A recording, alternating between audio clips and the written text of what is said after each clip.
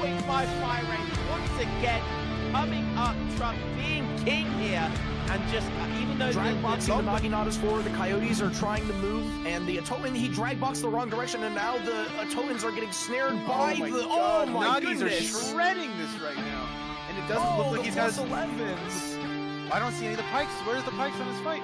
The Nagis are just cleaning this entire mass up. Coyotes are falling. You've got the Ashes getting buffed for the Dino. They've got Ashy attacking. They're absolutely shredding everything here.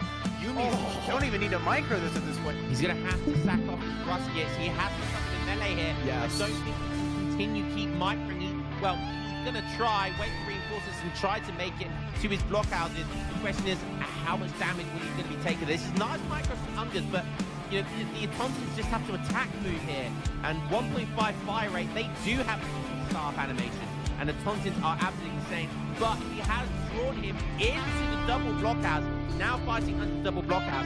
The question is it going to be Muskets are a little behind here. The Cossacks are now getting snared by the Pumas and the Coyotes. The Explorer is now in with the triple XP tech. Some warriors are mixing. The Atotan's doing absolutely insane amount of damage. He's on plus 36%. Look at him on the attack. That's plus 36%. And he's just Coyotes on the Strelitz. Blockhouses are actually doing decent damage here. The Coyotes are kind of going down. The Spears are now trying to move in towards the front, and it's actually a decent fight, I think, for Tabin. Pretty good fight for Tabin, but you know, there's not very many Cossacks. He's letting a lot of these Coyotes and Pumas kind of shred his Strelitz a bit. Finally getting his Cossacks where they want to be on the Slingers, and gonna be cleaning up. Here, the ESOCs are out of position. The Carolinians as well, and the ESOCs are gonna go up top. Oh, the tree carrying here. The tree is for Sweden, and there you go. We can see some damage here. The ESOCs, all the ESOCs are dead. That's quite a lot of mass. The ESOCs coming back from their raid. Nah, va GG. Optimus, his mass is getting completely clean. With the ESOCs, that's gonna be a big snare right there, and there is no way those Carolinians are gonna come out alive. Maybe should be able to swing this water fight. Yeah, it's so the micro here is so intense. Get in, get back in. Will the Yumi have a chance to snipe him? Look at the ship is at 62 HP. Oh! Frontline, what a god. Okay, everybody. How are we doing? Let me do some housekeeping things really quickly. We will not be having Psionic, and we will not be having Soldier today. Good morning, good night, good evening. How are we doing, everybody? How many viewers do we got? We have 4. We got 4.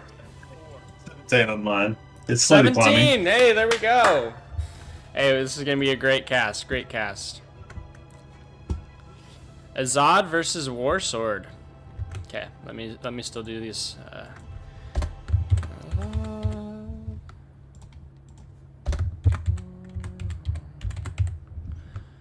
Nice. Clear those flags. Get it out of here. It's definitely not a shake. I am not Mangpa, sadly.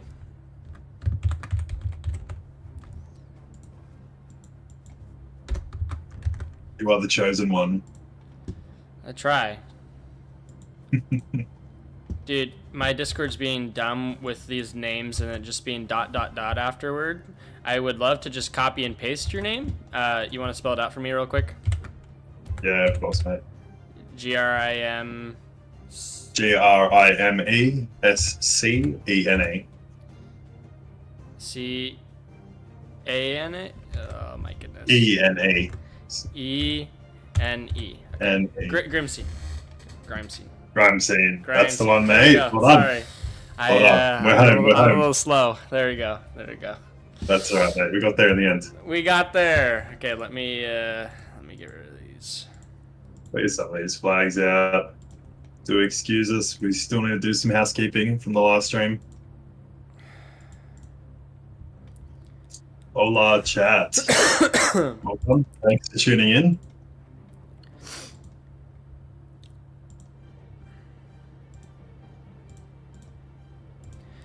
I didn't know I'd be producing today. I woke up 30 thanks minutes for ago. graciously accepting that one. Of course, no problem. I don't mind doing it. I like doing it. It's just it's a lot. It's a lot to do. It is a lot. It doesn't sound like it's a lot, but it definitely is a lot. And full credit to the guys that do it very often.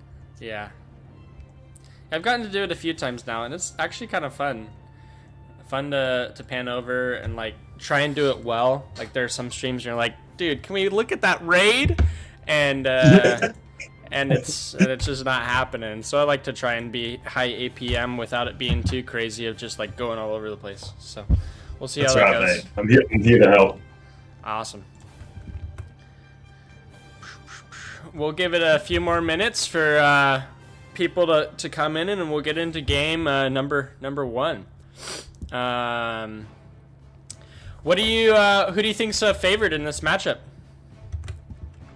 Look, I'm really liking Ezad. He's in some decent form. 4-1 loss to Opti, but Opti is Opti. But round one we had that 4-1 win against Maito, which he is the rumored GOAT of Age of Empires. And yeah, as I said, I think I'm liking him coming into this one. Very nice, very nice. Yeah, I think Ezad is a very, very high level player, and all the games, especially against Opti, were so close. I think that it'll be very interesting. Do we have? Let me take a quick look. How many duck coins did both these boys go for? Do we have that off the top of our heads? Let me look. I want to see how much these guys were worth.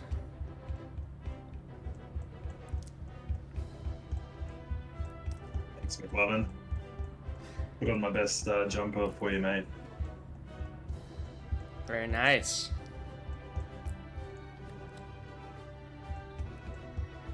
Doing a lot of scrolling.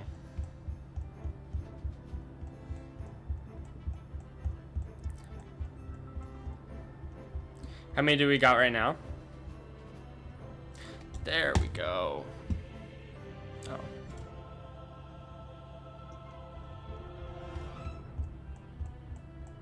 It's not what I wanted. It's okay. It's all right. Not a problem. Look, we do come into this game with everything all square between Mandarin Duck Squad and the Somali Kabuli Gaming 24-26 apiece. That's 24 wins, 26 losses. And now each win is a point for anyone who doesn't understand how the EPL works. I have been hearing people a bit confused with how it works, but look, more or less every win you get is a point for your team. And the most points from all the series that we're going to play in the round games will go through to the next round. So each, being the Mandarin Duck Squad and the Somali Kabuli Gaming right now, are all square, 24 wins apiece. So these next two games are critical for each team. Yeah. It's a play all five, as everyone knows, and so even if Ezad goes up 3-0 to Warsword, Warsword could still come back with 2 points and get those for his team. So looking forward to seeing some really, really good games. We've got Civ picks. Let me take a quick look at what we got.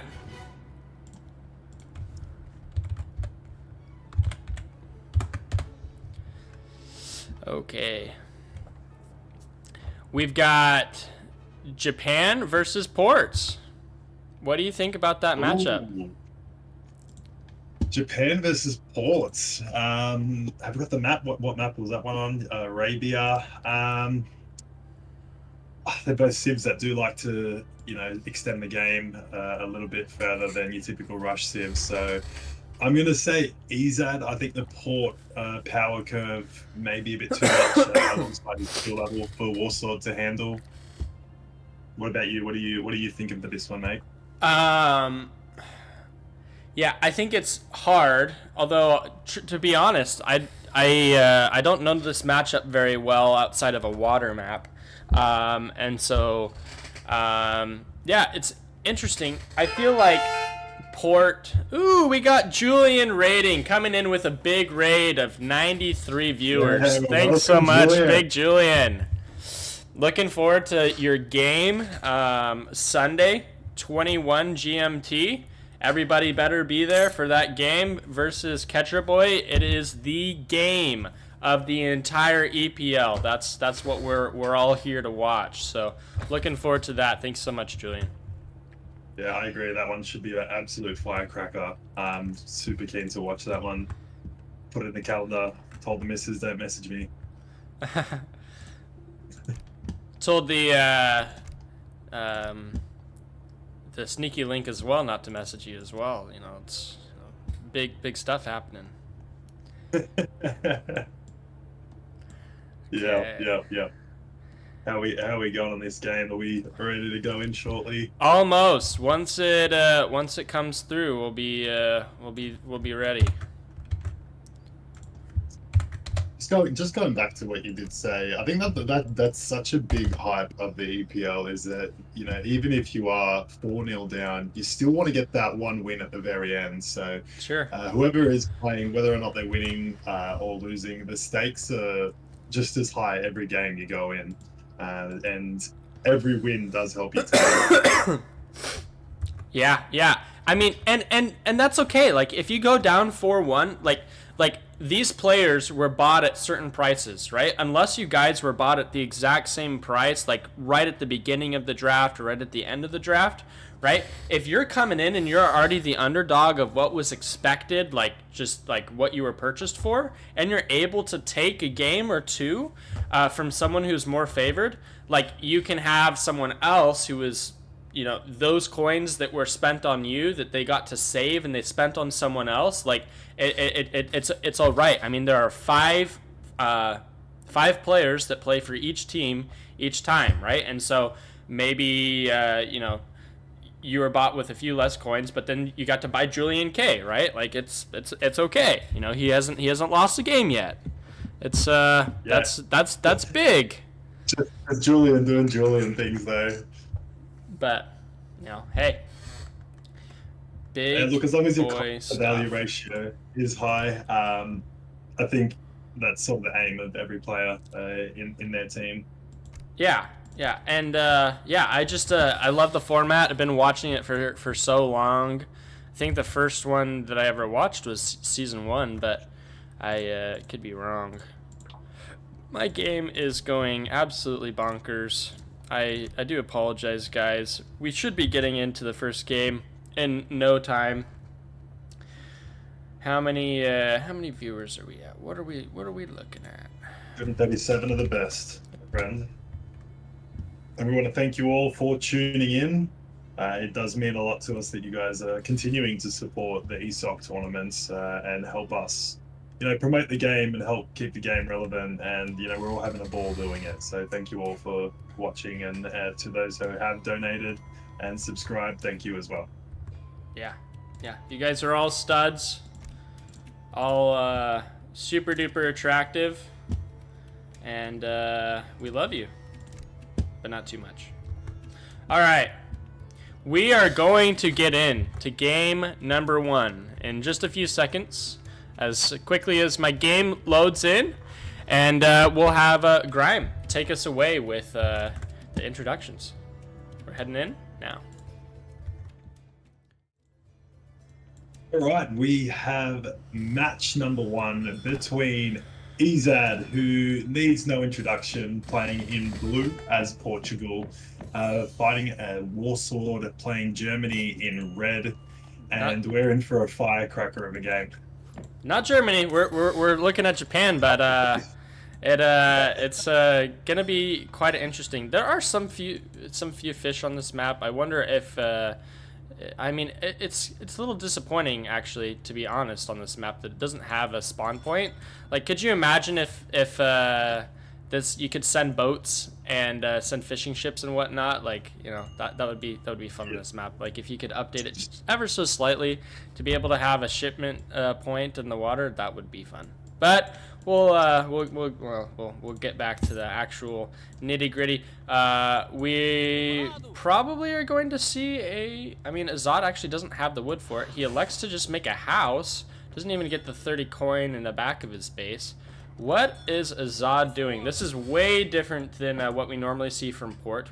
I mean, I see a lot of 10-10s in my day, but you feel like you see anything different from Port these days, or? Yeah, look, I think what you said, 10-10 is pretty sort of standard protocol, but he seems to be foregoing that. He's built the house and he's sending the Explorer down the trade line to see what he can find out here. Japan's doing really nice here to hopefully get this 75 wood treasure, but he comes in Ezad. He's going to try and snake this off him. Oh, and he gets it! Oh, that's huge. He almost has enough wood now to just get an entire TP, which is awesome. He is now getting Fatorius coming in. Nothing crazy. Warsword is probably very close to getting his shipment. Yeah, I mean, that's just a bummer. Now he's going to start trying to go for 70 wood, and Ezad might just see it again. He's got to be careful not to get in the line of sight of that house. And he's going to have a crack shot, and he'll be able to just take it. Crack! Oh, go! Oh, okay. This is already exciting, folks. But that Explorer is close to death. Oh, go! Oh, those Divine Strikes are just, they are quite the treasure contention. There we go. Yeah, he's done brilliantly there, Ezad, to take that first treasure off him. And he tried to get the second while Warsword was retreating, licking his wounds. But, he did well there to take that treasure. And poof, off he goes back to the DC. So now Ezad knows those Explorers not going to be in time to contest any other treasures here in the back. So we will see Ezad being able to take this 60 coin if he so desires. Not too hard, but it's a little bit micro-intensive. We will take a look at decks, and also, give me 1 second. Let me do your thing. Okay, we'll do... Okay, deck. Oh, Number one. 2 Vills. Yeah, we have Mountain Warrior. I wonder if he was... No, he sure... Does no, he send that? He didn't send it. He actually hasn't sent a shipment. Interesting. He's banking... Both shipments. Banking at Rage 2, it looks like. You just have a look at the deck. Yeah. So you got Fatorius, nothing crazy here. Oh, what? Hey. What are we doing? Wait. Oh my goodness. That's brilliant, actually. I mean, since it doesn't have a shipment point, it doesn't matter because it's just calculated off of the docks.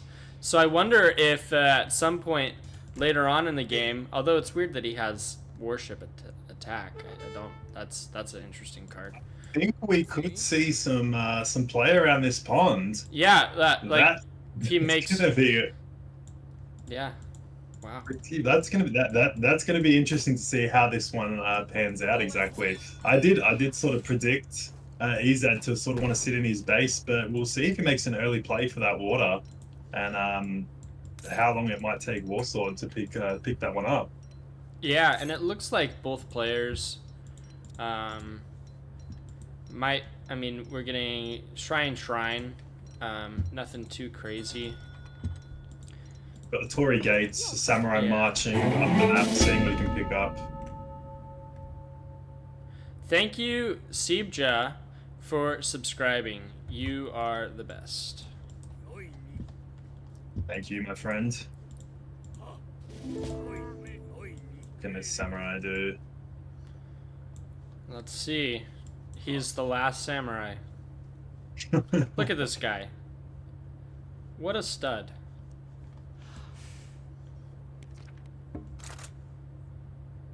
Healthy samurai. He's very healthy. Judging by the time, Ezad is almost up. A little slow. I mean, he could have been up by now, but he is making villagers, so that's okay. We're gonna see the click up. There we go. the marksman. So we're going to get Cassador. We're not going to age up fast, which is completely fine. He did get that TP late, so the shipment curve is going to be a little slow. So with the marksman, he'll be able to get that 700 wood, and then very likely be able to get next shipment in age 3 without an issue. So might as well get 6 Cassador on the side. One thing that I do not necessarily like when aging up slow to age 3 is you just can't train villagers out of your TC. But because you're port, you can train villagers out your TC because you have 2 of them. But you also don't have a 3rd TC as quickly. So there's, you got 1 villager dying. Sorry, completely missed that. What a stud. He just went, came, saw, conquered. Already put in the work. Yeah, and I mean, this hunt is just nowhere close to being herded in. And, like, you know, you've got 3 shots left to be able to bring it in. Yeah, it's not looking great. Let's have a look at Warsword's base. And he's also getting that. We got the Golden Pavilion. Very interesting. And yeah, I just don't understand. So he makes a TP first thing, but then sits on all of his cards going up. That's an interesting build. You would think that if you were going to save a card, that the XP initially, especially initially, would not be nearly as important. But yeah, just very, very intrigued to see what Warsword gets going. He is on 120 shrine pop, which is very nice. Yeah, I think he's set that shrine shipment twice, getting that shrine pop up nice and early. That'll serve him well. And Ezad, nothing crazy. I don't know if we've ever seen Port Goons before. It'll be interesting to see if those units are good. Yeah, I've never seen those before, mate. No. The rumored Port Goon. Usually Ports V will... Oh, when we see a spy! What a play! I love the spy from whenever you're playing against Japan. Spy just seems so strong. Oh, but he's got to make sure it doesn't get sniped. Get that spy out of there. Yeah. The Cassador. Okay, we got our first engagement. Yeah. I really do like this spy play. We've seen it in Shake's game as well, and it's so nice, even for a line of sight. It's a great unit to have, and you know, it just sort of works its way around the map, gives you so much line of sight. But we have Yumi here, straight Yumi against Cassador Goon, Explorer snaring. And he basically, for the cost of that spy, because Warsword focused it down, he traded that 1 spy for 2 Yumi because of how long it took them to bring it down. So that's for certain worth it. We do see some Lancers come in. Is that a shipment? Am I dumb? How did I get that? Oh, is it? It's out of the Spain. Yeah, Spain consulate. Got it. Which Okay. is another interesting choice too, increasing that shipment curve as well. Yeah, I think this may be the very first time I have ever seen these units come out of the Japanese consulate.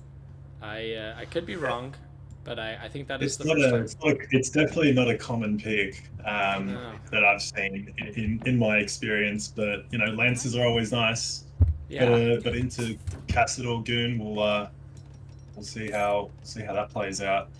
Yabusami coming in. Okay. And he's also ending relations. Nice. That is very, very interesting stuff. And we already see docks coming out. There we go. I wonder, will we build 3 or 4? Yeah, he's getting ready to send that Portuguese fleet. Yeah.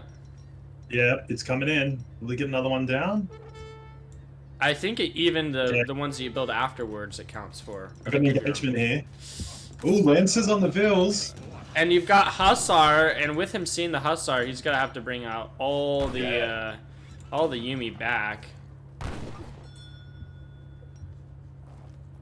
He's still making more Huss. Those Yumi are getting away safely and soundly. I don't. It'll be a free donation. Yeah, I mean, this just didn't get very much help at all. And we got the ships that are coming now for the Portuguese fleet. Yeah. Coming in. The boats. We're gonna Excuse my have French. quite a few of them. Oh, and he Wow, this is trained just- some as well. Okay. Very interesting. He's gonna have like 15 fishing boats out in this little pond, which, you know what, if it goes unnoticed, really is gonna help propel his mid-game economy. But surely Warsword saw this in deck and he knew this was coming, right? I mean, yeah. And I think it's actually like really brilliant, right? Because Portuguese, they run out of so much more food because they have 3 TCs that they're popping out of so quickly.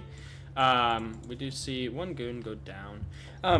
Definitely and so yeah, you have just I don't know, 7,000 more food in the pond. No, it's got to be more than that. It's like so much food that you don't really have to worry about upgrading these. I mean, they do just fine, right? I mean, 1, 2, 3, 4, 5, 6, 7, 8, 9, 10, 11. He's 12. circling back around to Ezad's side town center there. Alright, pull him back. Yeah. I'd like to see him just apply a little bit of pressure here, but these organs, I believe, have arrived from Ezad. Are they back there? I'm looking for Or have they been cancelled? Yeah, it must have been canceled. And with him having so many yobs, I mean, you don't really want organs, I guess, in your composition. I think that Cazador do just fine against Yuumi, although we have hardly any. I wonder if these yobs will catch him off guard. He now does see them. Yeah, he's seen him now. I wonder if he tries to do anything to get to those vills. I would have liked to have seen. Oh, okay. Now it's go time, and we're trying to get up to age 4, and we will do it. Get in the TC. No. Are we going to sack this TC full of 7 villagers to get up? I mean, we are up by how many villagers? Yeah, I mean, it's actually pretty close 20 with shrines, but yeah, I don't know. Yeah, he's gonna go on a raiding party. We'll sack this. We'll get up to age 4, and be Let the fun begin. Yeah. Oh, and he pushes him back actually with the Minutemen. I don't know. He's chasing that raid, but I don't know if that's a good call. Just bring the TC down. The Yobs is so expensive. Oh, nice. He might get 1 or 2 here. 3 maybe. 1 only. 2. 2. He got 2. Okay. But he's bringing all the Yobs back. I'm not sure. I don't know.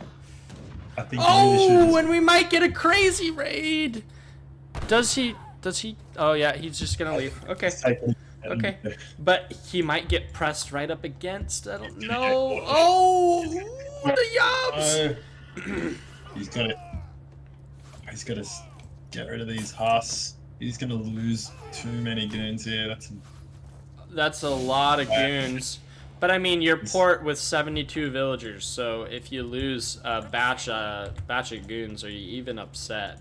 Ezad taking quite a heavy score lead at this point. We're going on the field. Yeah, did he age up with just 2 organs? I don't know how I feel about aging up with 2 organs. You could have 1,000 gold and make 3 organs with almost no problem. You're stacking enough wood to do it, you know? You can also get your age 4 upgrades. I don't know. We have 9 villagers in this TC. We're taking down all of these Yuumi, shooting them. Yeah. I mean, look, to me, I don't know if the organs are the best age up. Just look how many other armies are there. Yeah, like they're just gonna die straight away. But time will tell, won't it? It won't, but it will. It won't it? I don't know. This mass here is, it just needs to advance, I think. He's bought himself so much time with this TC. Heavies. Yeah, I mean, I would love to see a second Rax and just go so hard into Cassador, right? Like that's what we need. I don't think heavies are going to be especially epic when we where are these heavies popping? That's what I want to know. There's a TC up the top left there, so I assume it would be there. Oh, right gotta there. be careful. Oh, and those are gonna actually get a decent. Oh my goodness, they fly! Oh my goodness, who knew Yumi could fly? We learn something new every day, mate. And I like this actually. We have the market tech for villager HP. We don't care. We have so many villagers on the map. If a few of them die to some clubmen or some Yumi, that's a-okay. We even pull a few of those villagers forward, maybe accidentally. There just is not. We're bleeding cav. We're bleeding units. I'm not sure. Ooh, and the Yobs, they are good against heavies. They're gonna die, but not before quite a few Yabasami die as well.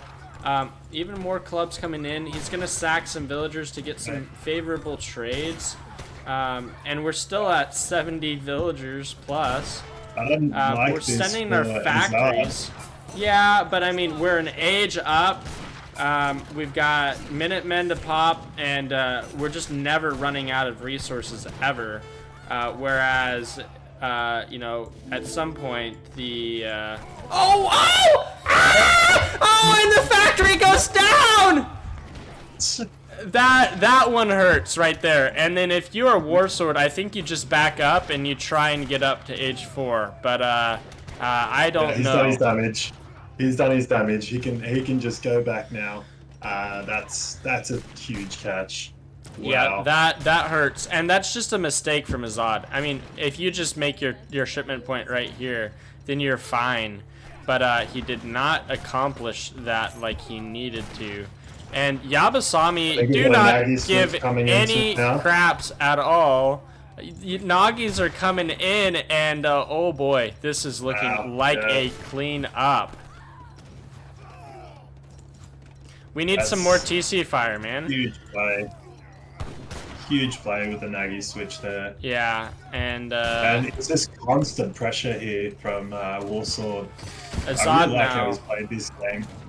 Yeah, and although he's up so many villagers, he's idle so many places, and with the idle villagers, Warsword is actually in the lead economically. I think we will see GG anytime soon. And this is actually kind of cheeky as well. Yeah, the Yabasami boat raid. Yeah, that's quite funny.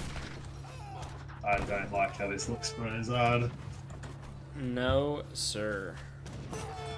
But I think Warsword just needs to keep this pressure up. He can't let up here. He's done damage. He's taken a factory, and he just can't let up. Yeah, and we're seeing okay, Elementi. Interesting.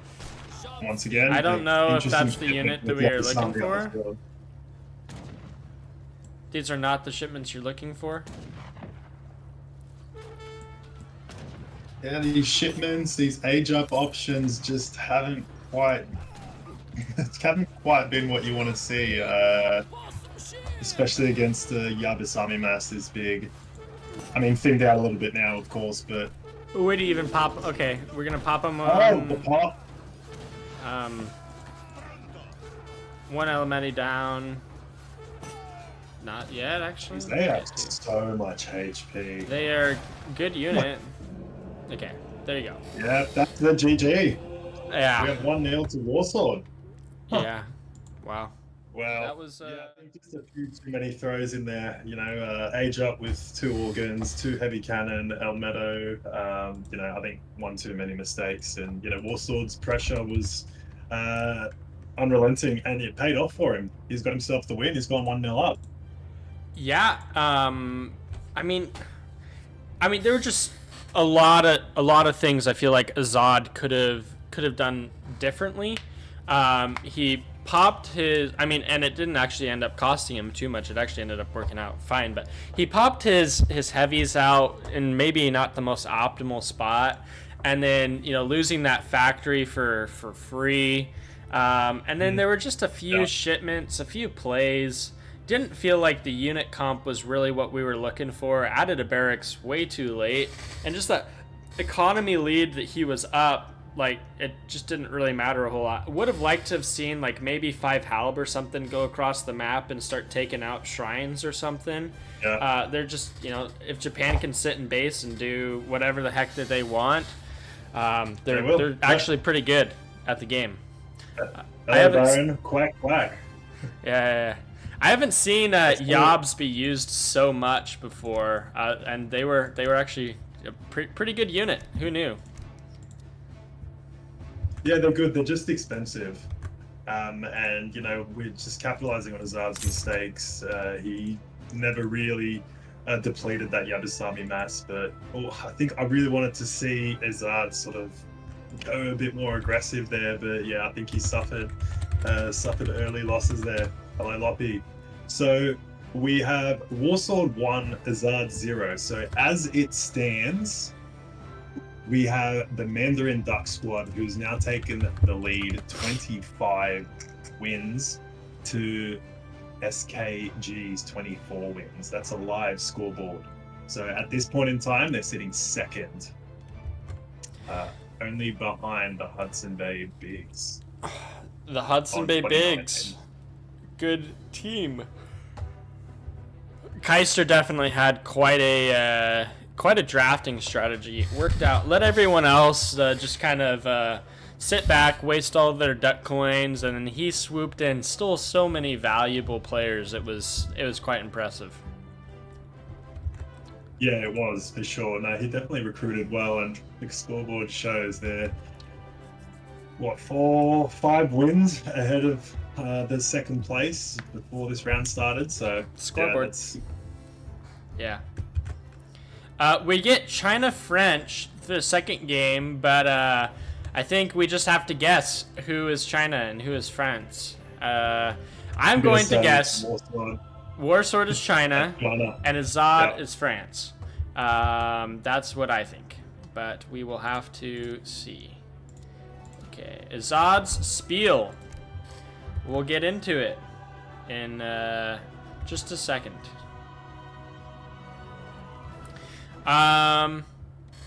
Yeah, I mean, what do we need to see from Ezad after the first game loss to Warsword? What does he need to do to come back? Look, I think we just need to see a bit more aggression. China's gonna, from what I've experienced, they're just gonna want to get up naked, try and absorb any early pressure and sort of play out from there. I think, just get your curves out, get on top of China and snuff them out. The herds are few and far on this map, so try and take advantage of villagers being out on the map. Take those villagers down early and just get on top of him. Do what Warsword did to him. Yeah. I don't know about this matchup. I feel like China is pretty good matchup with France. You want to raid, use those 5 husks when you're semiing generally, but as China you have those villages which are extra places to just put your villagers, and so it'll be interesting what type of value if we get any raids from those 5 husks if we do end up getting a semi. But we never know, but we will know shortly. Let's get into game number 2. Game number 2, Ezad versus Warsword on Cascade Range. We have Ezad in Les Bleus, the blue color, and we have Warsword in the red color.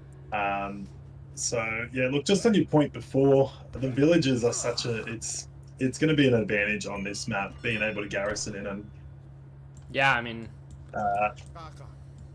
yeah, I think it's going to be another great match, but you know, just being able to get your villagers into the village, double V, is going to be a bit of an advantage for him. So look, I hope we see a little bit of early pressure here. Yeah, and I mean, if the last map, I mean, if this map can have a shipment point in these things, then why can't we have a shipment point in the last one? You know, that's making me furious. Furious, man. Next patch, maybe. Next, yeah, if we get a next patch. Okay. I mean, all of these treasures on this map are so small, so tiny. What is the natives on this map? We got Nutka, maybe, and Klamath? Yeah, Nutka, Klamath. And Nutka. Yeah, okay. Be interesting if we saw a native play. You know, what I always thought would be interesting would be, like, what your explorer was worth as far as villagers in age 1 specifically, or, like, in the first 3 minutes, maybe would be a better like computation or whatnot. Yeah. We do see. Yeah. Why are we doing a 9, 10? This is going to be a 12-10. Okay, never mind. We'll get the house up. Actually, great build then. That actually works out just fine. It's like a 12-10 without a TP. How do you do that? He got the treasure right here, so he had enough. He was just banking on that treasure. Very interesting. Very interesting. All these up and then we can to... coin belts. Having double explorers on this map, like, I feel like India's a solid choice, but I don't know if either of these players truly like India on it, or maybe they want to play India on a different map. We'll have to see. I mean, Ezad is Japan and India sort of favored on the ladder. Okay, we're seeing a nap. I think we're seeing a nap play, CDB play here. I know this deck. This deck was has come to popularity with Psionics sort of villager play. Yeah, I think we're gonna see some natives. And I mean, he's got a Mongolian Scourge, which is probably, if you're going to use your villagers, Mongolian Scourge is absolutely the way to counter France. The Steppe Riders turn into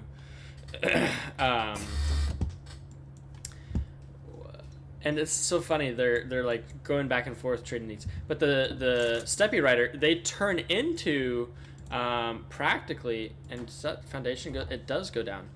I am losing my train of thought quicker than a dog seeing a squirrel. But those Steppe Rider turn into what's pretty much. Oprishnik. Yeah. And we're seeing the war for the trading post here, and Warsword's doing well. Just keep sort of walking over it, just throwing him off a bit, just when he thinks he's got the line of sight of it. But yeah, now we've seen 2 go down, 2 trading posts go down. We've got the forward Vil there. Looks like he's hurting or doing his best work too. Can we just have a look at the French deck quickly? Yeah, we're gonna see native treaties, most likely first or second card. Depends how aggressive he wants to go. But the China deck also is well equipped for some Age 2 play. I think I saw the 2 flamethrowers in there. Yeah, it's gone up Summer Palace. And he's actually up relatively quick for, I mean, China, I guess. Never mind. Yeah. 700 coin. Yeah, it looks like he wants to go straight up to 3. So we will see. Get in the church. Yeah, just trying to get as much of an XP curve as possible. Look, this build can be a little bit finicky to pull off without a TP, just because to get your natives to the point you want them, you need to send, like, there's a fair few shipments you want to be sending. You've got the 2 native warrior tech cards. Here come 5 Nuka Covenants, and they're going to connect here. They're going to be able to get down, though. Realistically, we're going to see most likely a garrison to keep that Explorer up. Yeah, I mean, it takes so many hits from these Nootka clubmen. They rely pretty heavily on their multipliers against units for their damage. They don't do a whole lot to this very tanky boy. It's And actually he is quite up. nice. Yeah, he is up. But the Nuka Clubmen are nice because you don't want to send your disciples into those. They do counter the disciples. So yeah, sort of a nice play. Yeah, for sure. And we're going to see the Explorer, Explorer goes down. And Army these XP. villagers. You're not going to be Jeez, able this to... is the other aggression we wanted to see. and Jeez, you're going to get surely they've a done it. village go down as well. Yeah, this is Very the damage you wanted to do.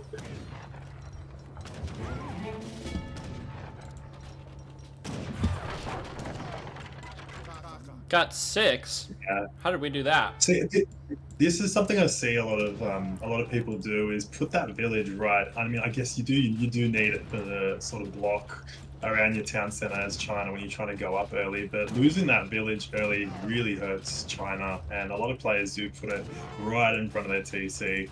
Not sure I agree with that move, but no, what do I know? It's going to take him another minute before he gets up. This game could be over before it starts. Jeez. Okay, the second village going down. This is looking really rough. 5 Bizarre husks. shit coming in. Yeah, 3 husks. And not five. there's one that can go down too. Okay, 8 Chukanus. I don't know if trying to siege the Wonder down, though, is worth it, because this is going to get full No, HP by the time he goes up, so... He's got the skirms here. Explore's going to go Those three into... husks are gonna come and do some work here. Yeah, they're coming up. Go back in. The foresight to send that shit then was awesome. Are we going to get... yeah, Minutemen? Yeah. Minutemen here. But it doesn't matter, the Nuka are now getting on top. They cannot kite any longer. And those husks are still... I mean, you still got He's about to come up. 2 He's about to HP. go up to age 3. We're gonna get the 8 Arquebusier. And they're not going to be where you want them. He's trying to get a village down as quickly as possible. Those Arquebusiers are doing some work, but not much. I mean, these cav are going to come back. These Nuka, I mean, the Nuka numbers are dwindling, but are we going to be, is it much of a remass? I mean, certainly. The Nuka getting on all the units that you don't want the Nuka to be on. Disciples are being made, though, with this Explorer. It's a good unit. Cav does go down, but he's done well here. He's done well. yeah. He's done a lot of damage here. Warsword. 10 yeah, there's Nuka a 10 coming back.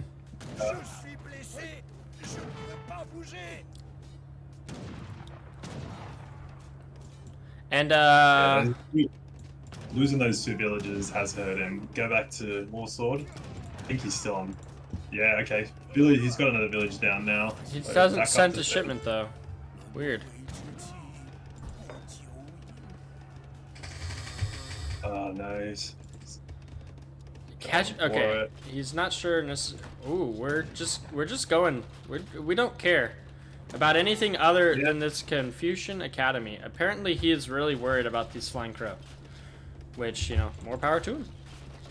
I mean, it looks like he is staying age 2. We're gonna see Musketeers, which are gonna be really good against this. Oh no, we're not gonna see Musketeers. It's gonna take a little longer, but this is gonna go down, and we're gonna lose a Yeah. few Nuka for it probably with these Arquebusiers coming in. But we're now popped.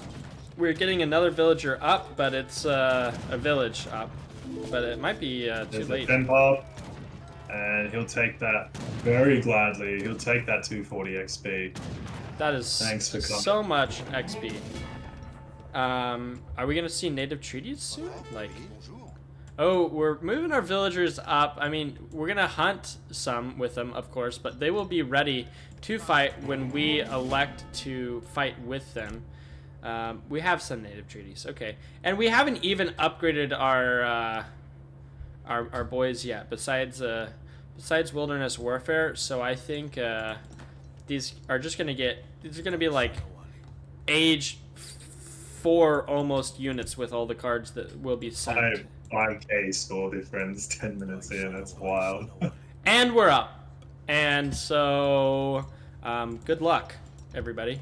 My money is on the guy in the blue right now. The thing with China is it's so crazy that, you know, they had nothing a minute ago, and they just, you know, they send their arquebusiers, they send their intervention. You got Summer Palace producing units. They're able to go from 0 to, you know, a formidable army so quickly.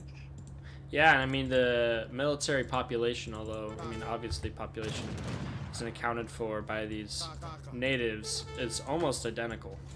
We're going to see some raids, but this Coeur de Bois is taking on the Steppe one-on-one, and that just funny to me.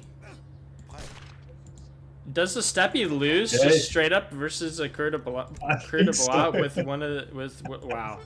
That is absolutely hilarious.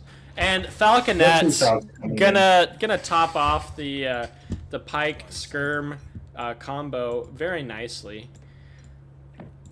And another thing to note. Well for him. Go on. Another thing to note. I mean, we're just stealing all of the food on China's base. I mean, China's side now. I mean, that's one hunt less now that China's gonna have access to. And in I don't know, 5 minutes, if this game is not over or decided, we're gonna have some issues with food. I think it's looking pretty rough for China right now. We've got 2 Falcons coming in. The Believe Confucian Academy went down, so there goes China's you know, chance of producing its free flying crows. I think the push in happens here. Yeah, I mean, it's go time. Losing a few of those units for not sure what reason, but that's okay. Getting some scouting info at the very least. There we go. Here comes the Falcons. They're gonna get it. It's a decent shot. We're gonna be able to get one more. Yeah. One more. Okay. Yep. Take that. Villager gonna go down as well. Now you just pull back and you just keep on pushing the issue. Are we going to see... Okay, we do see meteor hammers come forward. I love it when you send meteor hammers into a... how many... we've got... these are pikes, are they not? Yes, they are. Interesting. We got almost the entire HP of a hussar on these pikes. The thing is, the thing about the meteor hammer is he... I'm sorry, you cut out. You there? We got 2 elite war chiefs. These guys are crazy at this game. They're coming in. If you've ever played any Wallow and you know about these elite war chiefs, they are very, very good units.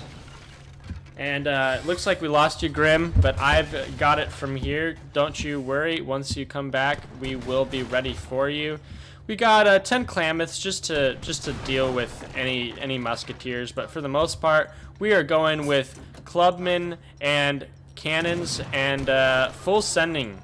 Right now, they are trying to get in a decent position. You are back, Grime. How are you doing? I'm back. And what I was saying is these meteor hammers do have a full range, so just being able to trade them for the 2 Falc is going to be a win for him. Can he get 1? Yep, he's got 1, but he's lost his...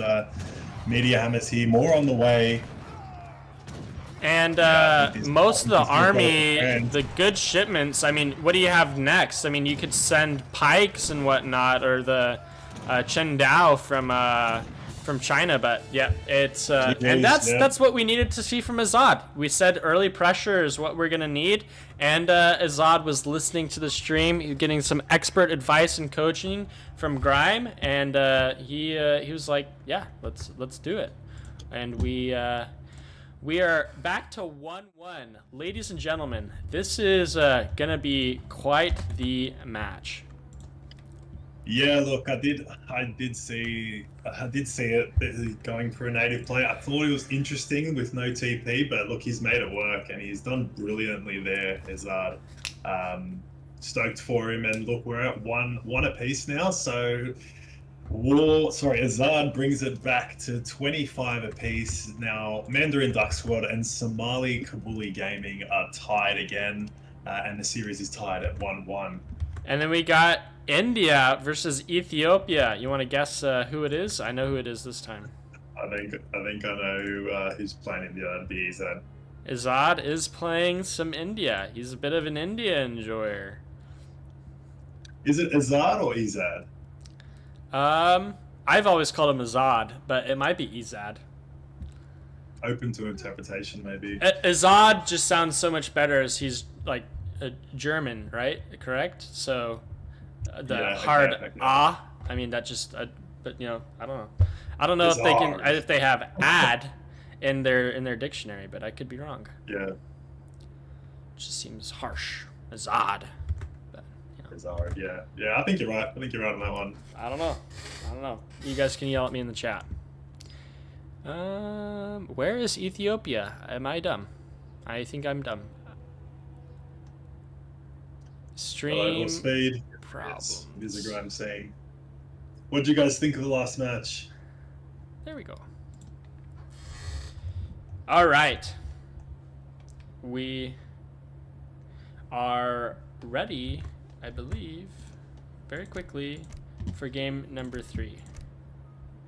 Ezad Spiel? Oh, they started on the wrong map. Ugh. Yeah, that's good range. Give me a second.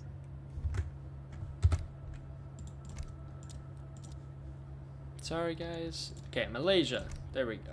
Yeah. What do you think about Malaysia? Ezad. This map? Yep. Malaysia. I honestly would have. Yeah, I believe this map has the Jesuits, so I think I would have liked to have seen some French play here, but yeah, it's an interesting map. Both sides get to the slice of water. You know, one TP apiece if they want it, and yeah, look, it's a map that you have a lot of hunts around your base at the start of the game, but those do tend to run out quickly, leading you to have to venture out on the map. Yeah, it Fix the overlay, mate. What's going on with it? The stream's showing the scoreboard. Yeah. I'm about to move in. Give me a second. Apologies. All right, we'll get into game number 3. Okay, game number 3. We have Ezad in blue playing India up against Warsword in yellow playing Ethiopia. And I think we're going to be in for another perler. There we're going to see the Explorers split. We're going to see Ezad go for as many yaks as possible here. Yaks, or is it sheep on this map? I think it's yaks. It's yaks. Yeah, Or water buffalo, so I guess. But what's the difference? Yeah. They're all yaks to me. That's right. Yep, we have lots of cows on this map. Anytime that there are like these water buffalo or whatnot, we see a lot of Ethiopia, Hausa, you know, India. Very good with all of these herded animals. Or was it? Is that the correct terminology? Herded or? Livestock. Livestock. Yeah, livestock. That works. And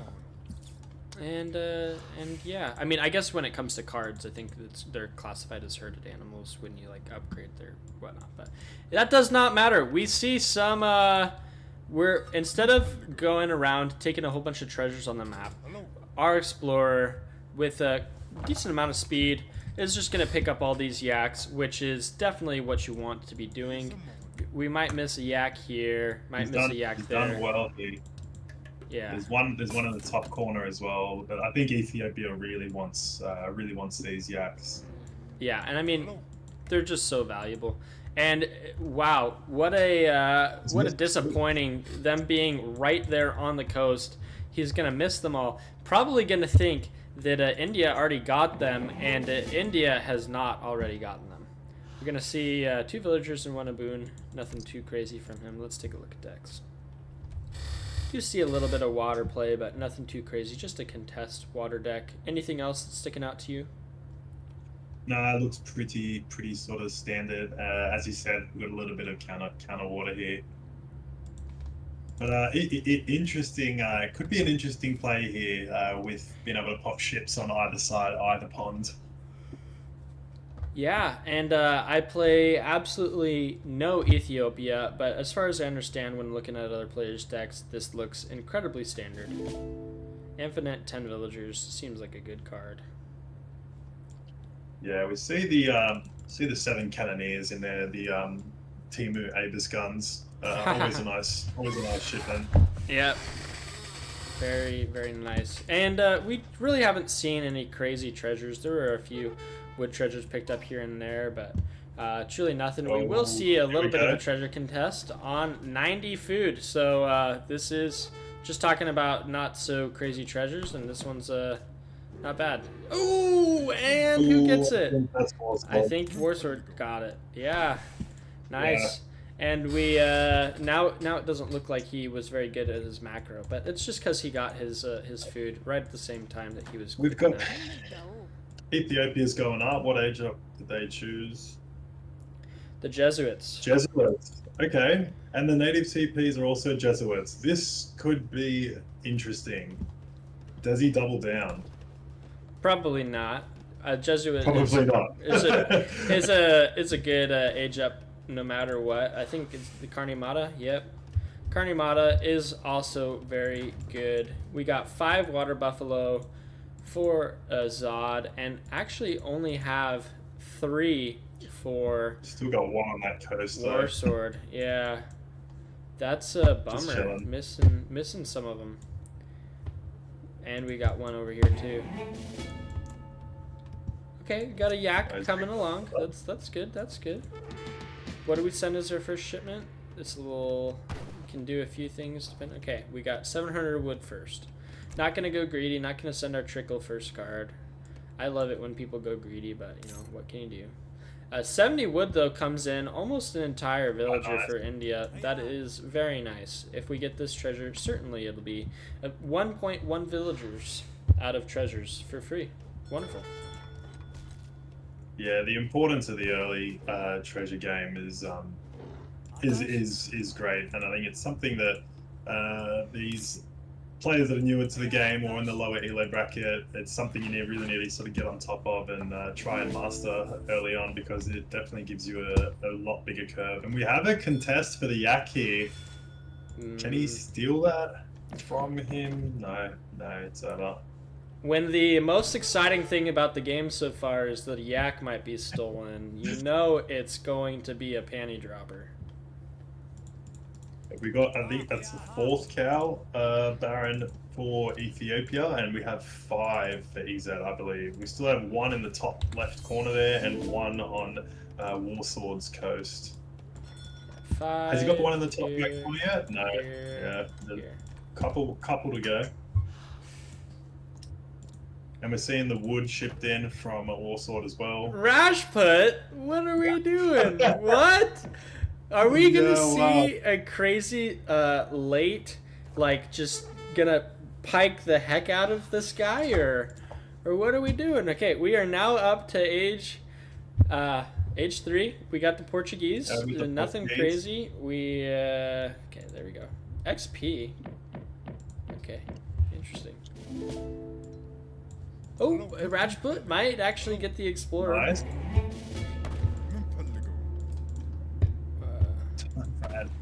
Okay. I'm interested. I mean, these are better than rods, just because they have so much siege and they do very similar as far as hand attack goes, very quick.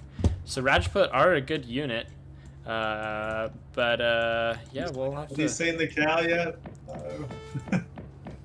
I'm so invested in these cows. Still no cow. Yeah, yeah. It's hard not to be. That Explorer's gonna go down because he's not microing it, except for now he doesn't have the snare, but... Okay, distributed them. And we're gonna see 6 Azaps. So we do not give any craps. We're just making all the siege units. Got some Explorer on the Explorer action. got some he's Gurkha that's taking down quite villagers great. actually, and he's pulling back the wrong villager. Oh, That's nice. a mistake. Taking one. And Camp he's going to is be down. up, and this war camp is going to be down before he can make any units out of it. And he's aging up with the Showdown. So, or no, sorry, not the Showdown. I was thinking Portuguese aging up with the Ethiopian age up. That's funny. not Ethiopia aging up with the Portuguese. That's funny. I'm an idiot. Okay, Azad's coming. We got more siege coming in. And are we pulling out now? This feels wrong. What are we doing? Oh, we're taking this down? Okay. Alright. I see you.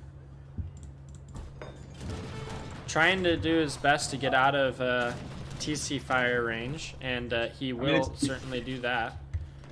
It's not the worst play because once this arsenal goes down, I don't think he's got a way of getting it back. So No, he take has that no off way of getting it back.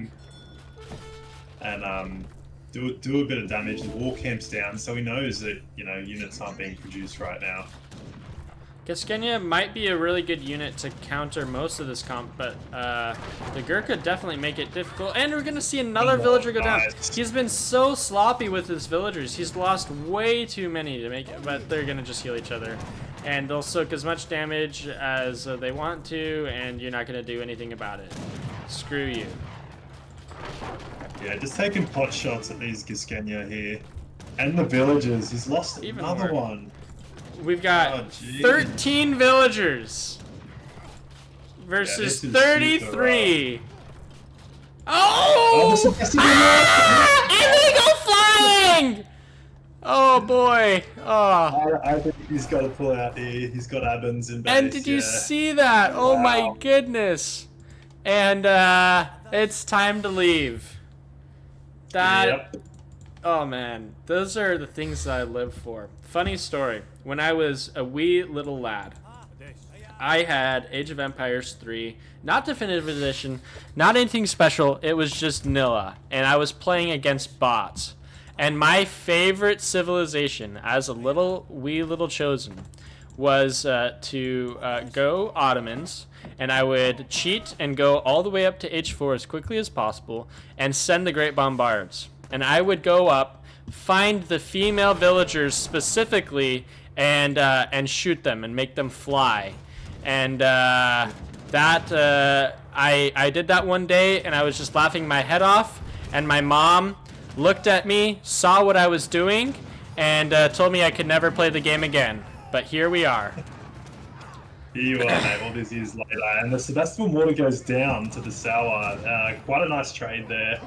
He's going to take that Explorer as well. He's got the Gurkha backing up too. Yeah, and I mean, 7 kills.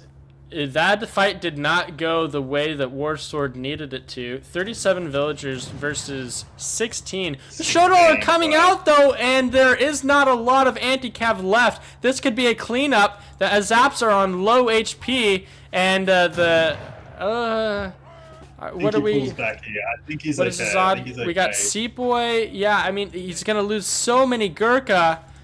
Sepoy are going to come. The Rajput need to micro over. He's gonna sack all of his Soar, which is okay. I mean, the Soar don't do a whole lot against this unit comp. Okay, the Rajput are gonna be here on time, and we do call even Minutemen. 5 Sepoy are coming as well, but this might be a bit of an overcommit. That one villager from the I think he's fine. He's circling around. Great micro. He's circling back around. and there are a And I lot of think- Showtel. I think this is actually quite nice here. He's gotten a claim. Yeah. He's in a spot of trouble. Spot of trouble here, Ezad. Is he gonna make it count though? Jeez. I don't know. There are a So, lot of yeah. low HP. I don't know if so are the units that we want to be making here. We're gonna trade some villagers back in order to be able to get this military. I think he can afford to do that though. Yeah, he can afford to lose about 20, and we would still be up in villager count. Yeah, and I There's mean, 8 more so many coming in, more. 3 more. And Ezad, he goes out. He 16 villagers versus 36, and it does not matter, folks. It doesn't matter. Wow. Wow. I wasn't expecting the GG there. I think that there could have been way more play, but you know, there's only so much that you can do. What can you do? What Also a OP. game! Wow.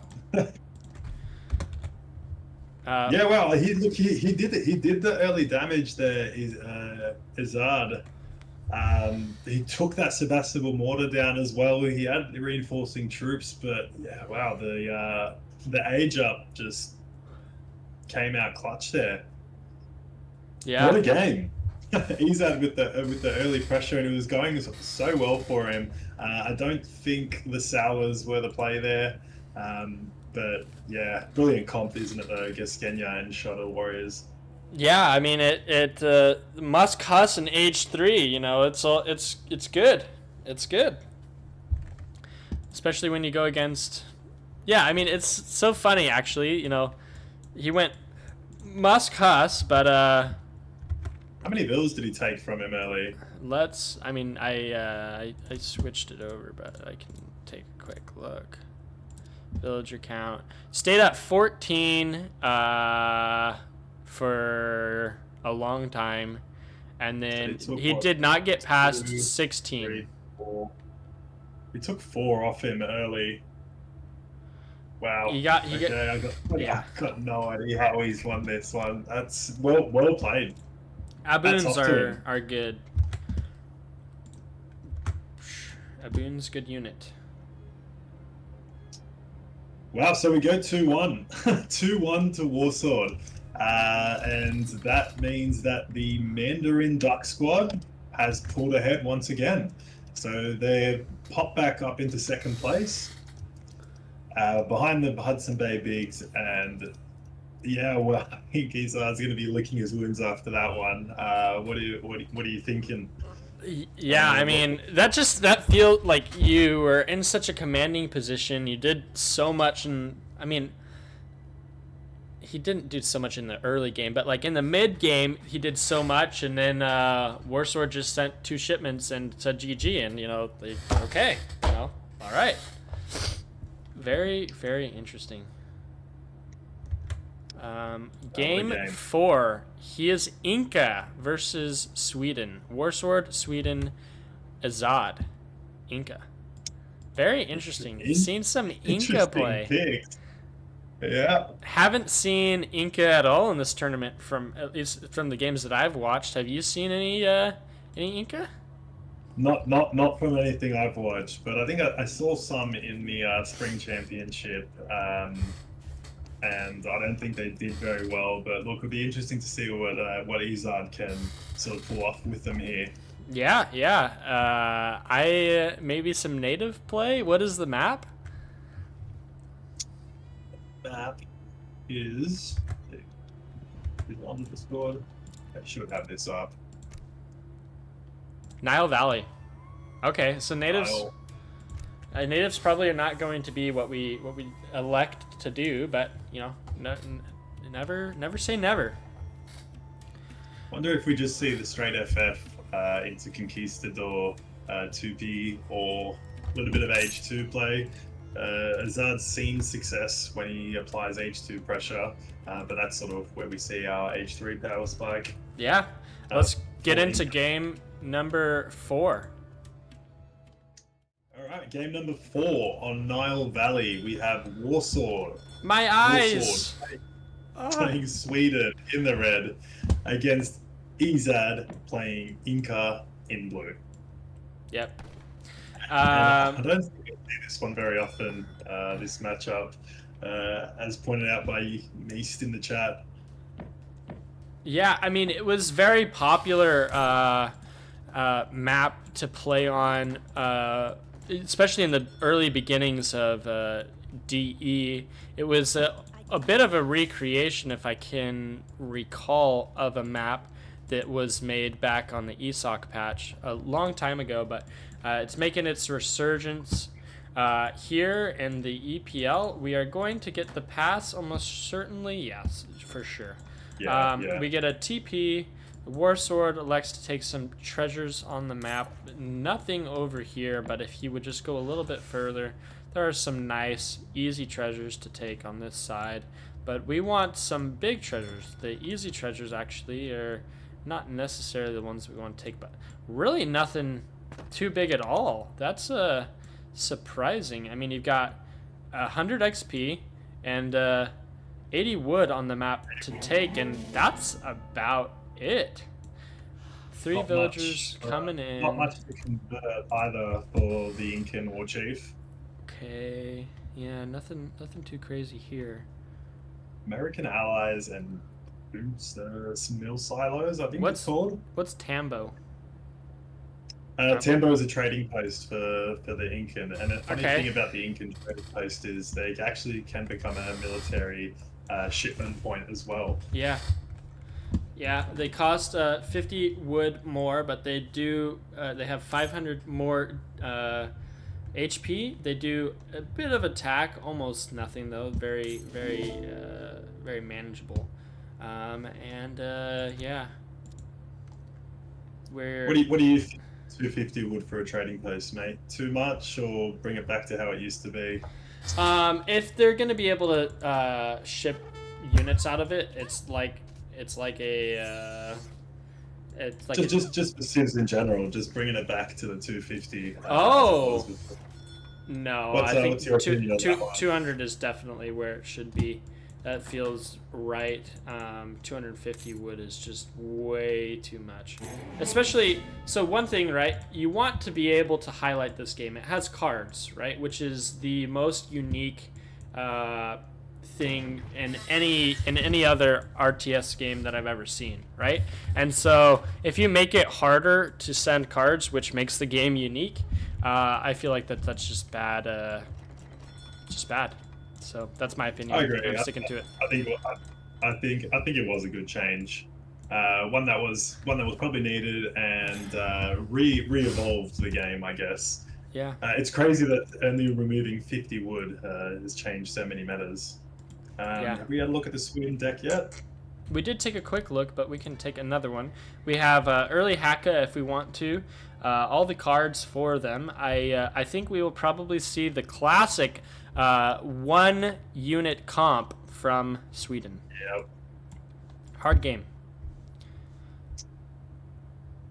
Okay, we're going up here.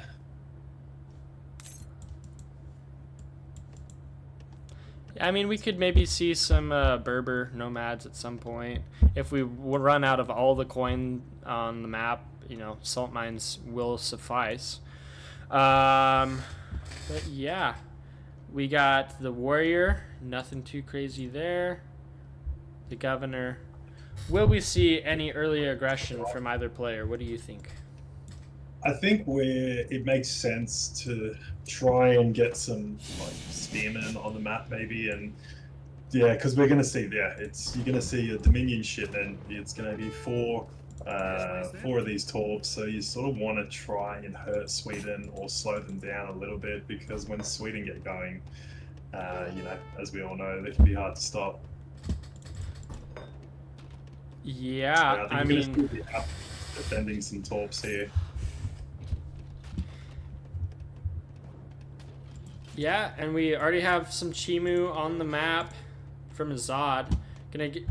We are gonna see. Yep, So, would you rather have 4 torps that can gather coin or any other crate shipment, or would you rather have 3 TPs? Just going off the conversation we just had, I think the TPs, the shipment curve you get, Inca really do want TPs. They want to get their shipments out, and it's going to be interesting to see, is he going to go for the line or is he going to go for a native settlement? There we go. We have our plume spearmen taking down the outpost here as well, because once that outpost is gone, those 4 torps are free. So yeah, it's going to go down and he's going to lose these torps. He's just popped some Carolians. Did he get a full batch? He did. So he should be able to defend this fairly easy. And we're gonna You get a should little. get one. That's almost one Shivo down. One shot. But now you can back up, and now you have this shipment point that's right on his base. And 5 Carolians are just not going to be enough to be able to take that out. But just back up. Let this get up. Are we going to see Jungle Bowman next card? No, we just see 2 war huts. Double war hut. And you don't need to make nice any war Thanks for huts that. when you can send them. Ooh, and we do see that- 1 Berber. Yeah, so we'll see a double TC here for, you know, a couple of the Berbers that come out. Trade route upgrade. Stagecoach. Yep. Or caravan route, sorry. My And bad. he's just gonna keep annoying him with these pikes and these Chumus. He's gonna just run him around. Okay, stable's going up. Ooh, just Oh, right on just him. plonk next to each other. I think you don't want to lose anymore. Well, okay, it's gonna go down. Well done. So many He's shipments. done that there. He's set Okay, himself Jungle up. Bowman. There we go. If we go back to Sweden for a sec, see, looking. Oh, okay, we got the Kara's in the field. We've got 2 barracks and a stable. Are we going to be able to make enough units? I mean, he's on 120 torp pop as well. Yeah. And these early units have taken an outpost and 2 torps. Not the worst trade, but probably want to start spreading them out a bit now and try and get this torping villager down. Yeah. What do we see? We see coin. Are we just going to try and get up? Maybe cancel these Carolians and get up? I feel like that might be good, but maybe not. Maybe that coin is to supplement. Were we getting another? What are we doing? There are 4 production facilities. What is going on? What is going on? I think he's buckling in to just go H2 here, but I have to agree, Kanoki. I think a little bit too passive. I think the shipment of 3 Tambos into 2 war huts. You know, we need to see some more units in the field because that's a Caroline mass and a half, and he's just going to be able to walk forward under these war huts if he doesn't get some units out. Yeah, I mean, It's going into Huss now too. lots of Jungle Bowmen. They do not do well against the Hussar unit. Very interesting to see what happens from here. Explorer getting some good scouting information. The Hussar are about to pop out any second here. Getting a few more Berber nomads. Do we have Chincha Brewing shipped? Sorry. Yes. Yes. Okay, Chincha Brewing is Ooh, in. and this is go time. And all we're making is Jungle Bowman. Ah! Those plumes boom in. Are we able to? Oh nope, we cannot. We are, I think, as they say, cooked. Oh, but they do so much damage to the Hussar and the poison damage. And Jungle Bowmen are good units. And those Hussars, I mean, they're kiting well though. Jungle Bowmen are getting saved as much as they can. Plume Spearmen are being sent. Those Hussars are gonna die to poison damage, but so many Jungle Bowmen are dying. Yeah, I think he's overcommitted here to the spearmen. Like, he's shipping some spearmen in. He's just lost all his bowmen, and he's got a huge Karamass here that there's not much he can really do about right now. Try not to lose his villagers to these Huss, but you would be able to just hand attack them down. This Explorer, though, great positioning, gonna find these villagers, and these Hussar, if he's paying enough attention, no, they're just gonna take care of that. These Carolians are gonna be able to do the trick. The Explorer needs to be an hand attack. There you go. Splitting off 1 villager, but you can leave that for later, and we're just gonna worry about all of these. The Jungle Bowmen are now getting a few shots off, and it's time to go back, get the villagers, and just back off. And now, I mean, it is just the war of who can make more houses, and it looks like we are just ever so slightly winning on the Contra side, but it's close. Villager count is in favor of Ezad, but What's he doing with these plume spearmen? He brought them back, or is he sieging torps with them? I saw him down the bottom there. Okay, nothing as of yet. They do have such a nice fire animation too, the jungle bowmen. yeah. We also have the TP upgraded. Ooh, huge engage here. Huge engage. Get the pikes in there! That's rough. That's pretty rough. That's a brilliant micro. So many hussars, and I mean, I think we see GG. I don't know how to come back there. Just so many units on the field, and I don't think you can win the game with just the villagers. But I could be wrong. So many jungle bowmen, and now he's just going out for a raid. He knows that he can beat any army that is. Oh no! No! You gotta be kidding me. Oh, and That's over. no. GG. I don't think it makes a difference there. It does not. It just feels bad. Oh, Yeah, man. you got Huskin base, you've got full torp pop. At this point, you know you have to do damage, or you have to pay the price. And he paid the price for not being aggressive enough early, Yeah. and allowed too many torps to go up. Either double racks, double stable play from Warsword was crazy, but look, it paid off for him. Yeah, and I mean, I don't know if Inca's really the civ that we want to be going. I don't know. Yeah, I think Ezad's going to be molding right now, just quietly. But yeah, look, we go to 3-1 now. And Warsword has brought it to 27 for the Mandarin Duck squad. That's total wins against Somali Kabuli Gaming on 25. So Warsword's done an incredible job getting valuable points for his team there. And really just sort of outplaying Ezad. Ezad's the last couple games, the last 3 games, is we've seen early H2 pressure, and Warsword's done just brilliantly to repel that. I think having units that kill things versus a civ that have units that don't kill things is a bit unfair. All right, how's Yeah, it? it does help. Last map of the Hungarian Plains. Indubitably. Waiting for the civ picks. Hungarian Plains. What do you think about the map? Hungarian Plains. It's got, well, I'm pretty sure there's 2 separate TP lines on it.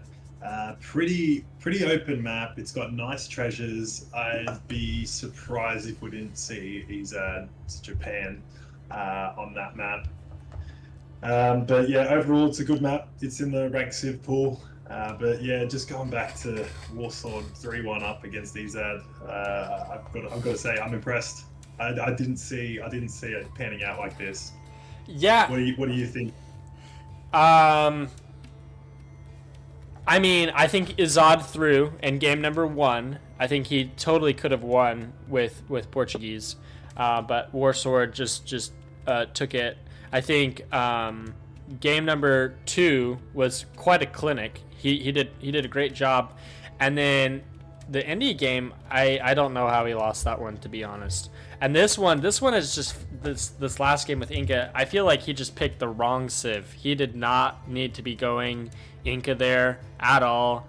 It just did not work. He tried to play way too greedy, and then did not have the unit, the amount of units that were necessary. I mean, it just, I don't know.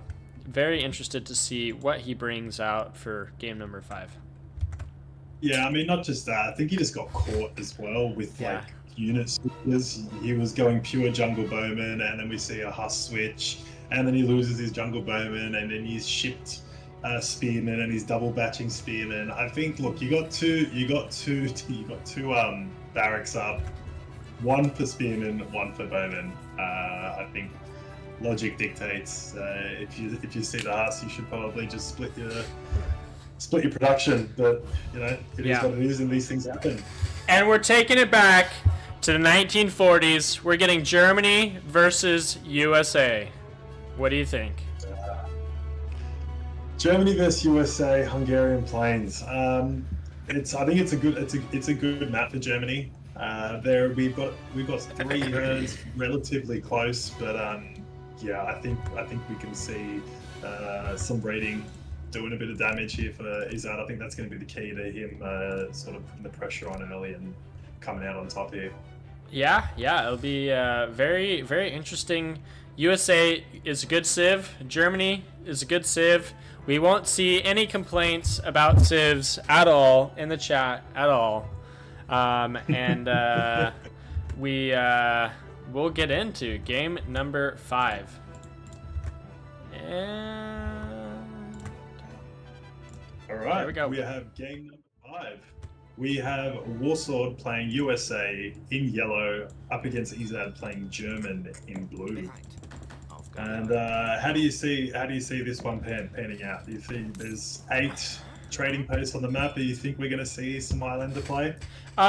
We definitely could, although Zod just got 50 wood treasure, and he might see 45 wood treasure, and so if he is able to get both of those by wood and actually take a TP to start off, which you generally cannot do as Germany, but he might just be able to with all of these wood treasures that he's gotten. We might be willing to. He is getting hunting dogs, so probably not. Dogs. But Nice. you never know. You could see. I mean, he would have to take down some of those TPs before he could send that shipment possibly, but you never know. Zod is about to, there's probably no way that he's going to get a TP up in age 1, but maybe later on in age 2. Yeah.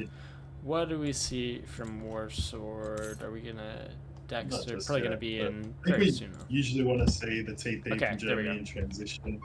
Chinese immigrants. Immigrants. Okay. I believe you get a TP with Chinese immigrants. If I'm Yeah, correct. you get one trade Yeah, post rickshaw, and then you'll send one more out of here. He'll probably send the rickshaw there, and then send the one from this bad boy over here. But we will see. Yeah. I've never seen this build before ever in my entire life. I wonder what's gonna happen. Yeah, look, mate, it's got me stumped. Who knows? Yeah, like it's such a strong build. You know, you get all these TPs down. You send the Highlanders. You do a bit of damage, and you know you've got 3 TP eco. You've got some native TPs, and you know the tempo you get from that is just it's crazy. The shipment curve really helps, and here we see advanced saloons coming in. I think we know what's happening now for sure. Yeah, certainly. And I'll be interested to see what Ezad does to make himself not lose, because this certainly. Oh, and that is absolutely brilliant. Big brain. He's gonna make Big it brain. way more difficult for Zod to get a good TP. If he takes this TP now in transition, he'll be able to send units out pretty early to just siege it down. And wow. That's a really nice play. Just taking that TP away from Germany, and Germany need their TP. So it's already a bit of an uphill battle for Ezad. And Warsword's gonna steal it. No way, dude. Oh man. So The all of plot that thickens. XP that he's needing because he's not gonna be able to have that TP. It's all for naught.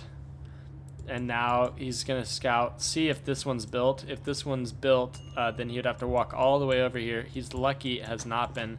He's gonna build it over here, and ugh, that just feels so bad.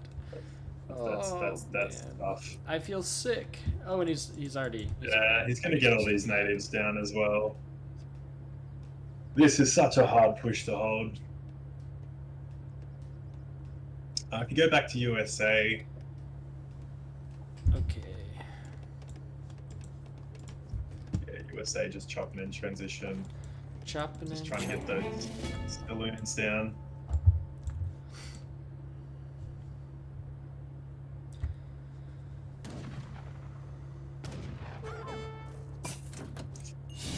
Oh, jeez. Poor Ezad. Yeah, we got 3 settler wagons coming in. Nothing crazy. Steel traps coming in. Go get another house down now. Yeah, barracks is coming in. Are we gonna see a whole bunch of bows? Yep. Villagers going wood. He's already gotten the wood chopping upgrade. We need a house. Yep, and oh, pikemen first. Pike. Are we gonna try and contest I this? understand that. Yeah, I understand that. But the thing about this build that's so rough is that you make the 5 pikes to try and make it down, take these TBs down, and it takes you so long. And by that time, USA's bought time to do what they need to do and get these Highlanders out. Yeah. We get the church upgrading the limit. We can send 3 more. Where did we put in those? Oh, I guess we're just gonna take this down and say haha. This is crazy. More cowboys. Yeah, what a strong build, you know.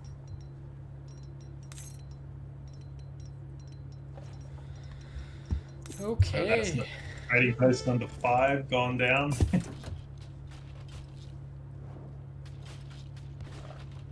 Yeah, cowboys here, they'll nullify these Ulans.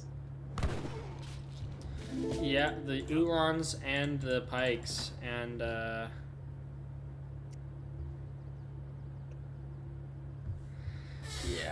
I don't know. And we got the ship coming in. 3 of those trading post wagons coming down, and these pikes are gonna go down. Oh, he's backing out. Oh. There we go. Jeez. And we are gonna get. Immigrants, native treaties, what a build. Oh man, why don't we? Oh, I guess he built the saloons with him. So we've got 5 and 5. We get all that we want, all that we need, and he's actually gonna get away with the trade post, though. Yeah, I'm ready. So yeah, we're gonna say, look, in about a minute and a bit, 10 Highlanders on the map, native treaties out. It's gonna be a tough push to hold. He's making units from his saloon. And gunslingers are good. He's got a Magyar Hussar as well. That's fair. Fair unit. What's his at up there? Ezad is making war wagons.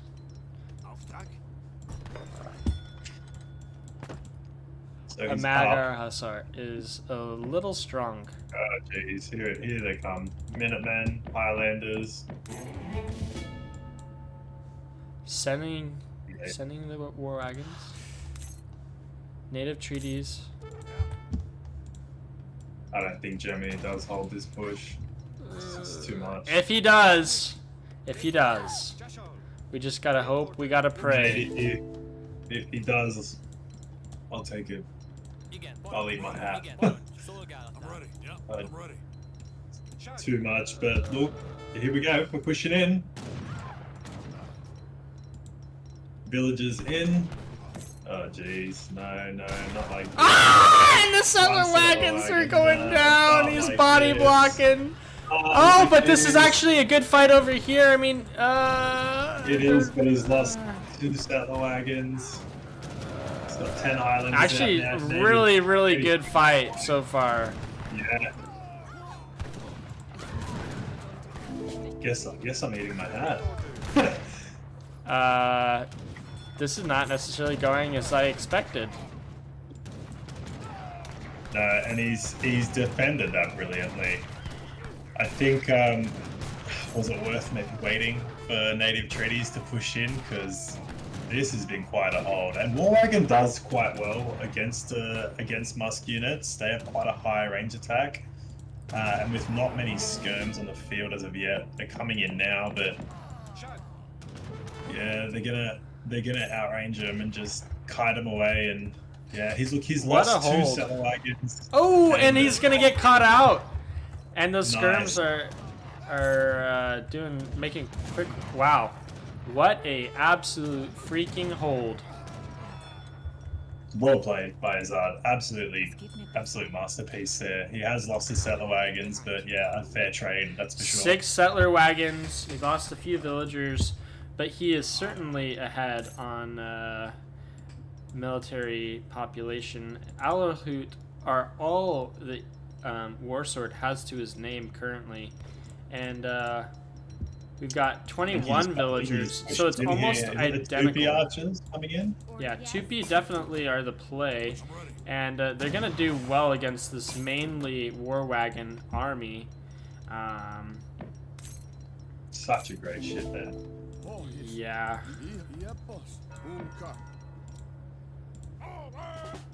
And did he not just lose his entire mass a minute ago? And he has Welcome to USA, mate. he's got 30 units again. What happened? Land of the free, home of the brave. I've got my hand over my heart right now. Oh But just boy. look at this. All right, yes, the push did fail, but he's got 3 TPs. He's got every single native TP up there, and he's able to remass just super quick. Like, it doesn't even mean anything losing those islanders. Yeah, and he's gonna get all of his market upgrades and get refunded as well. So that's nice. And we're making a stable. I would probably actually, I don't know, try and get up to you know, Okay, never mind. This is nice. This is the time. This is nice. Germany's Good on coming in. here. And think if Ulan he did if he really figures well here. out that he's over here, this is gonna hurt. I think he's gonna want to add carbine cav here. Yeah. Surprised we haven't seen British at all on this this series. I feel like British would have been a good pick later, but the fight. This is the time to go. These gunslingers, Here. they're like skirm. It doesn't want to get caught out and get cleaned here. Yeah, and adding Hussar, I don't know if that's necessarily the play with these war wagons. They're just they're good against Cav. Who knew? I mean, they're always nice for a body block, though, when he's got that many skirms on the field. And yeah, I think Ezad is happy to sort of bide his time here and just bring some TPs down and try and bring this tempo to a halt.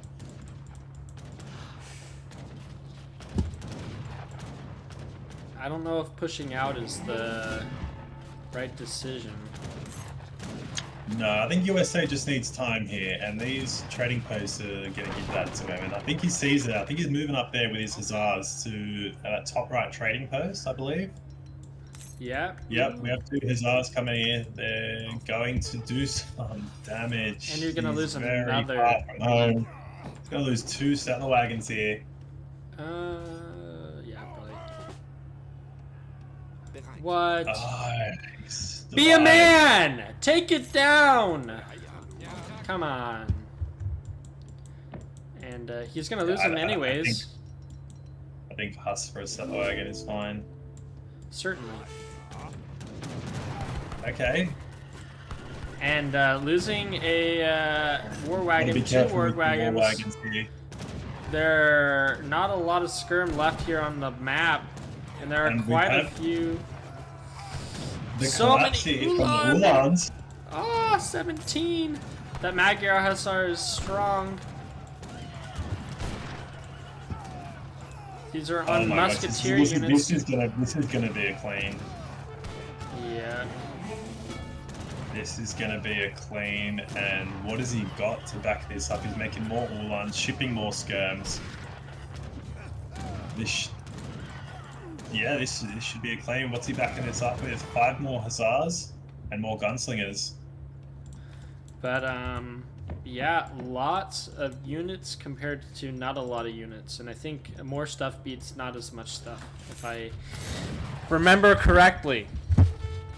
I think so, off the top of my head.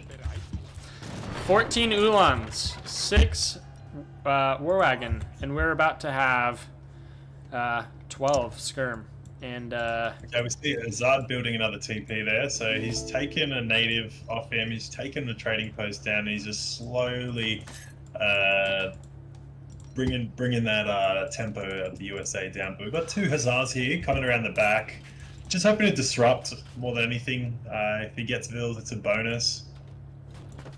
yeah, market's gonna go down, but I mean he's already got all the market upgrades. Okay, we got 700 coin coming in. That's gonna help supplement a lot of units, and I mean I think this is the last try that we have from Ooh, and he's losing some for free. He's bleeding some units. Lots of musketeers on this map, but what he does not know is 7 skirms are coming any second now, except for they aren't because they're doing that. Okay, interesting. He needs to get out of there. And they're getting in hand attack, and so many Ulan are dying, and those skirms, they're dying as well. This is about as good of a fight as you could have hoped for from Warsword, but I don't think it's even enough. He can get away with sieging with all of his skirms, and I mean he's sending Seminole scouts again, and there are not a lot of Ulans left, but yeah, I don't know. I think he's pushed out prematurely here. That fight would have been so much better if he would have just waited for those Seminoles to push. It's okay if you lose that market. And then he would have actually been able to punish for not having those skirmishers there. But yeah, I mean, now we're just doing fine, getting outposts on the map. Would have liked to maybe just gotten a little bit more wood and just made an extra TC, but you know, that's just me. And he's had fun here. He's taken some map here. He's got the trading post down. losing He's a lot of 6k score up. villagers. He doesn't need to do anything too crazy right now. He's an age up. 27 to 29. There are still settler wagons, but there are not a lot. And it's so annoying. He's just taxing his APM here, just trying to run around a couple of Hussars here and there, buying himself time. And time he has bought. Will it be enough?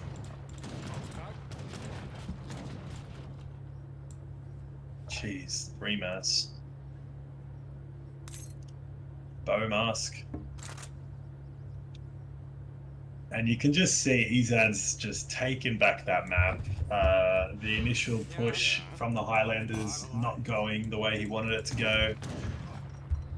And yeah, now he's pushed him right back into a corner. He's got no hunts readily available. He's got one to the far right. He's got this area he's gathering from down here in the bottom left. But when that mine runs out, where does he go?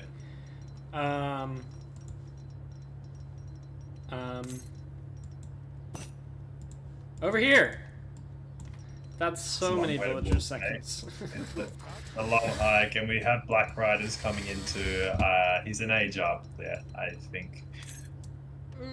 This is pretty rough right now for Warsword. And does he even okay, so he knows where the mines are, but it's time to take this out and try and take from this mine, I guess. Lots of military though. Yeah, I think Ezad just needs to play smart here. Just wait for those Black Riders. Don't do anything stupid. We don't need to overcommit just yet. The Black Riders are And about to come coming in where shortly. they... Oh, okay. Coming in here. And Black Riders, Hey, good and unit. Naval connect. Ah! There are so many 20s! Okay, yeah. That's got the Consider Whirlpool in here as well. yourself melted. I'm that's, melting! I'm melting! And yeah, what a fight from Ezad. He is coming back to take game number 5. But what an absolute showing. Yeah, what an absolute showing from both of them. And USA doing everything that they can to fight in this game, but he's gonna play it out to his last few units, and GG. Yeah, GG. 3-2. Yeah. I think that was extremely well played by Ezad. It was a great hold, showing everyone how it's done. Holding the cancer push of Highlanders from USA. I think if Warsaw just waits for the native treaties, it could have gone a little bit better for him. But look, regardless, brilliant hold by Ezad, and it's 3-2. It ends. Warsaw taking 3 games for the Mandarin Duck squad. So the final scores for the Mandarin Duck squad is 27 wins up against Somali Kabuli Gaming's 26. Yeah. So they pulled one ahead. So Yeah. they're firmly in second place now. And we've got one more match coming up after this of Dennis versus Batu. So we'll see. We'll see what happens there if they can cement that second spot with another good game. For sure, for sure. Are you going to be joining me, Grime, for this one as well, or are you gonna have to scoot? I'm gonna be Pending. casting this one with Grime, I think, right? No, I'm casting this one as well. Wait, let me just check the casting channel. I'm pretty sure it's at this one.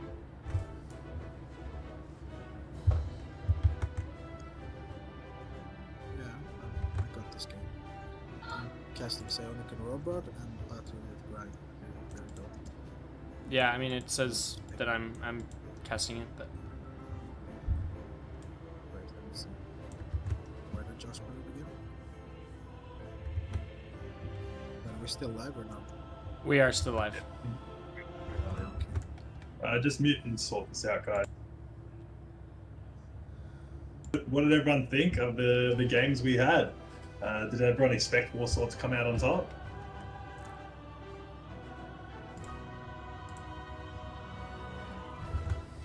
Bring the chat now. Also, fishes. I think these the chat's still arguing about Highlander rushes. But look, what a series what a series it was, and thank you everyone, all 182 of you. I think we peaked at 215 for coming in and watching this. The new followers are appreciated as well. Thank you very much. And if you haven't already, you can use your Twitch Prime sub to support the channel and help us support the Age of Empires game. By bringing you guys these tournaments to watch and bringing the community back together.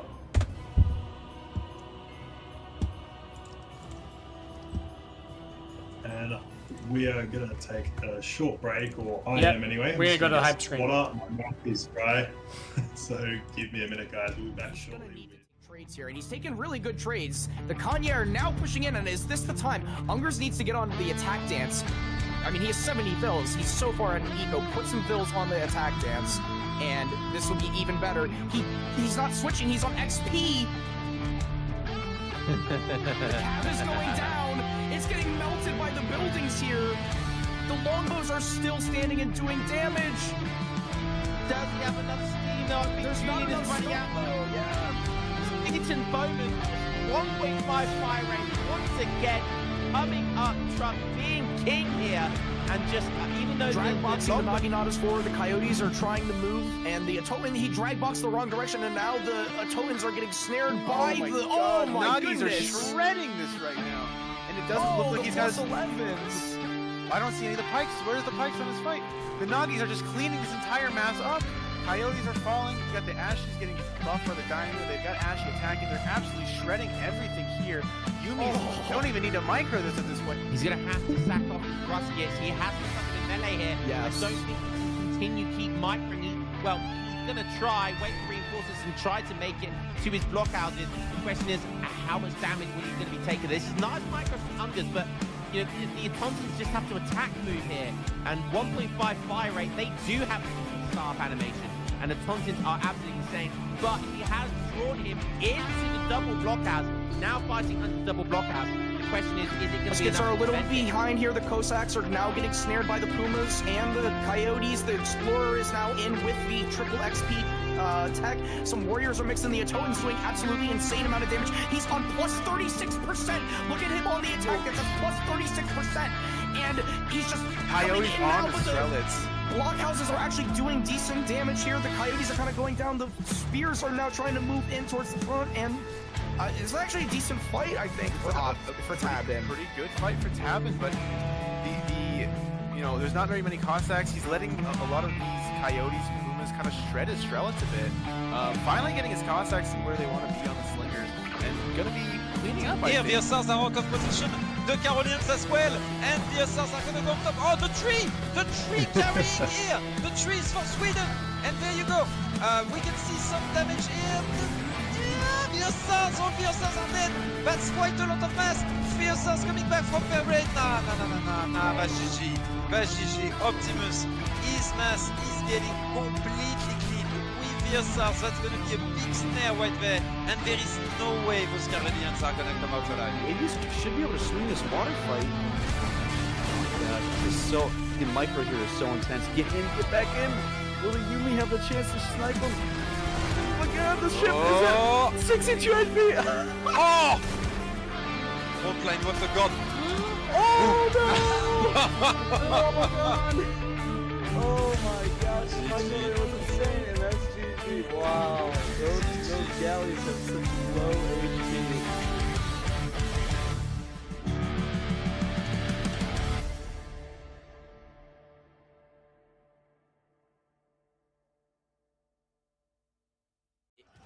He's gonna need to take trades here, and he's taking really good trades. The Kanye are now pushing in, and is this the time? Ungers needs to get on the attack dance.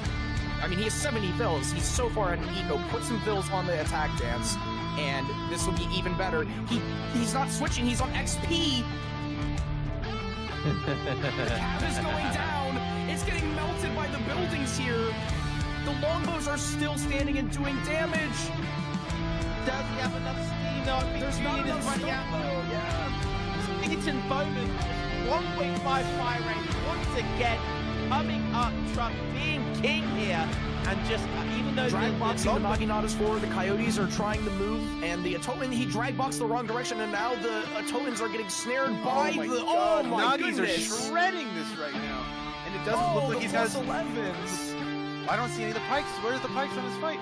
The Nagis are just cleaning this entire mass up. Coyotes are falling. You got the Ashes getting buffed by the Dynamo. They've got Ashy attacking. They're absolutely shredding everything here. Yumi don't even need to micro this at this point. He's going to have to sack off his Ruskets. He has to come in melee here. Yes. I don't think he can continue keep microing. Well, he's going to try, wait for reinforcements and try to make it to his blockhouses. The question is, how much damage will he going to be taking? This is nice micro from Ungers, but you know, the Autontons just have to attack move here. And 1.5 fire rate, they do have staff animation. And the Autontons are absolutely insane. But he has drawn him into the double blockhouse. Now fighting under double blockhouse. The question is it going to be Muskets enough are a to little defend it? behind here. The Cossacks are now getting snared by the Pumas and the Coyotes. The Explorer is now in with the triple XP tech. Some warriors are mixing the Atoans, doing absolutely insane amount of damage. He's on plus 36%. Look at him on the attack. That's a plus 36%. And he's just Coyotes coming in now on the with Strelitz. Blockhouses are actually doing decent damage here. The Coyotes are kind of going down. The Spears are now trying to move in towards the front, and it's actually a decent fight, I think, for Tabin. Pretty good fight for Tabin, but the you know, there's not very many Cossacks. He's letting a lot of these Coyotes and Pumas kind of shred his Strelitz a bit. Finally getting his Cossacks where they want to be on the Slingers, and gonna be cleaning up. Here, the ESOCs are out of position. The Carolinians as well, and the Ezad are gonna go on top. Oh, the tree carrying here. The tree is for Sweden, and there you go. We can see some damage here. The Ezad are dead. That's Hello? Ladies and gentlemen, Yeah, you go ahead. welcome back. Thank you, Chosen. Welcome back, ladies and gents. We got a very special series for you guys today. We've got one of the best up-and-comers nowadays. Oh shit, I think Grime's still connected to the camera. Yeah. Right, let me tell Grime to log off 1 second.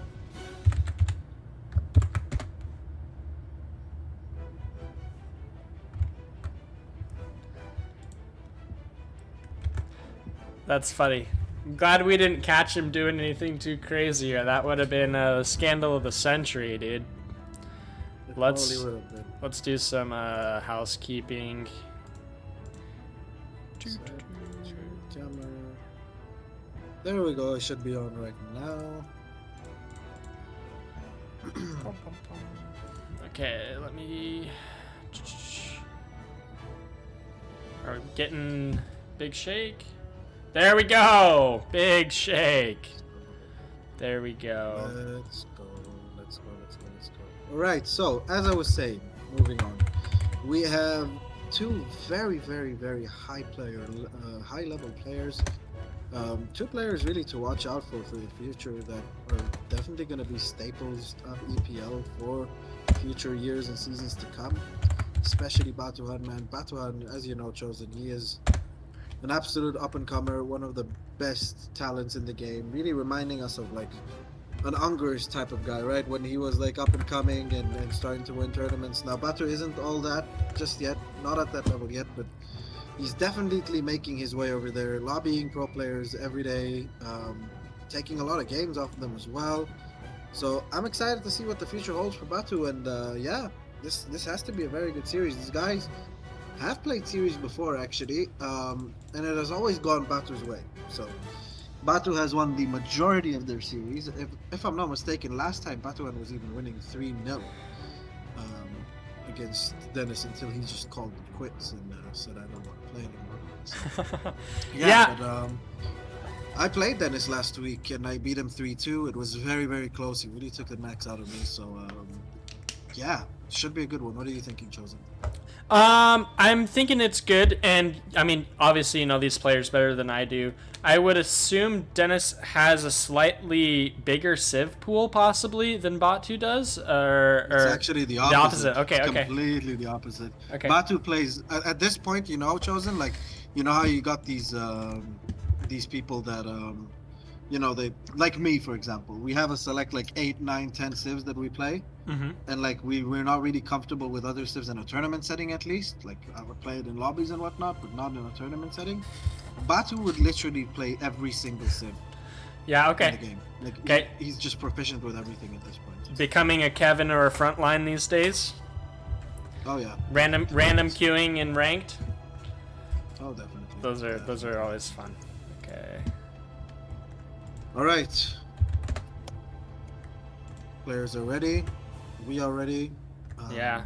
And yeah, it's gonna be a spectacle this game, this series at least. So We're hope you guys have all your snacks and drinks. Went on a bathroom break before the last series, before the start of this series. After the last series, excuse me. And yeah, let's get on with it. Dennis is going auto, and we're seeing Batu Spain. What do you think about the matchup?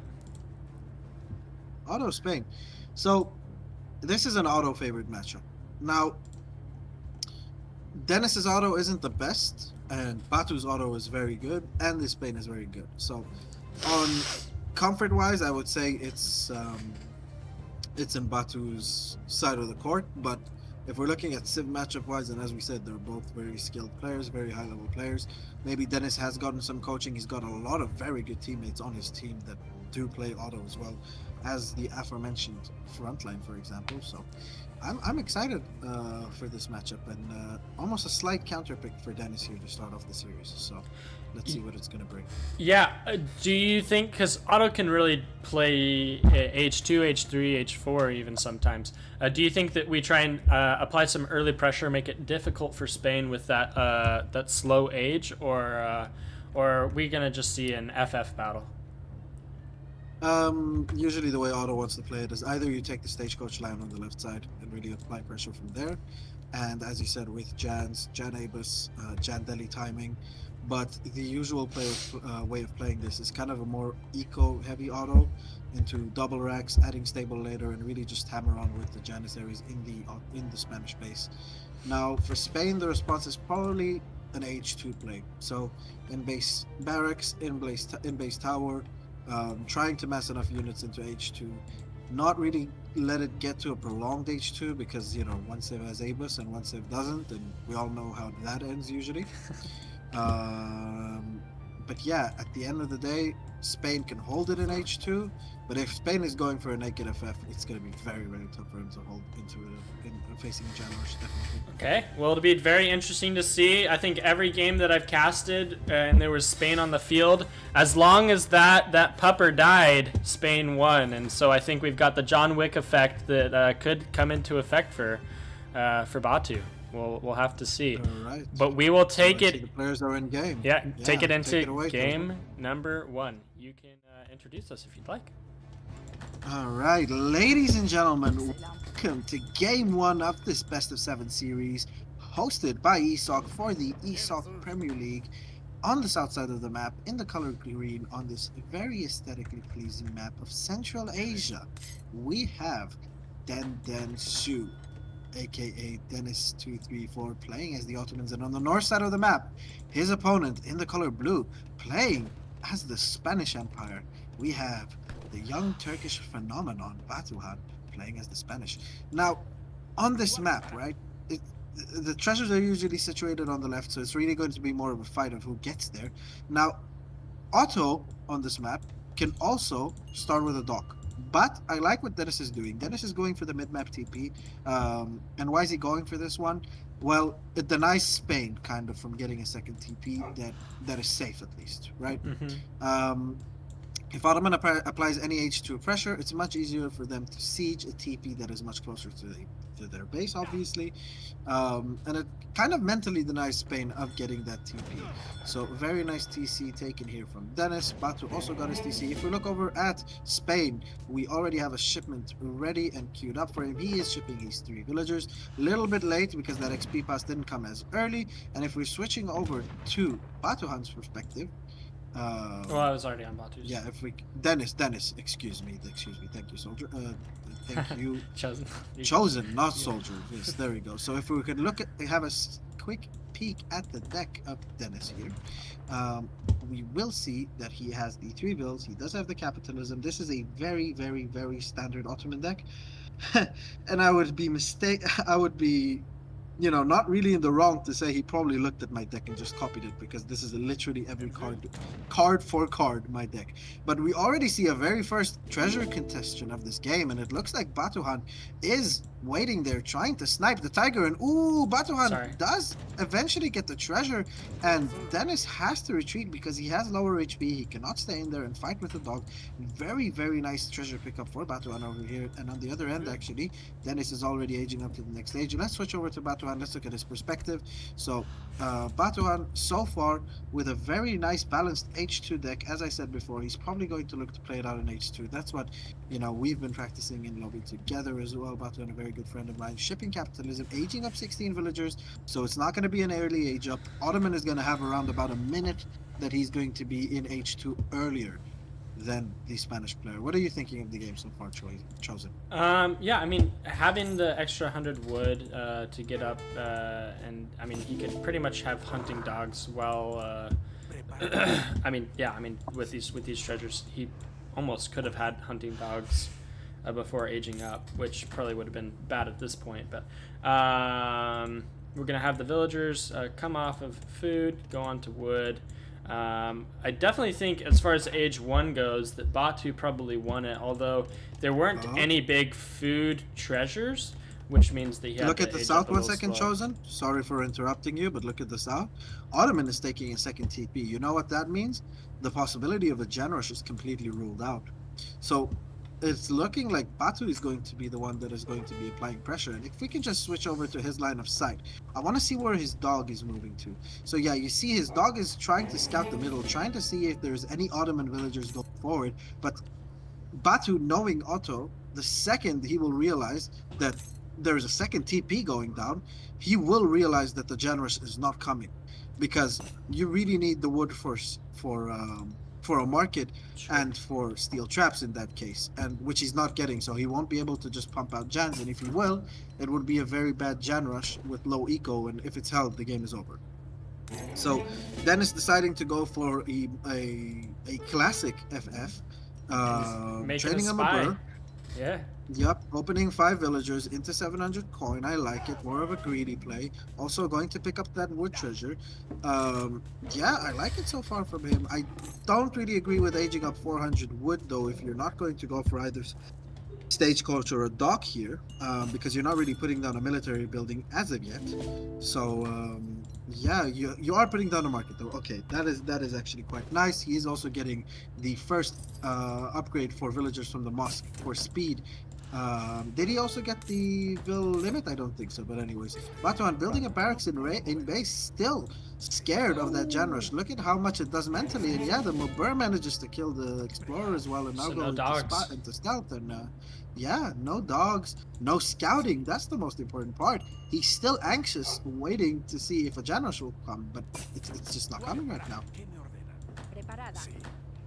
Making Musk first. Sending wood and 5 settlers. So wood first and then 5 settlers. 700 wood first just does not seem like something you want to do. What do you feel about that, Shake? 700 wood have been more ideal if Otto would have been Jan rushing, right? But he isn't. And we're training these musketeers and we really need some value. And Batuan realizing now slowly but surely that there isn't a Jan rush coming, and he's not going to face any pressure H2. So he's going to send these musketeers straight over to the TPs, trying to maybe take a TP or 2 down before Ottoman is up to the next stage. But if we're switching over to Dennis's perspective, Dennis is looking like he's already aging right now. And yeah, he is aging up to the next stage almost. 700 wood is going to come in as well, and with not a bad eco at all. Does he have capitalism in? I don't think he has capitalism in, right? No cap. He does not know, but just regular And the 21 dog villagers. goes down. Wow, that 1 does so HP. much value. And wow, 1 HP on that Explorer is so big. We all know how Spain really relies on that shipment curve to carry them. If you would have gotten that 45 XP, it would have meant a better been shipment curve for entire Spain. pass. And just following up. Yeah, exactly, Chosen. You're right. Following up also to the next stage with probably a shipment in bank, which would have been really, really helpful for him. So, yeah, Otto is looking in a good situation here, but nevertheless, these musketeers from Batu are getting some value, and if we're switching over to Batuan's perspective, he's probably stopped the musketeer production altogether, and yeah, there we go. He is shipping the 700 coin right now. He does have 25 villagers, he does have capitalism, so his eco slightly better, but problem is you're going to be facing Otto in H3 that has Spahis and has Jans, right? So these 10 musketeers, hopefully for them, are going to be able to take down both of the TPs, but it doesn't look like it. Oh, actually, yeah, it does, because we are going to see a scout age up from Dennis, which isn't the Abus, right? So with the scout age up, he's going to try and maybe idle Spain a little bit, seeing as he saw some units. He knows he's going to be around about half a minute ahead on him on the next. So yeah, this is not looking bad so far from either side, I would say. I generally like aging up with the Abus over the Hussar, but yeah, I mean, especially if you see Musketeer being the start, right? You're gonna probably keep on making it at least a few more Musketeer or rods for any matter, and I don't think Hussar do very well against rods. Remind me. No, Hazard do not do well against rods at all. I'm kidding. But I'll tell you what the problem is for Spain unit comp wise. You're kind of forced to go into rods because, you know, all these very strong cav shipments that Ottoman has, and musks aren't really a sufficient anti-cav in that regard. Ooh, rods are kind of gonna go into these Jans, and a couple of them lower HP, but he does manage to get away. Good reaction time by Batu. But yeah, at the end of the day, like, what really kills Jans? You need a little bit greedy. You need skirms. Good thing for Batu is that his eco is good. Like, he's going to be able to pump out units, but it is looking like he's going to keep that 200 wood probably for a veteran age up, for a veterancy upgrade. We got Vet Jan. Coming in. Bet Jan, Yeah, with 2 the foul. Jan, and we look at the macro from the auto player as well. You know what's coming next. Exactly, the big boys. So, yeah, it's gonna be a tough timing for Batuhan to hold, definitely. We are seeing auto slightly up in score, but that is because Batuhan is stuff and queuing some units, so...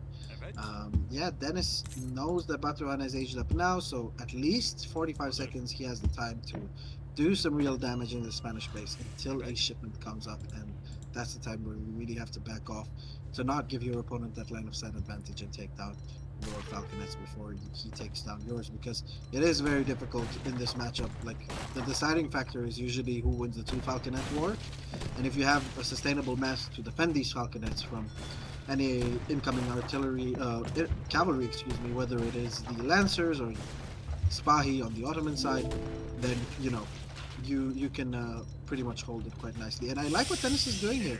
Look at him with these deli, just standing forward, trying to see, ooh, almost taking down that market. He's gonna take it down now, but simultaneously he is losing villagers. There we go, one. And Very nice, as I wanted to note, he did manage to see light of sight for a Falconet's pop, but yeah, Batu very nice with the counter routes. Yeah, go ahead, Jim. you can tell that Dendis doesn't play as much Ottoman as some other people, because he did actually get the villager upgrade to where he can make more than 25. If he was a real Ottoman player, he would just be sitting at 25 for the rest of the game. But no, it's okay. It's all right. Exactly. Yep. Anyways, if we're looking at the Ottoman pop right now, we have 83 pop out for Otto. If we switch it over to Batu currently on 94 because of the Lancers coming in, and yeah, Lancers are just gonna mean that Ooh, he can and they get a almost bounce. right click and take a fight. Yeah, bounce shot for these Falconets, but Batuhan's Falconets are kind of on each other, so he has to be careful. There we go, one Falconet going down for Batuhan. He will not be pleased about that. Another Falconet going down probably if he manages to turn around and the Falcon take a shot, but no, that Falcon stuck in between the Janissaries. Now the Rodoleros are collapsing all over the Spies and the Delis. Very nice micro with the Lancers pulling them backwards. Dennis as well, keeping that one Falconet alive. Spanish Falconet going down, and there's looking like there's just too much mass from Ottoman out on the floor. Also, that Falconet still being able to be kept alive. 2 Spies still alive, trying to micro back. Jan's doing so much damage in behind, and that one Falconet that stayed alive just forced so much attention from the Spanish player. But 10 Musketeers that are still alive from H2 and Minutemen coming in with more supporting Rodoleros that are going to keep snaring these Janissaries, and they're going to be able to clean up the entire Ottoman mass. I would have said it was an equal fight, but I completely forgot about these Musketeers from H2. Batuhan very smartly waited with them until the Falconet, and he's not going to decide to chase that. But the Ottoman mass has been dwindled significantly, and at this stage I would say we are 50-50. Now Spain has managed to deal with the Spahi threat. The Janissary mass is quite low. Spain is now going to be in a stabilizing position, and if we're seeing Dennis is shipping 1,000 coin followed by 1,000 wood. He is opting to go for artillery, if I'm not mistaken. At this point he is going to look to put down an artillery foundry. There we go, going up in the back of his base, whereas Batuhan is opting to go for a second rack. So kind of almost an ideal situation if you're looking at it from Dennis's perspective, building wise. What's going up, right? 4 villagers going forward for Batuhan as well, probably looking for more hunts from the front.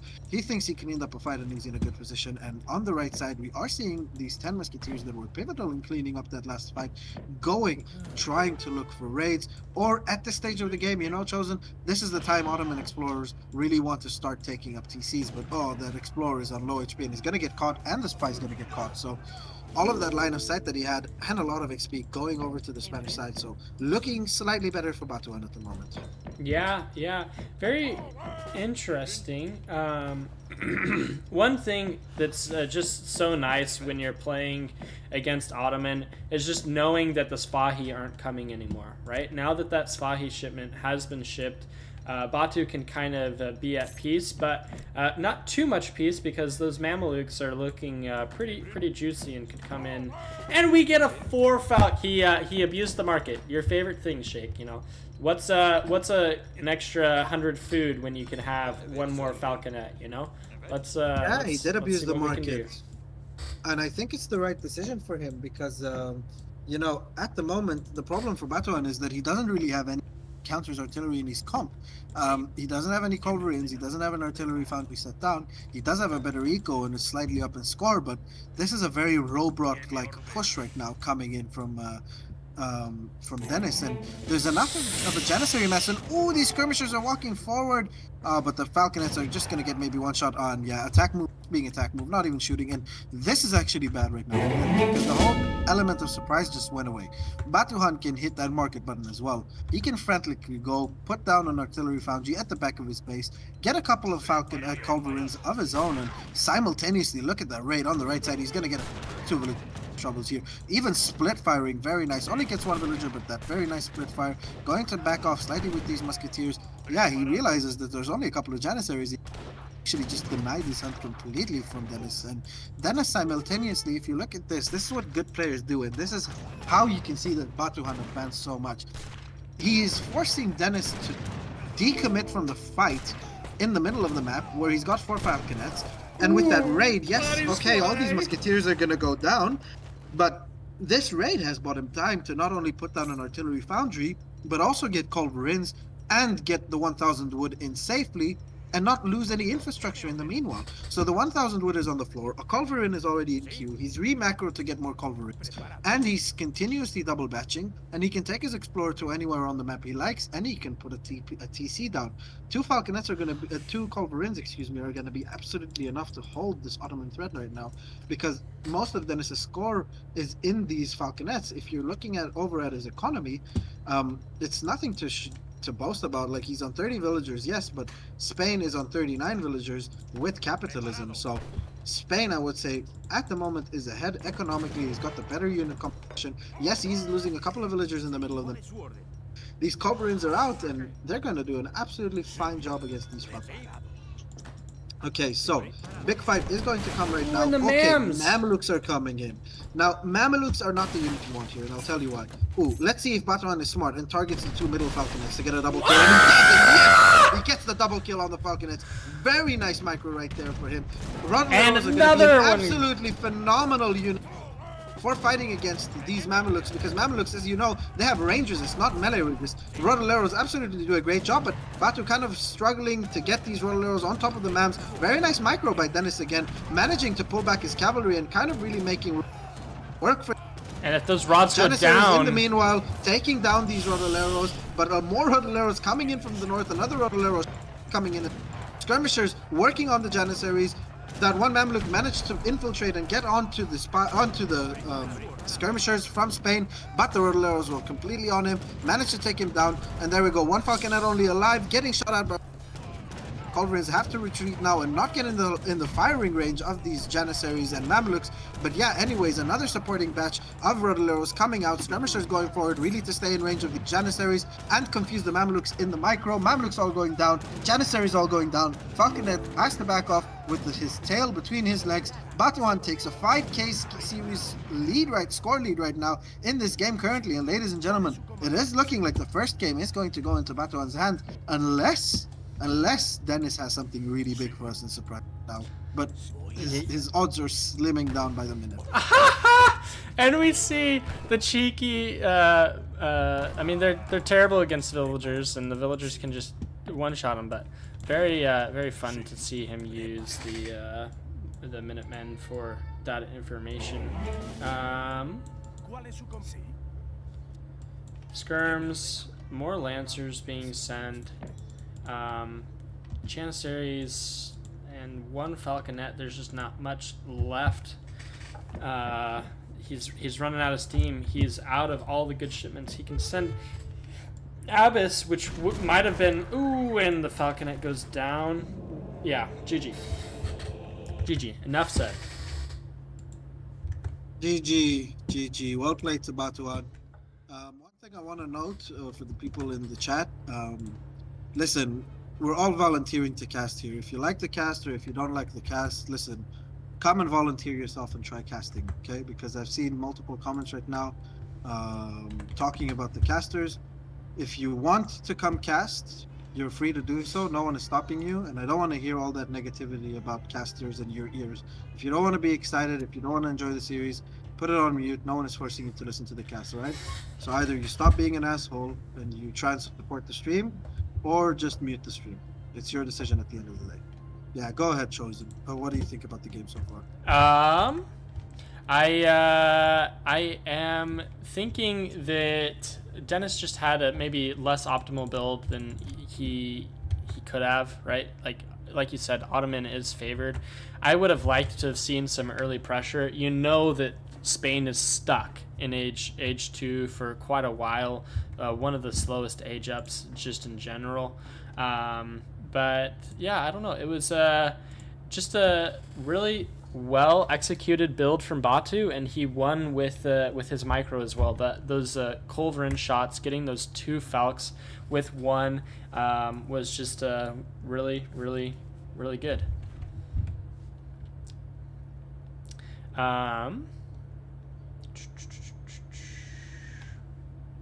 Yes. Okay. So we are gonna look to adjust the settings of the sound, but again, I'm gonna ask this because it's getting frustrating from the caster side. You guys are forgetting we all have families and stuff to do. Like, we're sacrificing our time at the end of the day basically to entertain you guys. Okay, we're not getting paid for it or anything. So there is a problem with the sound adjustment, and we will adjust it now. But yeah, show some respect at least, please, because it is getting frustrated. I know it's not directed at me here. It's probably Chosen's settings, but he's also doing his best and trying. So, you know, you can note it in a normal way without having to be assholes about it. Let me see if I can figure out how to. I'll just make sure it doesn't clip anymore.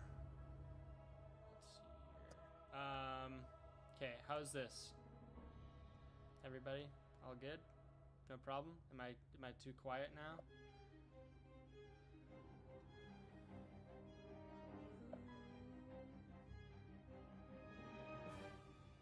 If I yell, yeah, that shouldn't clip anymore. We'll see what we can do. Awesome. Okay, let's get into game. Now you're a bit too low, I think. Too low. Oh man. How about now? I'll just try not to be too loud. No, you're fine, Chosen. You're not too loud. I think it was your voice settings a little bit, but yeah. As I said before, whoever wants to come cast can, you know. Everyone in here is in the ESOC Discord, so they can always just ask Josh to cast, and he'll put them in the casting session. Still low. How about now? Is it fine now? Yeah, I think so. Okay. Tabin, you're a legend. Love you, Tabin. You're the best. Okay. What a game. Dennis, Batu. They still. Oh, they didn't say anything. Okay, we so have for the next Batu game, as Portuguese, and then we have Den going. Hausa. What do you think about that match? Hausa. Okay, so when me and Batu practiced for this, actually, we update the score also, please, Chosen, if you can. We did practice for a possible India pick on this map by Dennis. It is one of his main civs, and India kind of excels on this map. Now, House is going to be tough for Port to hold because Port doesn't really have the momentum, and they kind of really rely on getting H3 and getting these organs out, right? But yeah, Hausa's going to be tough. Hausa deals quite well with Port. Dennis knows the civ in and out. He's probably going to play a little bit of water.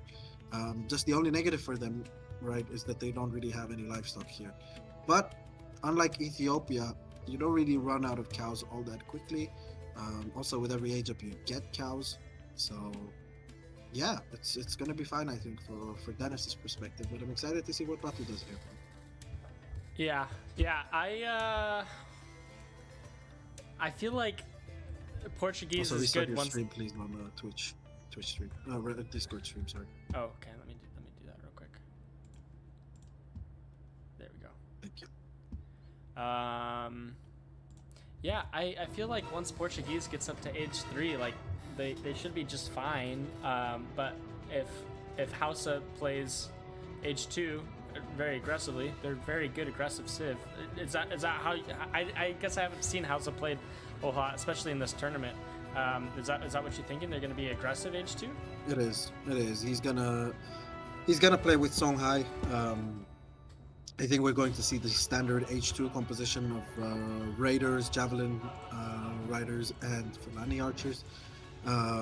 He also has an option to go H3. I don't know if it's going to be very viable without a TP, but he can go into H3, he can go to Berbers. Hausa can match what Port does. The thing is that Hausa is a very underexplored sim in the community, but normally when you see high-level Africa gameplay, they know what they're doing. So if you can just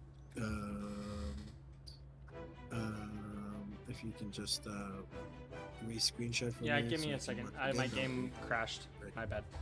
Technical difficulties all over the place.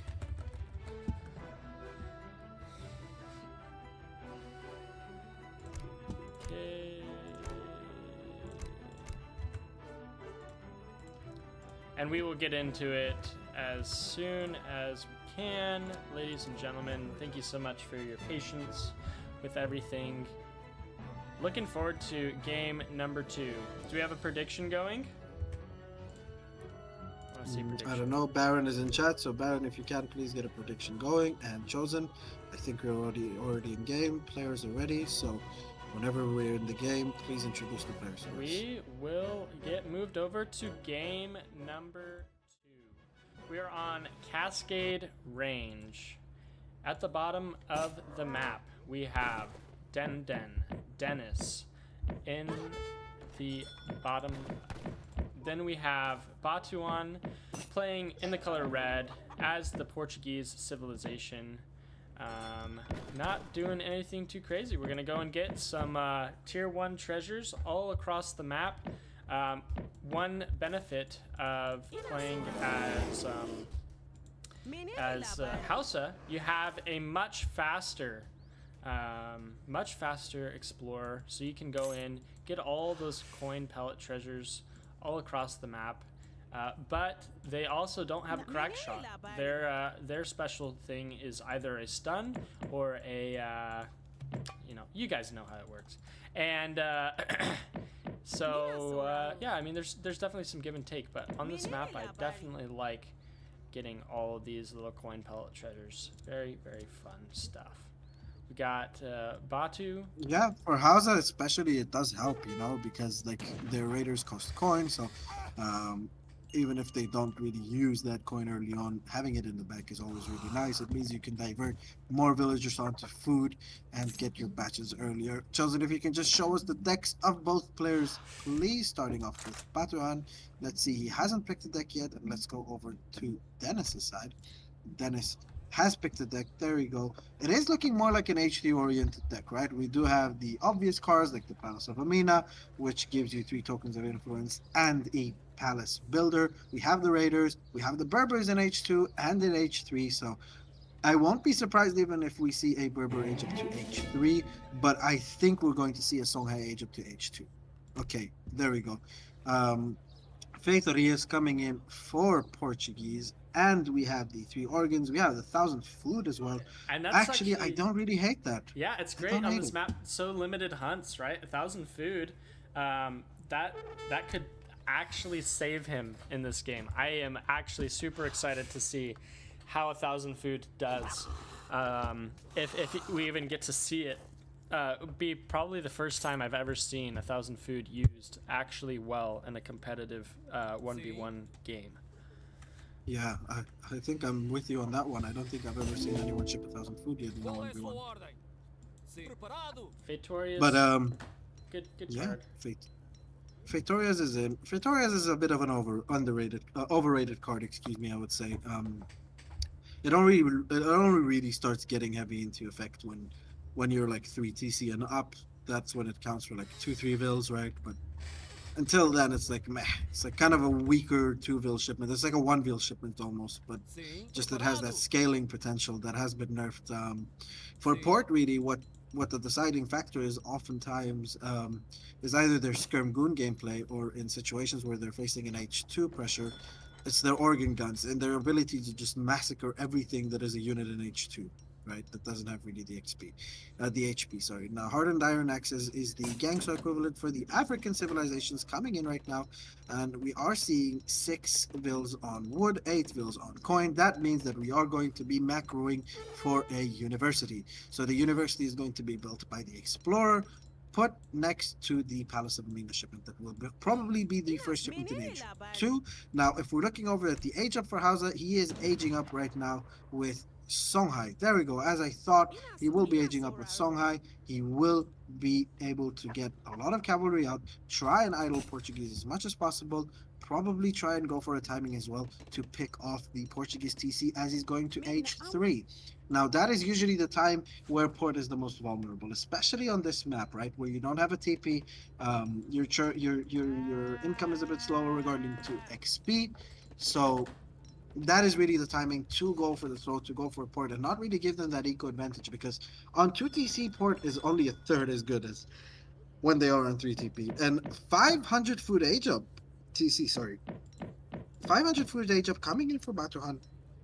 Now, second TC is going up very, very close to the initial TC. I would have liked to see it a bit further back, just covering that coin mine just a little bit more, but I do understand that he wants to keep it close. If pressure comes in, indeed, he wants to be able to protect himself. Now, crates of coin on the floor for Hausa. If we can see 700 coin as well being shipped for Port, let's see the Hausa perspective, because it is a bit more interesting, right? He's the one that is going to put down the pressure. I'm assuming a barracks is coming up. There we go. War camp coming up. Raiders are being queued. Songhai Big Button being waiting right now to being pressed after the Palace of Amina comes in, because that is going to provide him with enough influence to be able to press that big button, and then all of a sudden we've got 10-15 raiders running around wreaking havoc, probably going to look to take down a house, a market, whatever Port is going to build, and really just slow down his momentum more and more and keep his villas idle. Now, steel traps equivalent for the African civs coming in as well from the granary. The snares, there we go, and the 5 raiders are already on the way to the Portuguese base, seeing what they can idle, seeing what they can do. And yeah, Palace is going to be placed very much to the right side there. And what is the age up? The Ethiopian Queen. Okay, so we are going to be aging up with the Shuttle Warriors. Now, I like it, Chosen. I'll tell you why. If you age up with the Marksman here, you know the amount of cavalry that Hausa has on the floor, right? It's going to be very, very tough for you to contest and be able to keep these castadors alive. So I like the decision of him aging up with the Ethiopian Queen. It's going to be allowing him to snare units as well. Fulanis are exceptionally weak against shuttles. Shuttles are hand shock infantry. And yeah, so far, I like it from Batu. He's managing to age up. Not a lot of pressure coming up, but that house placement is kind of unfortunate. He's going to be picked off by those raiders. Raiders, very high siege cavalry. And yeah, who would you rather be right now, Chosen? I hate being housed. I absolutely hate being housed. I would probably even just cancel this one villager so I can be on 19 and be able to send a shipment in age 3, but actually with the Showdowns I won't be able to. So I don't know. I feel like maybe not even enough damage has been done. I mean, you got one house down and you've idled just barely, but now Portuguese is up in age 3 in just a few seconds. You'll be able to have a military to kind of deal with what's going on here, especially with TC fire. He will, but the problem is, Chosen, if he manages to catch that TC, if he sees the foundations, right, with the high siege of the Hausa Raiders, he's going to be able to click that foundation ASAP. And there we go. Very smart with the Explorer, just blocking it. He's probably going to be killing these shuttles very, very quickly with the Fulanis as well, microing it back, snaring the TC with the Explorer. Minutemen coming out. Minutemen actually doing extra damage against raiders because they're also siege troopers, right? So they're not just regular cavalry. A lot of these raiders going down and supporting raiders coming in, not going for the TC straight away, actually staying in and fighting. Fulani are going to be dealing with these shuttle warriors and Minutemen by themselves, and he's going to try and do as much damage as possible to that TC. And with the supporting batch of raiders right now, it is looking like that TC will probably go down. Yeah, I mean, what does Batu have behind this? Is he gonna go up to age 4? Yeah, it's looking like he's housed, so he's just shipping in a crate shipment right now, right? But what is it under his TC? Did he ship the food? He This is wood. didn't. What is that? This is wood. Yeah, okay. So wood coming in. Okay, artillery foundry is going to come down. Barracks is going to come down. The 1,000 coin is going to be used for halberdero, organero. TC goes down for port. So that is really, really bad news for Batu. He's not going to really have the potential to outscale. And if we're switching over to Dennis's perspective right now, I think he's going to be aging soon. I don't know if he's going to be staying in H2 for very, very long. If we can just switch over to the Hauser perspective. Thank you. There we go. Actually, no, he's deciding to stay H2, but fishing canoes coming in. And yeah, the thing is, a cav-heavy composition like this, halberdiers is kind of scary, especially with the fact that Fulanis, they don't really kill H3 heavy infantry that efficiently, right? And yeah, Port is going to be with the shipment soon. He's going to try and probably right-click these halberdiers with them before the 8 halberdiers come in. Another batch of Minutemen coming in actually very, very early, just trying to save these organs, but the organs are coming out, and you know, there's not all that much defending them. Those 5 raiders could have gone in, but look at the amount of damage these organ guns are doing on these raiders, even though they're cavalry units, low HP relatively, and managing to take out 3 of them in one batch. Batu not able to finish this halberdier batch, sadly for him, because he was punked. But 8 halberdiers coming in, 3 organs is yet to be shipped as well. Let's not forget, probably a market gonna go up with this 1,000 wood.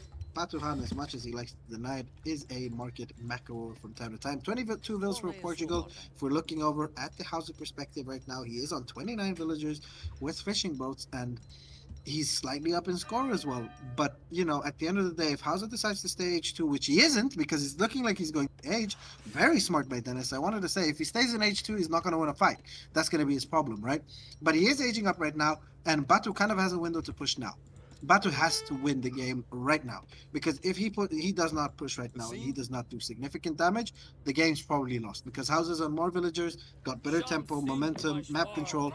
Port ain't got nothing of that, and he doesn't have a 3rd TC. So he's kind of stuck in a predicament. Do I push and risk losing my entire army, or do I stay in base and lose all my age-up advantage and tech advantage? Very nice raid there from Dennis. Dennis is playing so comfortable this game, isn't he, Chosen? It's almost a difference from last game, where you see that he knows this Civ that he's playing in and out, isn't he?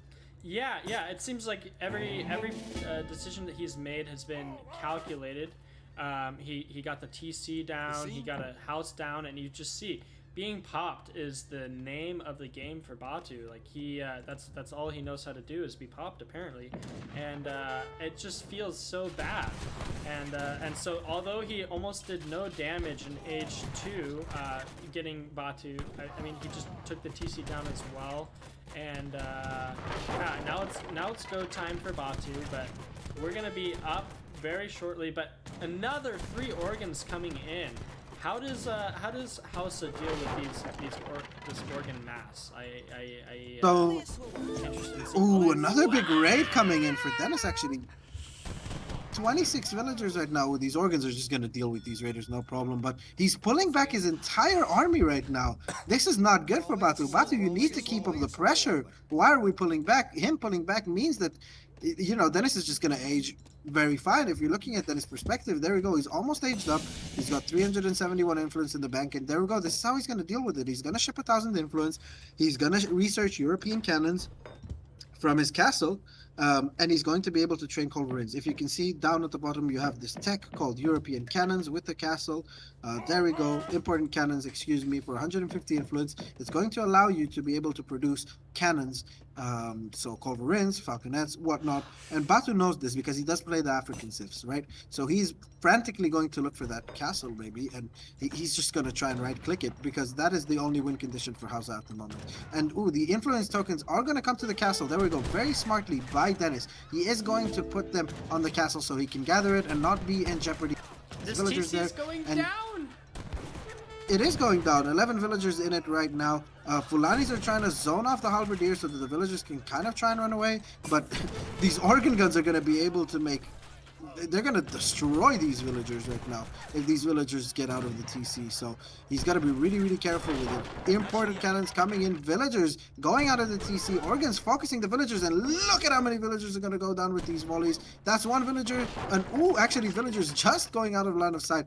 of these Portuguese organ guns, and he's gonna try and surround with the Raiders, and ooh, nice pull trick right there. Very nice pull trick, and the Fulanis are now in the range of these organ guns, and they're gonna rain absolute terror on these Fulanis, and he's not committing in. He's so scared of these halberdiers. He's so scared they're gonna kill him, and the problem for Dennis is he can't make culverins because he's popped, right? And he's not a market trader. Like, at this point, just trade everything for wood, just buy houses. And yeah, he's just gonna frantically start looking for these villagers right now, and these villagers really have to run away. Raiders in base being caught very, very nicely by Batuhan. Multitasking there again, like he did last game. These multitasks for Batuhan are just doing him all the favors right now, keeping him in games where he's actually slightly behind and then going back ahead again. But again, a very nice raid by Dennis, not being able to pick up that villager though on 1 HP. Going back, and yeah, these Hausa villagers are just gonna run into the corner, just gonna try and escape, and 3 culverins are coming out for him. But at this point, the Hausa mass is just not all there to beat the Portuguese mass. This is the problem. He's only got a couple of Fulani archers here. They're gonna get sandwiched in between the organs, the dragoons, and the halberdiers, and Dennis doesn't really know where to go. Even with these organ guns coming out, the problem is the halberdiers can just go and right-click them, and who says he's going to be able to get 3 shots off on them? Portuguese explorer coming in, able to snare these Fulani archers. Organ guns are gonna absolutely right-click, and there we go. That's the entire House of Mass just gone with one fell swoop, and now you have 3 culverins completely undefended. Fulani's coming in as a shipment and being trained while still training fishing boats, making a dock on the left side as well. He knows economically he's not far behind. Portuguese is on 37 villagers right now, shipping Caçadores as well, which is going to be so tough for him to defend.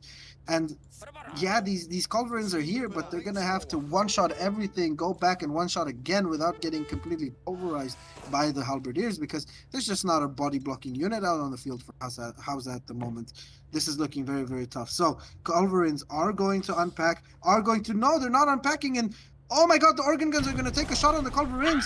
Oh, but a beautiful triple shot there by Dennis. Very, very nicely taking down 2, and there we go, 3 organ guns at first, and the second organ gun volley, culverin volley took down 2 organ guns, but the halberdiers are collapsing on the Fulani archers. Fulani standing and fighting with their 1.5 ROF, not all that bad for them, and Batuhan kind of throwing away his entire mass. He was trying to kill these culverins, but these culverins managed to back up, and some absolutely beautiful micro from Dennis right here manages to save the day for him, and now he's up ahead in score. His eco is not all that bad, and he still has denied Portugal that 30C from before, and that means that Portugal hasn't really outscaled him, and now he's queuing double-sided water, shipping javelin riders and making javelin riders, and he's gonna have Skirm Goon Colval all of a sudden. Really, really for him. Yeah, and he knows that he's now weak to Cav, right? And so him switching into Javelin is just wonderful. Like, Batu hasn't seen him make any Javelin riders. He's not necessarily going to expect them. And so what do we see? We see a stable be put down, but Denton is way ahead of him.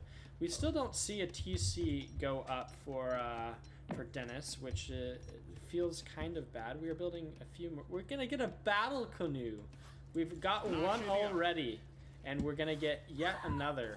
And oh boy, this is huge raid. So many Portuguese villagers going down. 3, 4 villagers. A 5th villager going down, 6th villager going down, 7th villager going down. They're all gonna die. None of these villagers are gonna make it back home to their beautiful coast of Porto or Lisboa. They're all gonna die. Oh no, they were merciful, and 3 of these villagers managed to go back. But 39 villagers for Hausa right now. A almost 6k score lead for Hausa on Porto. That is usually an overscoring civ. And this is looking raps right now. Veteran Azars are coming in, but it's a bit too late. We've already got a very healthy mass of Javelin Riders in behind. More Javelin Riders are probably being added by Hausa right now. If we switch over to his perspective, build production just stopped.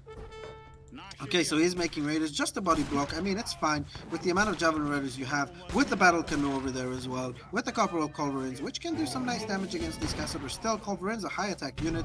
They will not outright counter infantry, but they will do a nice damage in a fight if you don't focus them, and they tank a lot of HP. This is looking like it's over very, very quickly, and I must say, Dennis, I am impressed with your game.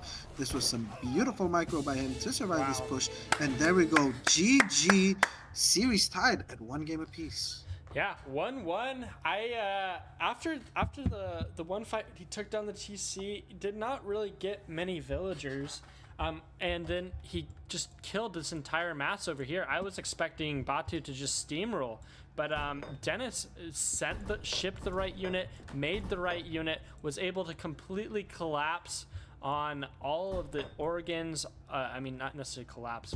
He just microed so well, killing all the organs, and collapsed on the rest of the army, and then it was just wraps from there. Very, very great display of how strong Hausa can be. That was quite impressive. It was impressive indeed. Very well played to both players. Really, Batuhan taking an early advantage there with these organ guns.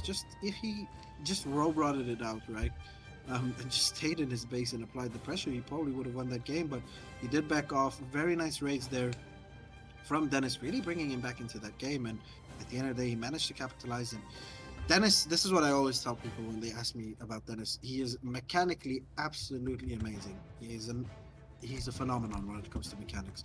His good micro, his APM, his multitasking, he's an amazing player. What his Achilles heel really is his decision making. And if you manage to play enough mind games with him and really raid him while fighting, like Batuhan did in the first game, that's his weak points. But if this is a pitched battle like this where he's a little bit behind and he has to come back, he definitely has the potential to always come back into the game. Very, very well played by Dennis. And we will see for game number 3, Dennis go now the other African counterpart as the Ethiopian civilization, where now Batu gets to try his hand at some Ottoman. What do you think about the matchup? I think that this map is great for Ethiopia and Ottoman. It's probably one of the best maps for both civs. Ottoman can go water. Ethiopia has their livestock and water potential. Dennis again knows the civ in and out, and so does Batu. I think this is going to be a banger of a game. Probably going to be the best game of the series so far. So when we're ready to get into the game, I'm excited. Let's go into it. Yeah, we don't have to wait. Let's get into it. Let's go. So, ladies and gentlemen, welcome to game 3 of this Play All 5 series played between Batuhan and Dennis of the Mandarin Duck Squad. We have of the SKG Somali Kabuli Gaming on the north side of the map in the color blue, one of my favorite maps, Malaysia.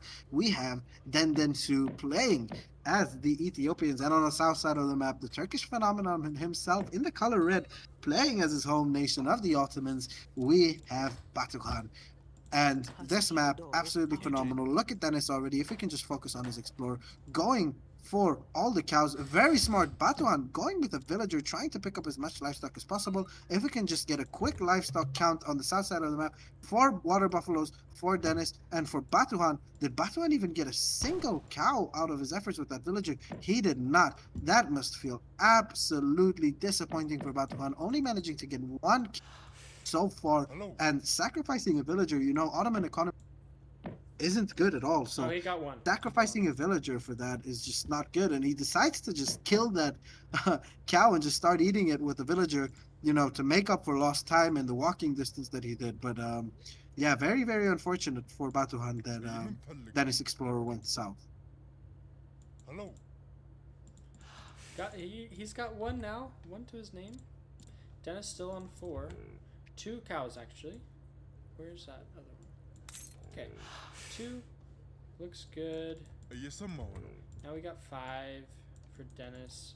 Then we got this one, this one, this one, this one. Let's take a look at decks. All right, let's take a look at the decks on the south side for Batuhan. We do have schooners. It's a very good water map, although known as one of the best water civs in the game as well. He's going to water boom. Definitely, he's definitely going to take advantage of it. But if we check over at Dennis's side of the deck, he has an anti-water deck, and Hausa anti-water is actually phenomenal. It's really And strong. Ethiopia. And Ethiopia, sorry, excuse me, I was confused between the African CFs. Please do not cancel Big Shake. Yeah, cows being eaten by Ottoman right now. Let's see, he is going to click up into the next stage, probably, if we switch over to Batuan's perspective. There we go. He is taking all of his villagers out to wood. Schooners are going to be, no, capitalism was the first card. Okay, so he did not opt for a house. He opted to keep that 50 wooden bank, wait for schooners to be the second card, and not opting to ship 3 villagers. I don't hate it. I don't really like it either, because it means a couple less villagers to be able to chop wood and get these fishing boats out, right? Okay, another cow picked up there, another yak, excuse me, for Batuhan. Gonna pick up that coin treasure as well.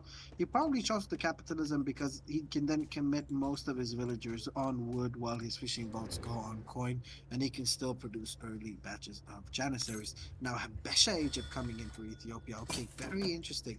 Not going for a Sudanese, not going for a Jesuit or a Portuguese, going for the Habesha H2, really a building-oriented age up here. And I like it. I like it. He knows what he's doing. He knows he wants to counter the water. He wants to fight Gets this. the And water Dennis, scouted. in his groove right now, gets the water scouted, going to contest this treasure as well. Batuhan does not have the range for a shot, but ooh, Batuhan does eventually pull his explorer back a little bit, takes the treasure, and that is almost a whole fishing boat with schooners right now, right? Let's see, do Or we half also a have a dock house. going up on the north? Yeah, half a Yeah. house, a bill, yeah, but Batu is deciding only to go on the south side, so if Dennis were to place down a dock, which I feel like he will at some stage in the game, he will be able to boom quite for free on the north side. If we switch over to his perspective, Batuan's shipping a very obvious 700 wood.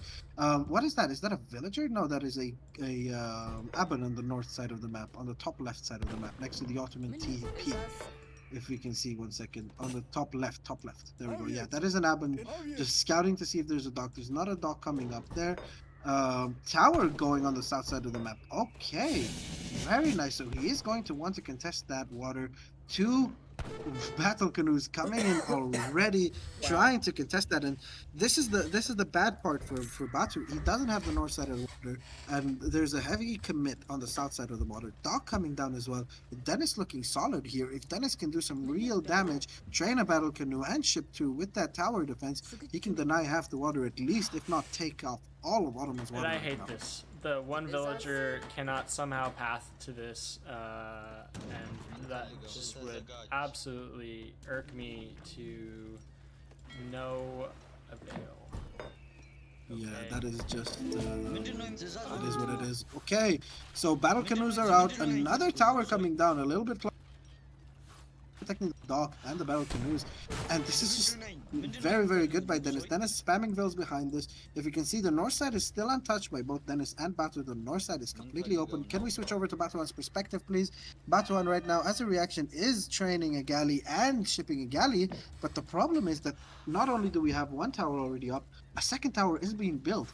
And by the time both of these towers are up, it's just going to be super tough for Batuhan to contest these battle canoes, just constantly harassing his shipping.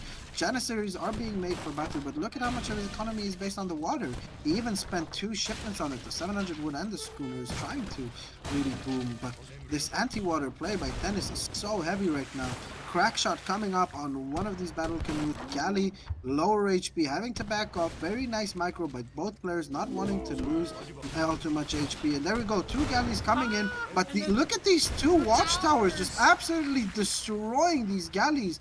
With 2 shots, they almost managed to take down a galley completely. Battle canoes on higher HP right now, still working on these docks and on these galleys right now. Very nice micro on the water right now by both players. If you can switch over to Dennis's perspective, another battle canoe is coming out, and another one is going to be followed afterwards. He's really committing to take down this water from Ottoman, and he's going to get a dock for his troubles at this stage by the looks of things. And this is not looking good for Batuhan right now.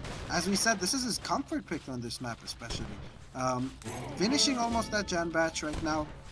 Very good. I think his counterplay here is probably going to be going for some sort of land push while this water action is taking place right now on the south side of this map of Malaysia.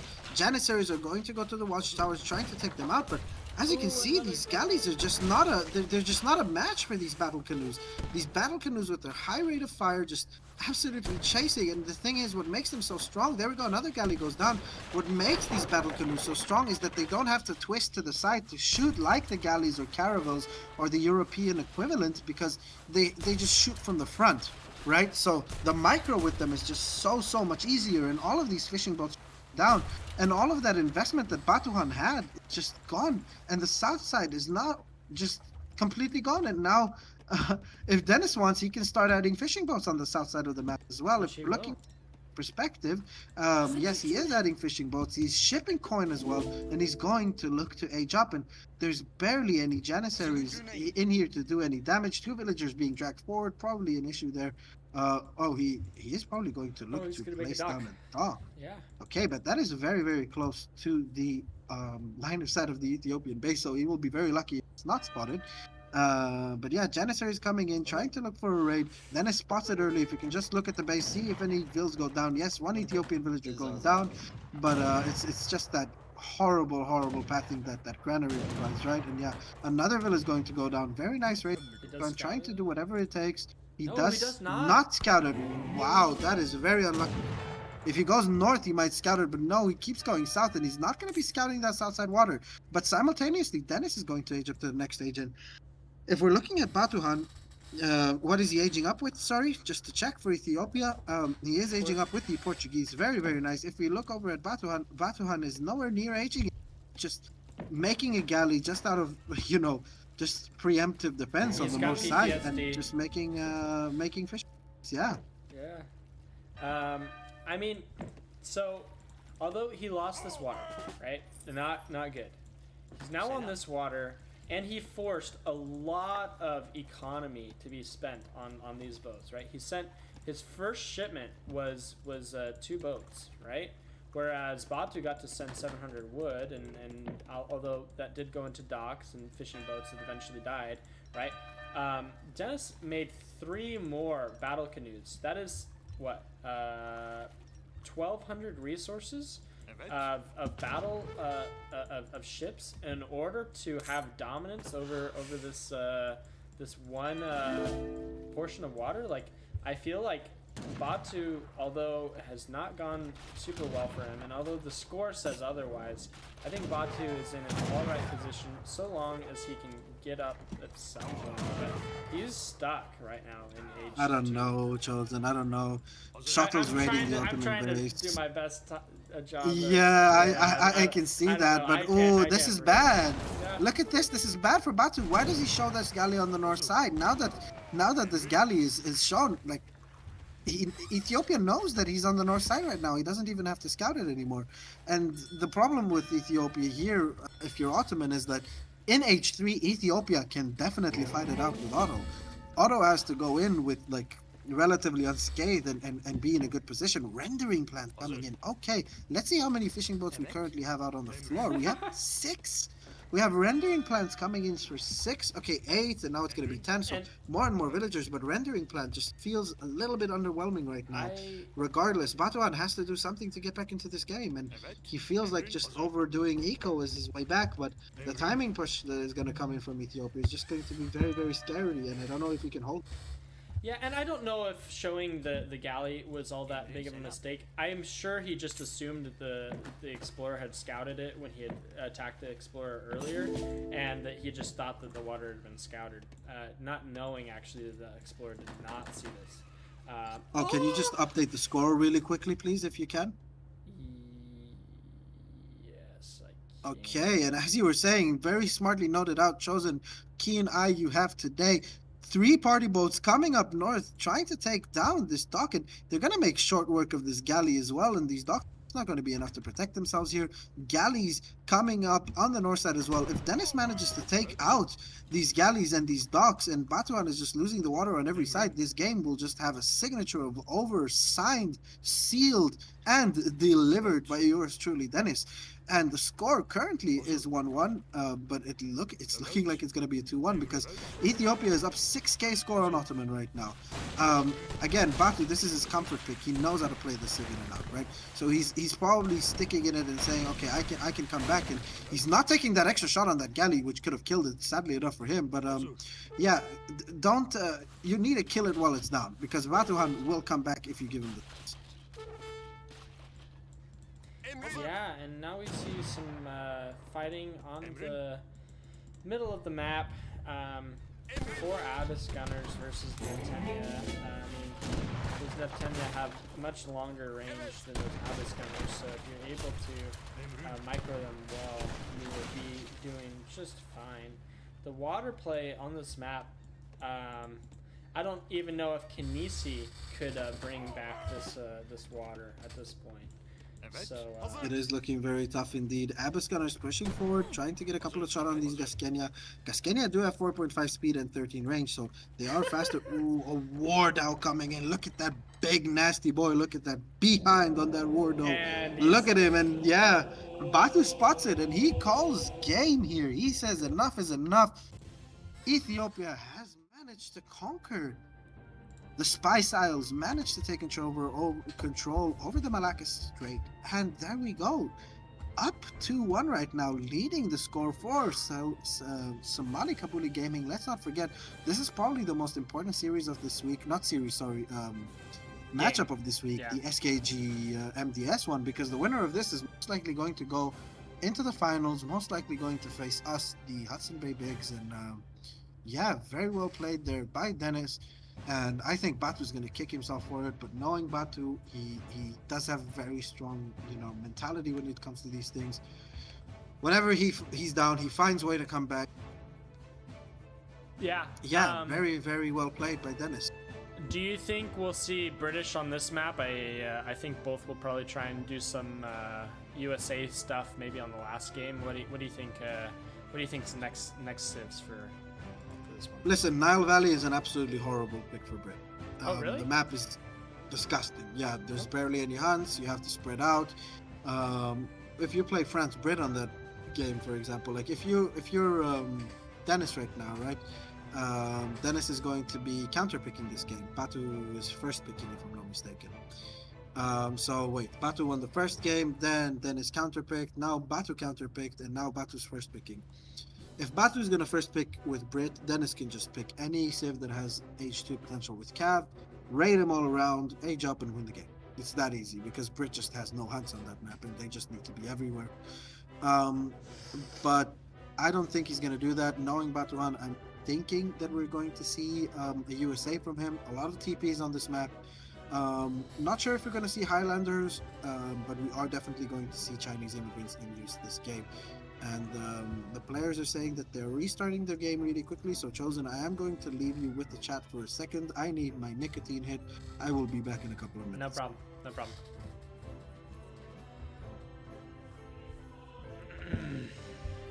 Chat, what are we thinking? What do we think for game number 4? You guys been enjoying the games? Let me pull up my Twitch. Respond to some chat.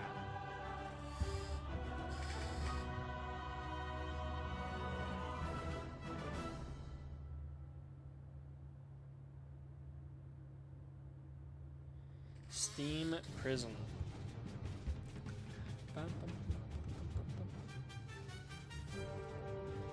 Hoping to see French versus USA. Yeah, I could see it.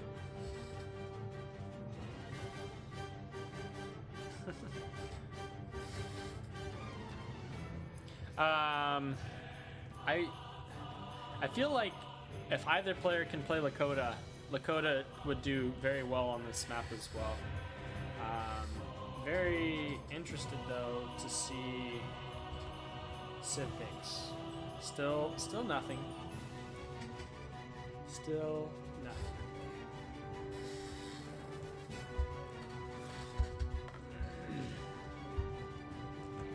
Everybody go feel free to get some water, get some snacks. We'll be into game 4 in about 2 minutes.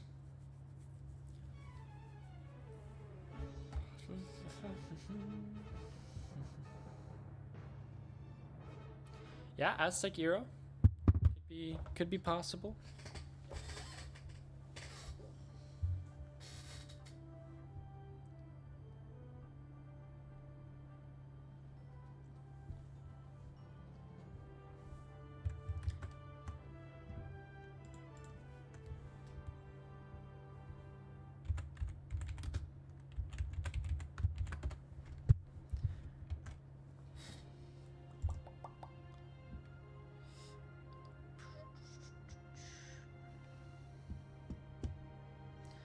Wow, Shake has a nice kitchen. Look at that, guys. Look at that. Super cool. Great kitchen. Kitchen reveal.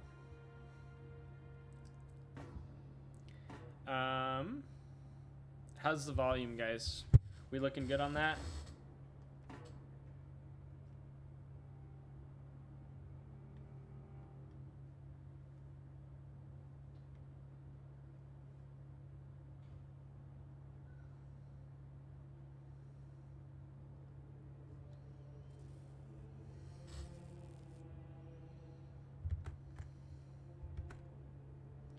Awesome.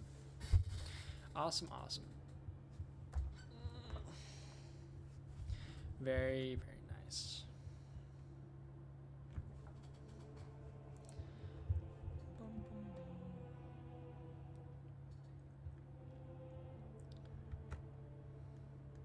We got 2 more games today, and then we have. Let's go over the other games that we got going this weekend. Let's see here.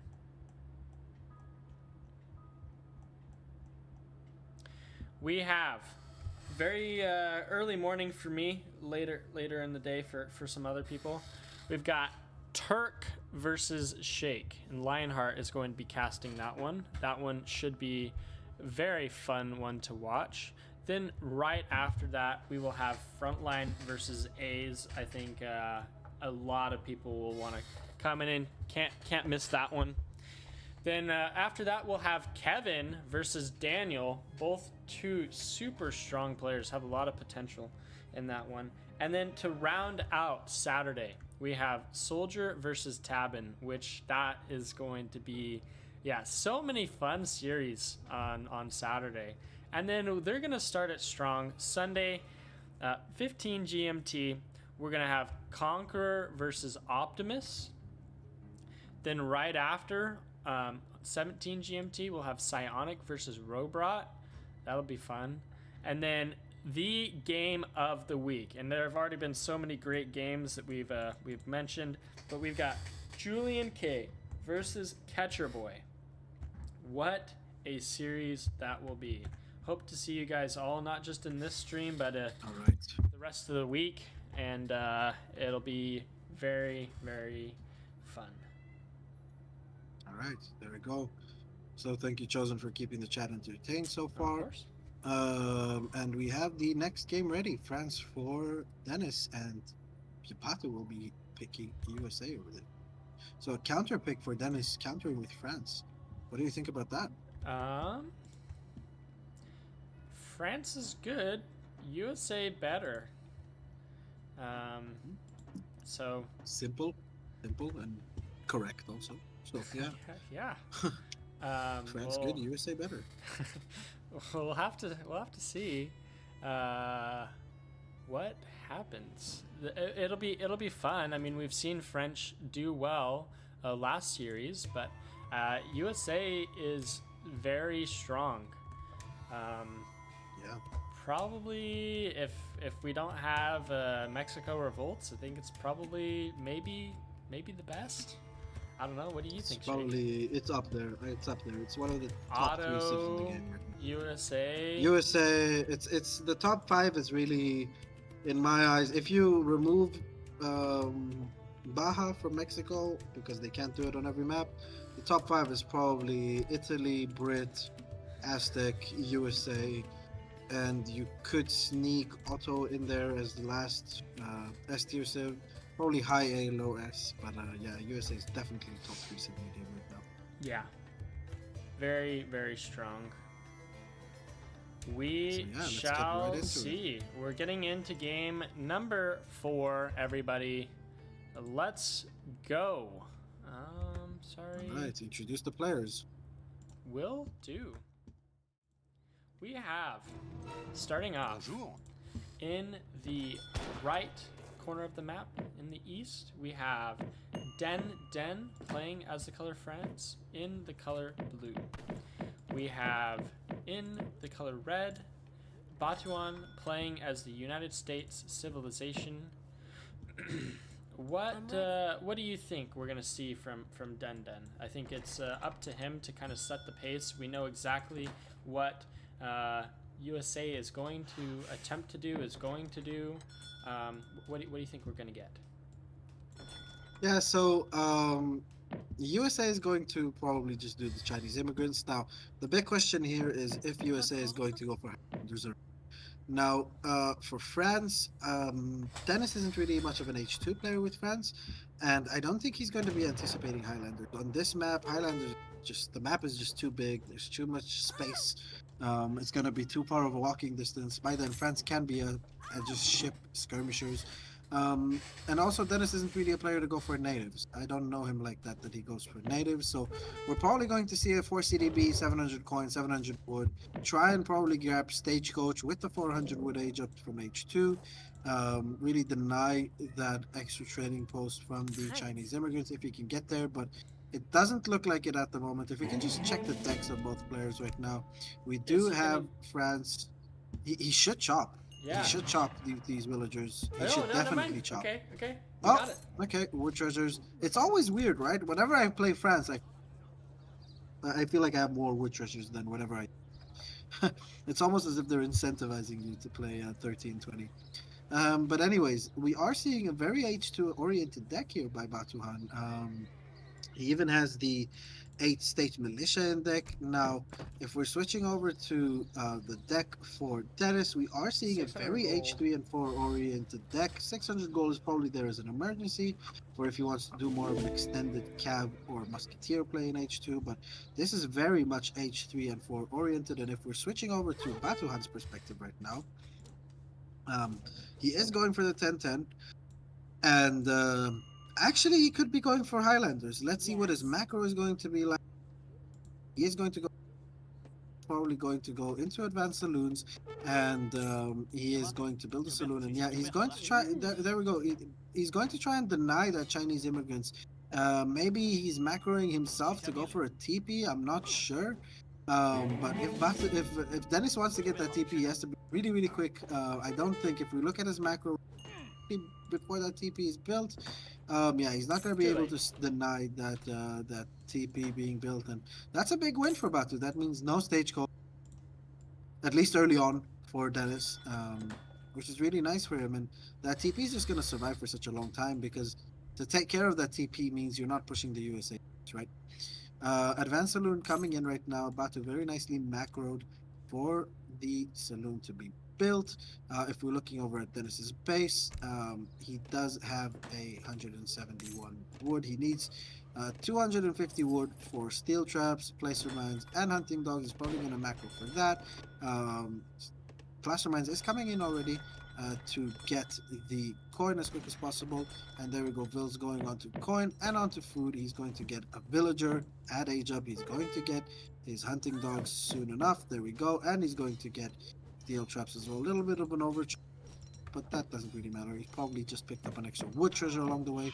Very nice macro by Dennis so far. Going to be aging up with the what's it called again? The quartermaster. For the 400 wood. Yes, I would have liked to see. I think he could have done it if he would have made the market a little bit sooner and gotten the placer mines. I mean, it's ever so slightly, but if you're able to start chopping coin once you get placer mines in instead of before, you just get ever so slightly more resources. It makes it much easier to get all your units out.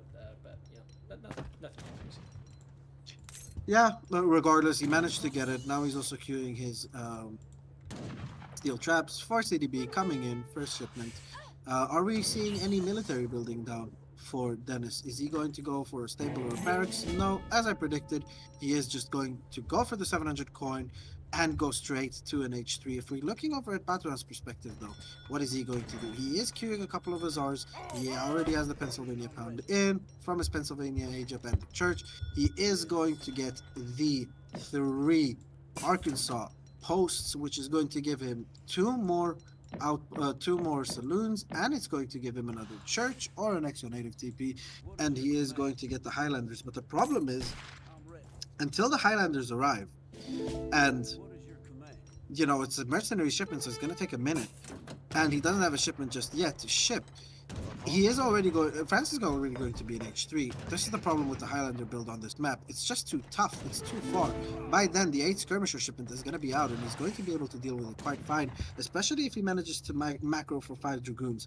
Now, these 2 Huss are doing their best to idle Dennis as much as possible, but France is already with the resources almost to age up. If he cancels that next CDB and just focuses on food, he is going to be able to go up into stage. Now, looking over at Batuan's perspective, he's got 4 regular trading posts, a native trading post, and he is shipping the Highlanders at the moment. Let's see how many Highlanders he's going to. 8, 9. but a couple more stuff is going to go up. He's going to get 9 into. 9.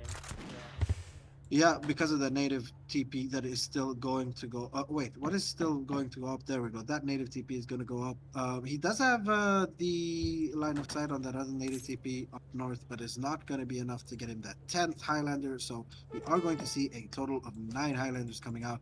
Not only is it going to take them a while until they're there, it's also the walking distance, as I said before. So Batu really needs to do his best to do as much damage as possible with this must-cast timing push to really put a dent in France's plans. If not, if we're switching over to the French perspective, France is already almost up to H3 with a shipment, mind you. Very nice macro by Dennis. I'm so impressed by his macro so far. Macroing for another house, stable already down. He is going to be able to get a full batch of 5 dragoons out. He's going to get skirmishers, and he's going to be in his comfort zone. He's going to be skirm gooning against Muscas at the end of the day. Yes, it is Highlanders. Yes, it is very, very strong. But the walking distance is just so far. 9 Highlanders are just out, but by the time that they're in, the skirmishers are already going to be out, and we're all out on the field as well. And yeah, one has down here already. Just selling 100 food here will mean that you have a full batch of dragoons out, and there we go. Exactly. Skirmishers are going to come out as well on time. CDB is not going down. Oh, 1 CDB is going to go down. Very, very nice there for CDB. Actually is going to go down here if he micros this correctly. Yes, another CDB does go down. Amelia Everhard, I think it is. Everhard. Amelia Codwalder. Yeah, whatever. Codwalder? Codwalder. Okay, so she's died. She's dead. But she did soak up a lot of damage. And yeah, Dennis is an H3. He's comfortable. Gizelbash and that's the native treaty shipment. But Dennis has to be very, very careful not to overextend out of his base, not to make a mistake, because if these Berbers connect, they're going to kill everything. And there we go. Batuan is just going to move forward. He's just going to Z move. Just going to click everything. And these Dragoons are not going to be enough to one-tap the cars. And Dennis now actually in a pickle. This is really bad for him pushing out of his base like this, because no supporting units coming in. 7 skirmishers are not going to come in. A couple more Dragoons are going to be queued up. Minutemen coming in. These Berbers are going to do absolute damage to these Dragoons if they're not going to be focused down. And this is now all of a sudden looking very, very scary for Dennis with the right click of the Hussars here. All he had to do was just kind of stick in his base, and Batuan just taking advantage of it. And look at this. Villagers are going to go down. More CDBs are going to go. Yeah, wow. Highlanders are not regular musketeers. So yeah, they're going to be able to do a lot of damage to these CDBs right here. Nice kiting by Dennis, trying to save these CDBs as much as possible. A lot of the cavalry is down. Coming in right now, skirmishers coming out, trying to deal with the Highlanders, but Highlanders such high HP, the Zars have managed to snare them as well, and all of a sudden it's looking really, really good for Batu.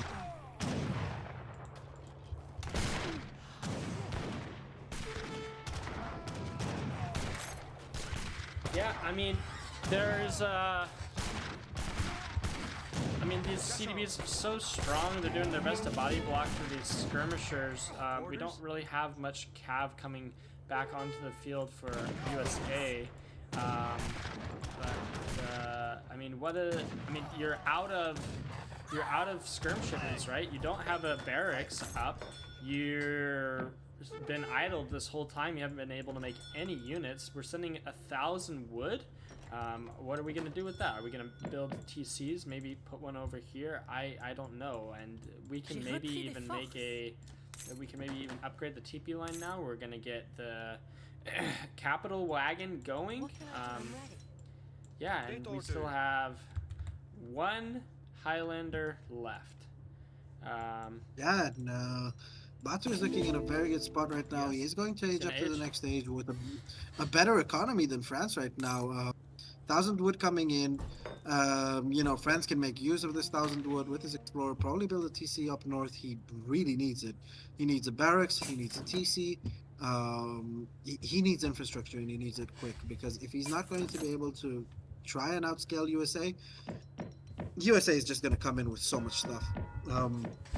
The Skirm Goon is going to be so disgusting and so hard to deal with, and right now Batuan is looking in firm control of this game, all due to that one mistake by Dennis just pushing out of his base, and Batuan just pouncing on it like a cat, taking advantage of the situation at hand. And yeah, TC is going to come up. Is that a TC on there? No, that's a barracks. Okay, where is the almost Explorer? Out of food. Explorer's over here.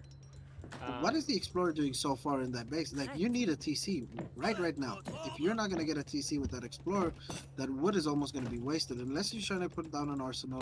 But yeah, we are seeing, what is that age up again? New Hampshire, if I'm not mistaken. Yes, New Hampshire age up for USA, which will allow him to get the French Canadians, which will give him 2 Napoleon guns, which kind of counter the 2 Falconets. They can just kite the Falconets, they can, you know, dodge their shots. A very mobile, kind of leather cannony unit. And yeah, 1,000 coin coming in for Dennis right now.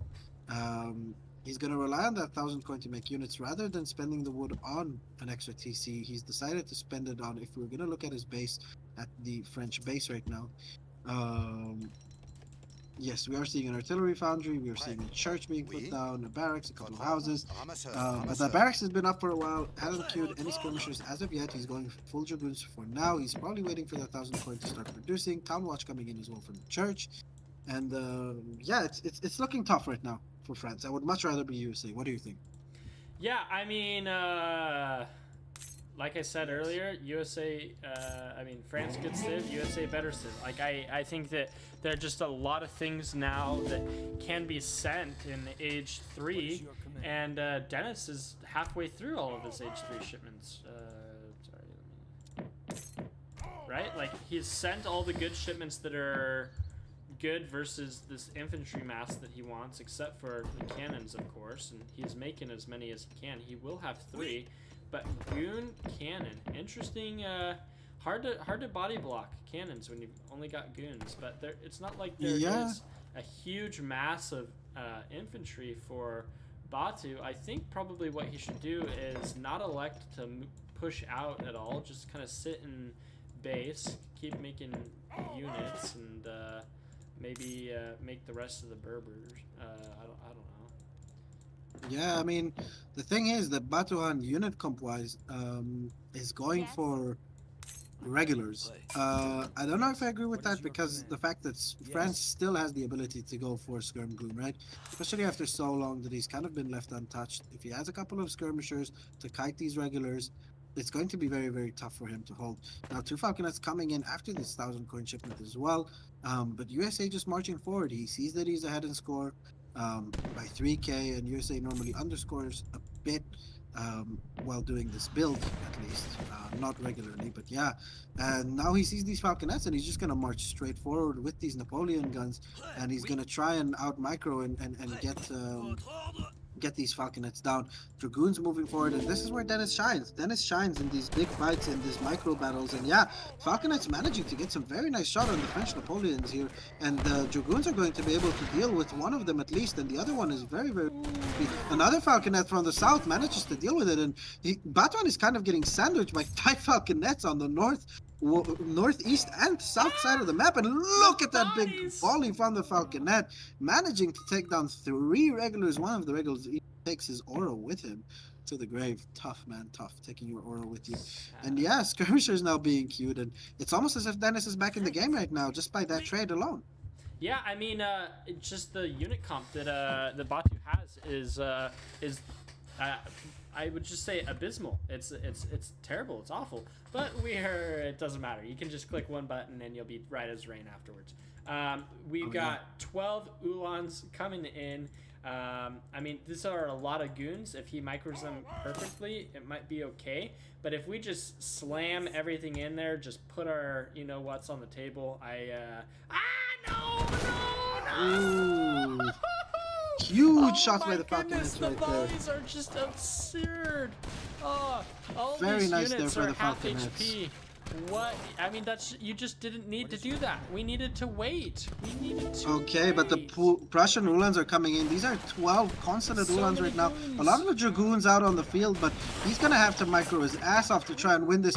What is protecting Dennis right now is these trees, and these Ulans can't really commit, and the Falconets are going to fire a couple of shots right there. Down. Dragoons are going to try and body block as much as possible, trying to focus down these Prussian Ulans. In the meanwhile, Falconets are taking down all of these infantry, and yeah, the Dragoons are relatively unscared out of this. All of the Prussian Ulans are down, and we still have 2 Falconets out on the field. We've only got a couple of skirmishers and Minutemen, and these trees just absolutely protected everything right there for Dennis, and Dennis all of a sudden has taken a 3k score lead, and he has flipped this game on its head completely. Batuhan just going for the wrong unit composition, getting out a couple of Dragoons of his own right now, going to go for the Falconets, probably going to finish both of them off, but 3 Kirs are coming in right now, and a couple of Dragoons. They're gonna be able to finish off the USA Dragoons here, but not without paying for these 2 Falconets. But I think you would agree with me when I say, Chosen, the Falconets have paid for themselves in full this game so far. Yeah, they've paid for themselves in the bodies and the blood of those regulars. Oh my goodness, they were absolutely massacred. The amount of blood right here just has to be like, this sand should not be this brown. Yeah. Golden. And if you're looking at the pop right now, this is a very good indicator to see where the 2 players are. 51 pop for USA. If you compare it to Dennis is on 85 pop. He is on 30 more military pop than USA, and he's managed to recover quite nicely. 31 units, 31 cuirassiers are going to absolutely right click, and if he goes down south a little bit more, he's going to CDBs just all exposed. These Minutemen do almost nothing to heavy cav in melee, especially not cuirassiers, and Dennis just taking every single fight right now, looking so solid. Skirmishers in the back with these Dragoons, 5 Dragoons being shipped, a couple more cuirassiers are being made, villagers down south just evacuating, and Batuhan is in a world of trouble right now. Let's see if he can work his magic that we all know he can do and get into this game somehow. On a mission. He's going on a Vil hunt, and he's probably going to find these Vils with these Dragoons.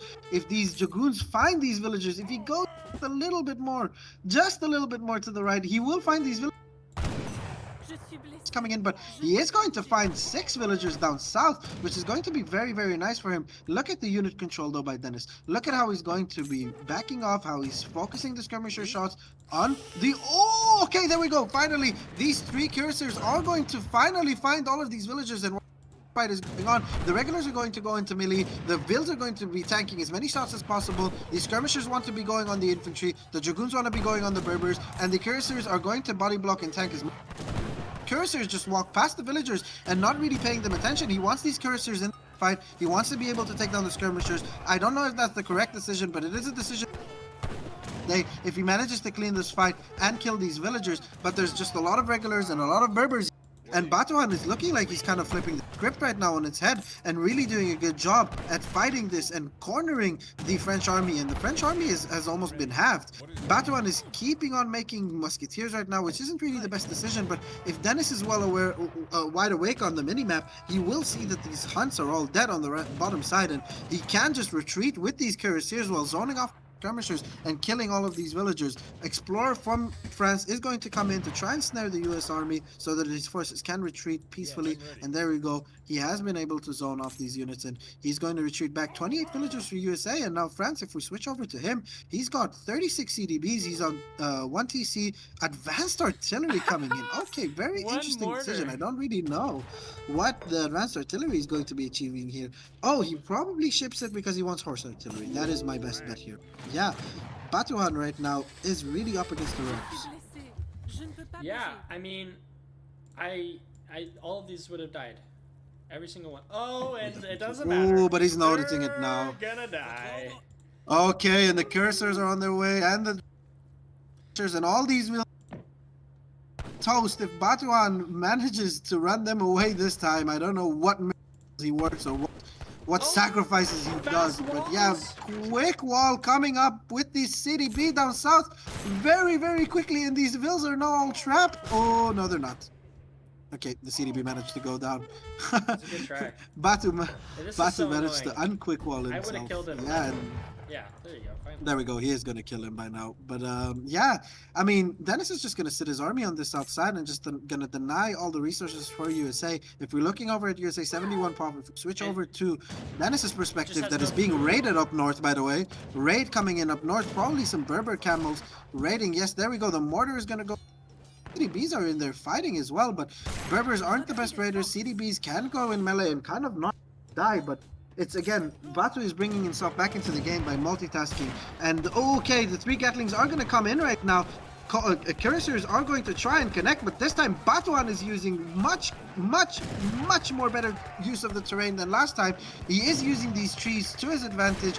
Okay, almost all of the Gatling guns have gone down. 1 Gatling still survives, and all of a sudden the score is back even Stevens, and Batuhan is even slightly in the lead with his Musketeer Falconet composition. Gatlings managed to do so much work, and these Berbers have just killed a couple of vills, pushed France off of their resources, and yeah, now Batuhan is completely back into this game.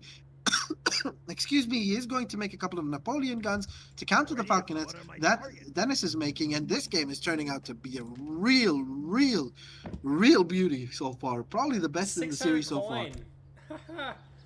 I mean, what else do you send? 600 coin is actually coming in clutch. These Berbers are being incredibly annoying. And they're going to get onto the goons, or are they going to actually... They are going to get on, but the goons are kind of going to do themselves, taking care of them. 32 villagers. Right now, and they Batuhan, both have just no Dennis... food. Like, look at the... Dennis could have been on like 40 vills right now, but yeah, Batu just doing such a good job with raiding, and he just dragged himself back into the game.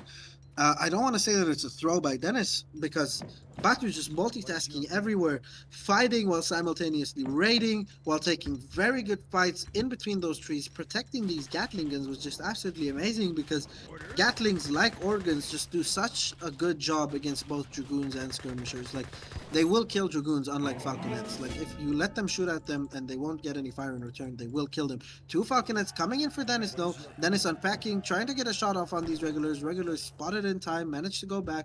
Okay, 1 Napoleon gun and another one is going to field. Gatling gun is just left standing there. He just lost interest in that Gatling gun. Okay. Regular combat gonna come in. These regulars are gonna be buffed a bit. 1 regular just being a nuisance here, going to try and kill this Dragoon in melee. He's probably gonna get that Dragoon if Dennis doesn't micro this. And yeah, Dennis is going to bring his vills into the TC, get that regular. That pesky regular on the south side. We are seeing these Falconets kill that Gatling, but the French Canadians are here, and they're gonna try and deal with these Falconets. A very nice dodge from those Falconets shots so far. Oh, he's packing them. That is very dangerous. Packing. Unpack animation, and that's okay. There we go. 1 Falconet goes down. Probably a 2nd Falconet is gonna. There we go. Goes. Ooh, and there we go. You see that dodge on the Falconet shot? Okay, another Falconet goes down for just 1 Napoleon gun. So that's 3 Falconets so far dying to these Napoleon guns. And Batu, all of a sudden, is back in command of this game. Yeah, I mean... Ooh, does he have a lock on? He does, and he manages to take 1.5 almost out there. And yeah, now Dennis just has to go back to his roots and just skirm goon this. He has to skirm goon. He keeps on making these Falconets when just a culverin could have been just better. And to deal with the USA's artillery, well, you just endlessly kite him back and forth because he does have musketeers at the end of the day, right? Okay, what do we have down south? Let's see, are these a lot of villagers getting caught out again? Yes, a lot of USA villagers getting caught out again on the south side of the map this time for USA, and Batuan is in a world of trouble if he keeps losing all of these villagers because it's never going to be able to recover economically. France has CDBs and just is ahead. Dragoons are going to be chasing these villagers a little bit. Get 2 more villagers. Okay, really nice trade for Dennis, and Dennis just has to walk off now. What is your command? I don't know if he will. We got 2 more falconets coming in, some goons, some skirms. Yes. I'm ready. Okay. Oh! Look at that volley!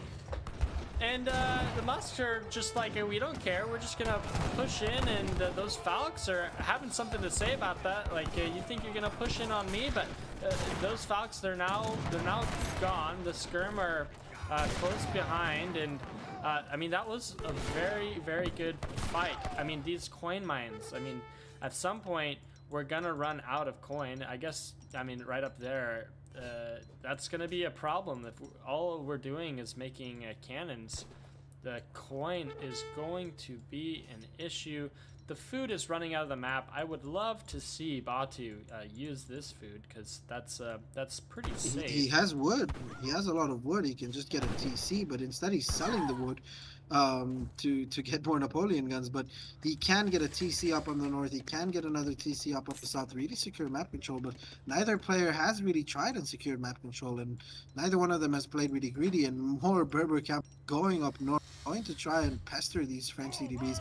If we're looking over at Dennis' perspective, how many vills does he have? He has 40 CDB, so he's 41 CDB, so he's substantially ahead on Batu and economically right now. 72 pop total for Batu, 32 villagers, but you know, USA doesn't really need all that pop, all that eco to win games, as you can see so far. Dragoons going back, trying to chase down these Berbers, and we currently have 4 Napoleon guns out, but Dennis is just making the right decision and finally going into some anti-artillery of his own. Another shipment for USA. Let's see what he is going to ship this time to try and further his chances of winning. Probably the 2 Gatlings or the New Hampshire. There we go. He is shipping the factory. Berber camels have been dealt with there by Dennis without losing a single Dragoon so far. Is he going to lose a Dragoon? I don't think so. Very nicely done by him. And yeah, now the U.S. Army is just going to move north. And what is that up north for USA? For Dennis, sorry, those are CDBs, and they have spotted the French Canadians, and they're going to go back. And look at how much damage they do to those CDBs. 4 CDBs go down to them. Oh my God, 5! He's going to kill all of these CDBs almost with another lock-on probably. No, he isn't, but oh my God, that lock-on was just absolutely crazy, killing so many CDBs. Yeah, now a factory is going to come out for USA, and it's almost going to be even Stevens eco-wise. Yeah, I mean, now we got 2 Culver in. Definitely good units, but oh, they do a little dance for us. Okay. Not a lot of anti-cav, which is fine, fair enough. Okay, I would love to see the TP line get upgraded.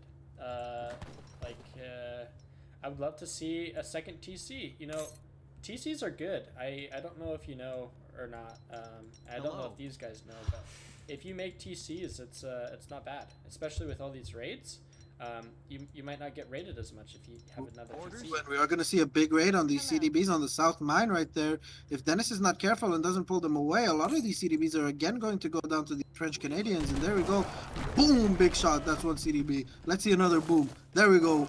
Bam! Another CDB going down, and so much area of effect damage on these other CDBs. A 3rd CDB going down, and Batuan is just raiding with them, really just going around, abusing the mobility on them, and another 2 down. And say, USA is ahead economically, with or without map control. He is on more vills. He is researching Stagecoach, and Dennis just kind of fatigued. Like, he's thinking to himself, how many times do I have to come back? How many times do I have to try and beat this civ over and over again? And like, Batuan is just making the best decisions when it comes to abusing his units to the fullest length. And USA just being USA.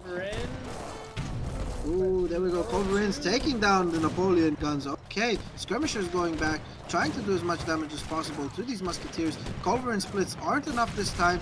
Two of these French Napoleons. Okay, now they're finally going down. Denden could have asked for.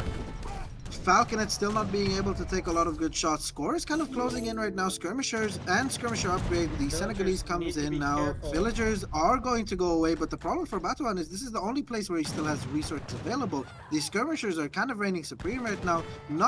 We don't see any French Canadians coming in. For USA. Falconet still on the field that can be dealing with this infantry mass. There we go.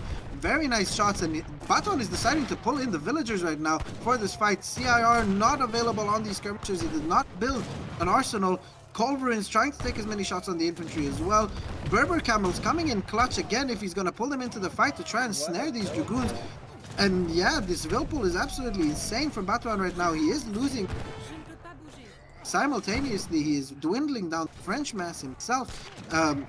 What does Dennis focus here? Does he try and get a couple more USA builds?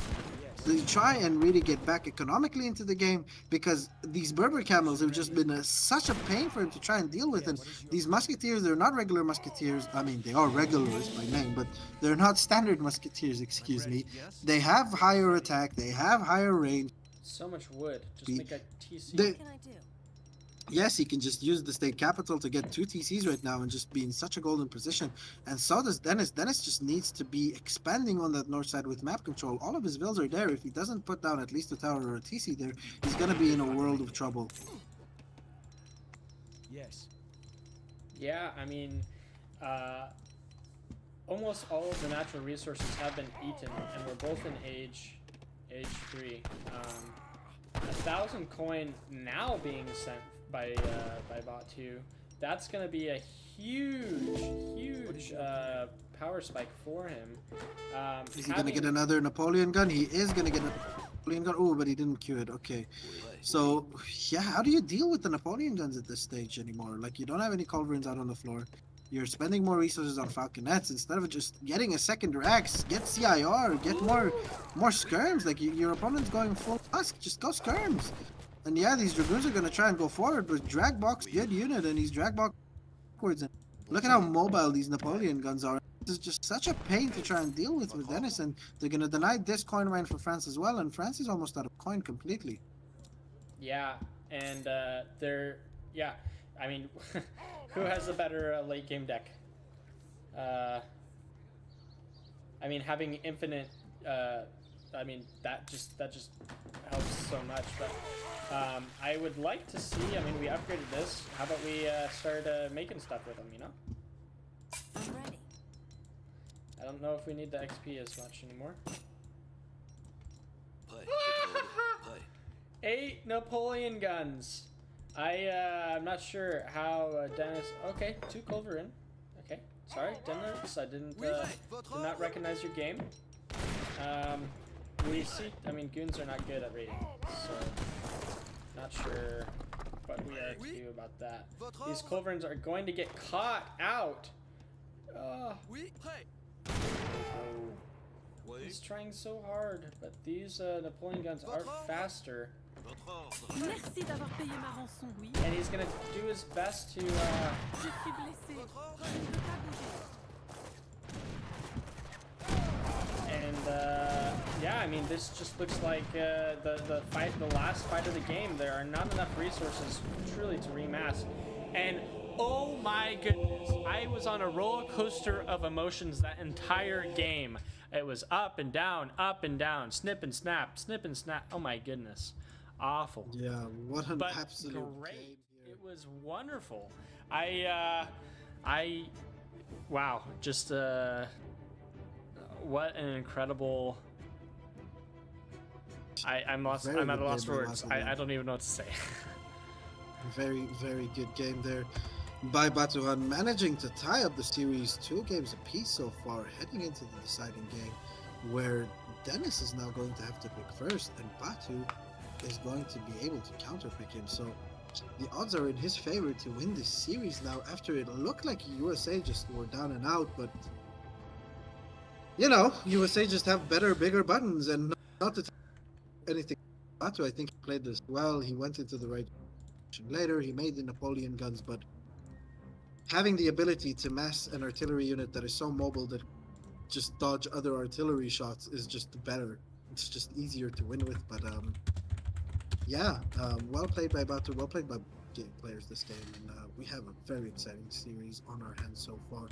And I'm excited to see what the next game brings. Let's see what the players have chosen to pick on the last map.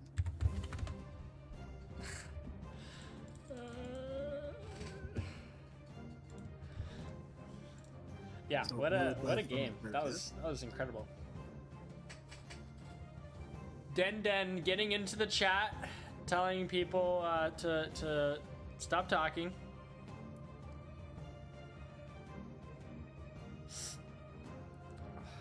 There we go. So let's see. Are the players already ready to play the next game? I wonder, because Dennis is in chat. Dennis, get your ass out of here, please, and go queue up already. We want entertainment, and I'm missing dinner, so we have to go quick before my mom gets angry at me for not visiting her. I see my parents once a week. Don't take all my time. Okay, so Dennis is going to be playing USA this game, and Batuhan is going to be playing as the British. Now, this map is actually really good for the Highlander strat, if USA is allowed to do it, that is.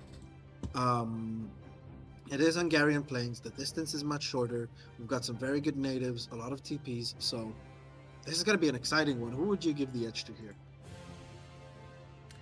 I love British, my favorite civ ever. Brit good, USA better. I'm gonna stick to that. So yeah, we'll have to see. I mean, British can get out such a formidable mass. Although the longbows aren't nearly as good against infantry, like heavy infantry, like musketeers. Much better against skirm type units, and so I mean they'll have less to counter those Highlanders. I'm interested to see what Batu elects to go for. I am having such a hard time finding USA. There we go. It was at the top. My bad. And we are at 2-2. We got the last game about to happen. Coming in. And this pick by Dennis is telling me that he has practiced this on this map, because he wouldn't just pick USA for no reason. He probably knows what he's doing. He's plan. Now, when I talked to Batu, I suggested if you don't play against an aggressive civ here, you can play Brit, because Bison are very good hunts for you. But anyways, let's introduce the players. Let's get right into it. Tell me when I can. Let's go. And we will start it. All right. Ladies and gentlemen, welcome to the final game of this playoff fight series between the Mandarin Duck Squad and the Somali Kabuli Gaming on the south side of the map. In color, we have the Turkish young phenomenon himself, Batuhan, playing in the color red as the Brits on this phenomenal map of Hungarian plains. And on the north side of the map, in the color blue, we have the main man, the Africa enjoyer, then Dennis234, playing as the United States of Lame America. Now, this is a very interesting matchup. Brit can play very aggressively in H2, can deny a lot of the map for USA, and can really make it hard for them, can really rush them down.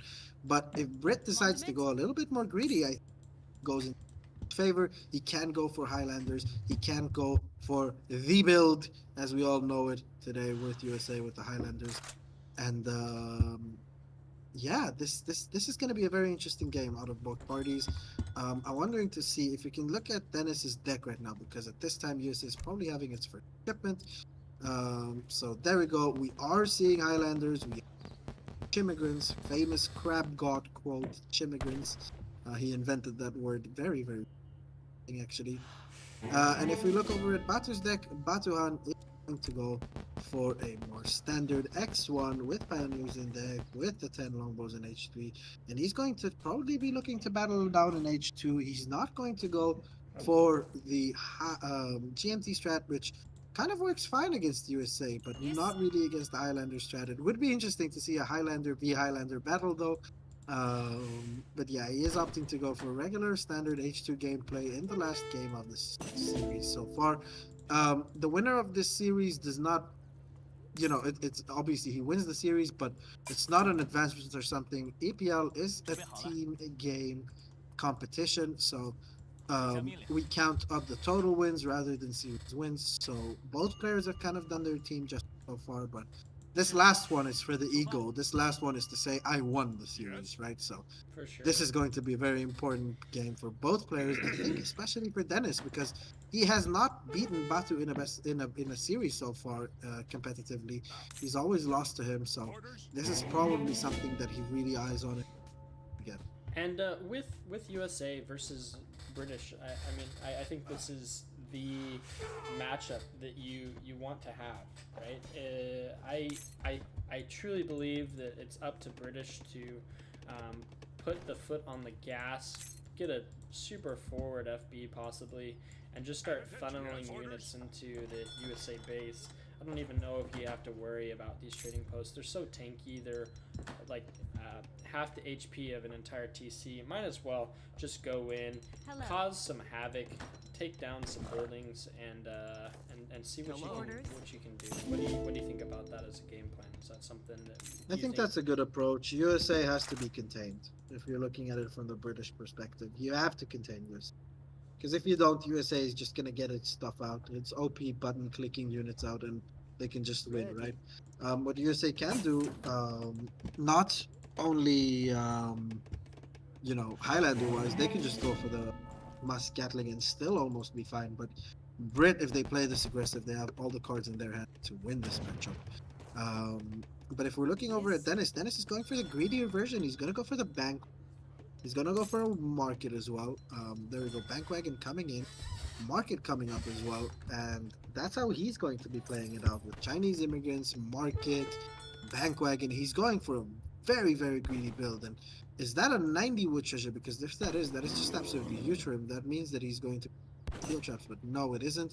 It's a 45 wood treasure, and still very greedy start for him.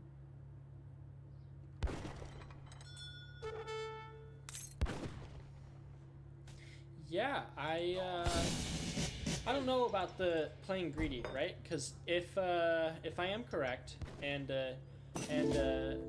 Brit's going to be aggressive, right? Sending that bank, more stuff to siege. I mean, he's putting it way in the back of his base, so it's going to be hard for Batu to get to siege that. We do see barracks not too forward, but not too backward. I don't like that. Yeah, I think it should be like that right up position. here. But It should be a little bit more to the right of what you said, between that hunt and that mine. There we go. It needs to be over there. If you want to pressure, because especially after how greedy USA, Bankwagon, market, now the church, and then only the Highlander. Look at the coin income for USA already with a lot of wood on the floor for Batuan as well. 700 wood being shipped. He will not have anything to really defend against these Highlanders. And as you said before,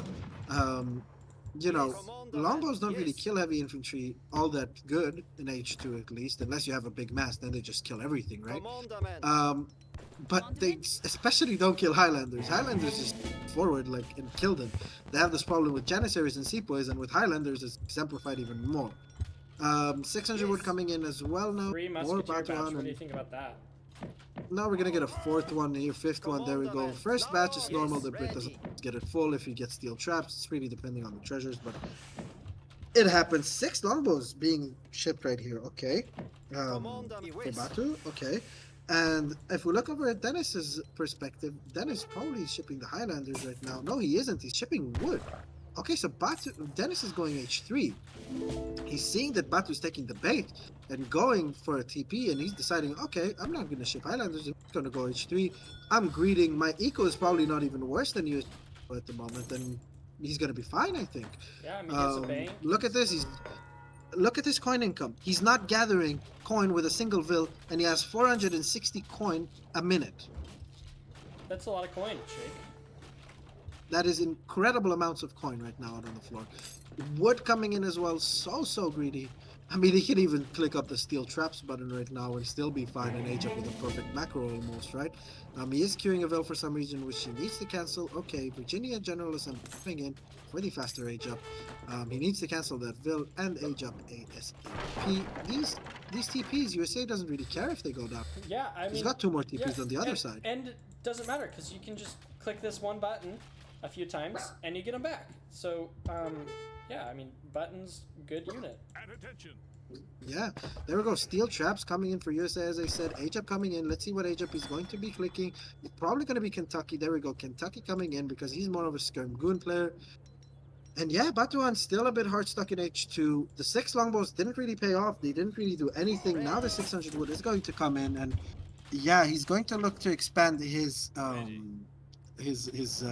manor population more. If we look at a villager for Brit, can you please click on a food villager for Brit?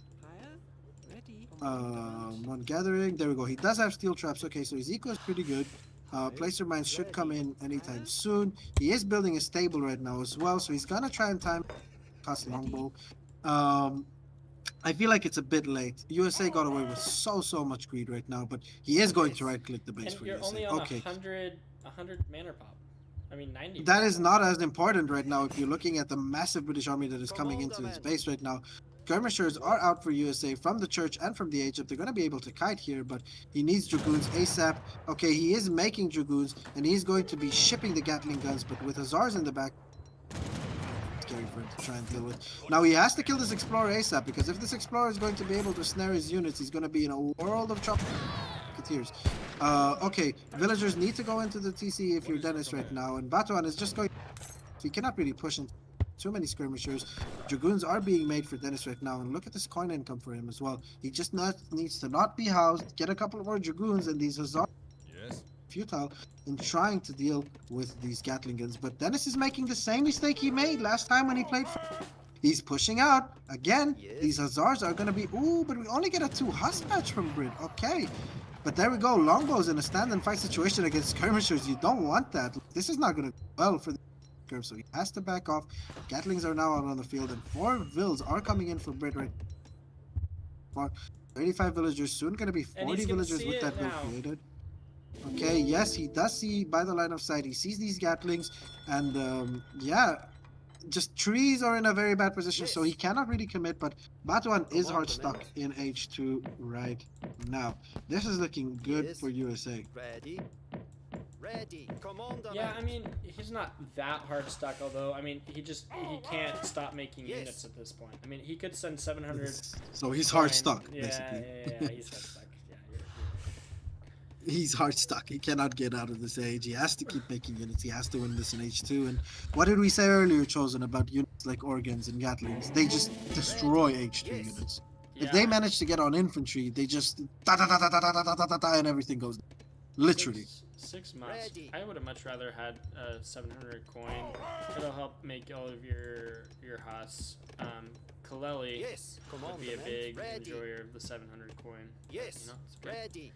I mean, he has enough resources and enough eco right now to complete both batches, and he's getting musketeers as well. So Dennis kind of pushing out here with these blockhouses right now. Let's look at Dennis's perspective here. Let's see what he's going to be getting next. He is queuing a shipment right now. He is going to ship sharpshooters. Okay, he still hasn't gotten any Minutemen so far in the game, so he can get oh, he did get another TP, so that's what he spent that on. Skirmishers coming in, but look, Brit is going to just try and right click right now. Okay, so he's going to try and get these Gatlings back. He's gonna try and zone off with the goons, but this micro isn't the greatest by then. Gatling guns get a couple of shots off on these longbows, but these musketeers right now in stagger mode and these longbows on stagger mode doing a good job tanking all of this Gatling gun fire, and these Dragoons have to just kind of let these skirmishers sack and die, and it's not really going to be that big of a problem for him because skirmishers are coming out, but they're out on of the Hus, and if the Hus are going to be able to right click them, then it's going to be a world of trouble for him. But USA is right now fighting under the houses, doing fine. More Dragoons are coming, and this is looking really fine.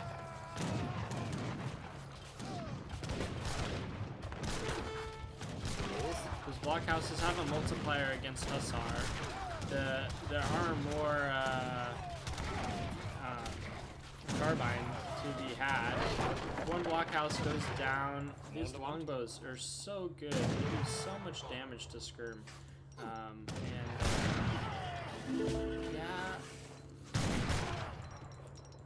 What do we have? Hey, to what has been ship? shipped for USA? USA right now.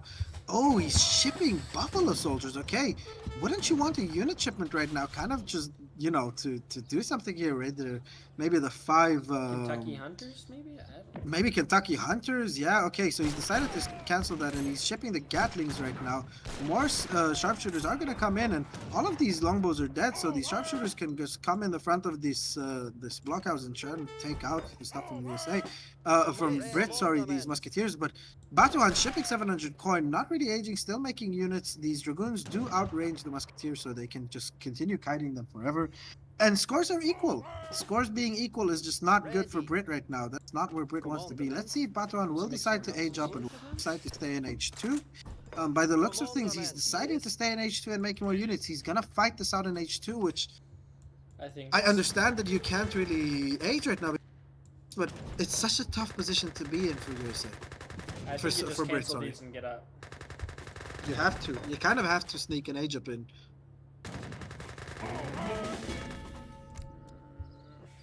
You got 600 coin left, and that's your last opportunity. Yeah, Cav HP coming in, like, a lot of Azars out on the field, but there's enough Dragoons to kind of zone him off. If we look over at USA's perspective right now, if we can just switch over, Dennis shipping 5 more carbines and training carbines. Looking difficult. 27 vills right now for all these trickles. It's almost as if he's on 35 vills, feels like, with all these trickles and buildings. If you compare that to Brits right now is on 51 villagers, so he's definitely got the eco advantage, but it's not as substantial in the game right now because the army quality is just on USA's side, and he's shipping 1,000 wood right now. He can get TCs on the left, on the right side, secure really this map control. And yeah, he's pushing right now for the sole purpose of just him being scared that USA might age. That Brit might age, excuse me. And I understand that. He's going to be able to siege. He's just slow pushing right now with these Gatlings. Gatling by siege, but they do a job. If we switch over to Brit's perspective, I'm wondering if he's going to try and timing this. If he's going to try and right-click this. And yes, he is going to go for Gatling up on these longbows with the sharpshooters. Dennis is microing this so far. Very, very good. Buffalo soldiers on the carbine cavalry, and look at this. Explorer tanking as well. All the cav in melee damage range of them, but the Gatling guns are just taking down all of the infantry. These carbine cavs are doing really good against these Azars, but the British mass is just too big. It's just too big. The British mass is just collapsing all over the United States of America right now. These skirmishers have nowhere to go but to the ground of the Hungarian plains, collapsing right here. And again, another fight where Brit just collapses on the US Army, and there's not much he can do, especially with Hus HP here, and these longbows just doing a good enough job of taking as many units as possible down. But 1,000 wood has hit the floor for USA. I'm wondering if he's going to use it for a couple. 600 coin coming in for Brit right now. Probably going to look for an agent. Yeah, let's see what USA spends this wood on. If you keep on taking trades like this, right, as USA, right, you don't have the superior eco, and so at some point, especially if Batu gets up to age, right? Yes. No, stop making units. Just get up. I mean, he can. He's got enough food where it doesn't matter. He can continue batching in 8. It's not really an issue for him.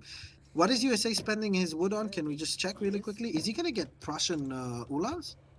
Oh, okay. So he's getting a TC and he's gonna get Uhlans. So what is that wagon that is going down south? Let me just see. That wagon is a outpost wagon. Okay, so he's getting an outpost wagon and Uhlans, and now his score jumped significantly. Now is the time for Dennis to push. If Dennis wins the game, it's with this push right now. He is up in score. He's going to look for the British army. If we're switching over to Batu, I think Batuan is aging right now. Let's see. He is not aging. Okay, he canceled his age up and he made more Hussars. Wow. Which is catastrophic for him, but at the same time, it's good because like he's kind of gonna get pushed, right? Another outpost wagon going on that gold mine on the left side, another villager going down, just securing more and more map. If he sees this, it's just Batu is cooked. But Dennis is in a very commanding position right now. The fact that Batu isn't aging is really, really putting him on the back foot. These Uhlans are no joke. Ulans against H2 Pikemen. units are just insane. Pikemen are going to come in, but with a 2.5 rate of fire and with the insane multipliers against infantry, it's just going to be tough. Longbows there. If Dennis sees this, he just crashes in. He's going to try and drag box all of these back where the Husk can protect them and tank for them, but a couple of longbows already go down, and very nice micro right here by Dennis is back the Ulans, trying to get the carbine cam on the Hussars, and the Explorer and Minutemen pull right here for Batu. Very nice pikes coming in, but they just get demolished as soon as they're made. They barely even get a shot off, and a very nice shot. Yes, very nice fight here for Brit right now. Ulans are not body blocking like there's Skirms are going to have to back off. There's not enough carbine cav really to deal with all of the cavalry from Brit, and Batuan is just winning this fight right now. These Ulans, yes, they're doing a lot of damage and a lot of this cap down, but this micro has just been a little bit lackluster so far, and just so many Azars still alive. Sharpshooters not really hitting their target, kind of Z-moving everything a little bit, but now he's kiting this quite well. It feels almost like Dennis is just better with the smaller amounts of units, but look at the score. USA is just going more and more and more. Brit is losing map control, and Brit had to age up before he lost the map, because now there's no hunts, and like, yes, you're gonna age up, but what are you gonna do with it? Look at all of your villagers are on wood, and you're gonna have to transition into mills at some point in the game. Okay, finally you managed to find a hunt on the right side, but yeah, longbows still doing their damage. Carbine cav coming in to support the sharpshooters, trying to get a couple of pop shots up on these longbows, and look at how longbows are standing and fighting against H3 units. It's actually hilarious. But yeah, I mean, it's Batu's mismacroed, getting a couple of mills out, and as you said, if he manages to spot these mills on the left side, it's just over. Oh, but he's building an outpost over there. Okay, yeah, but what's an he's outpost gonna try and gonna secure do? that. Like, there's no way that you come to be able to defend that if he just goes and sieges it at some point. Oh my God, Chosen! We see Hussars being made by USA. The world is a USA player remembered that the Hussar button. It's our button, good button, and Exactly, and they're gonna fight villagers. The rest of the houses are gonna supplement those villagers that did die. Rest in peace. Yeah, and 37 villagers for USA. Veteran Hussars coming in. If he goes to the right side of the map, like, he just catches everything that Brit has. But the problem with Dennis so far this game is that he hasn't really been hunting. And he himself is on the mid-map hunting what is probably his last hunt before he has to transition, and he's already shipped his 1,000 wood, right? So this is going to be a little bit dangerous for him. Now, a shipment coming in for USA. Let's see what he is going to ship here. He can just ship the Kentucky Rifles if he wants. He can just get 18 skirmishers out of absolutely nowhere right now.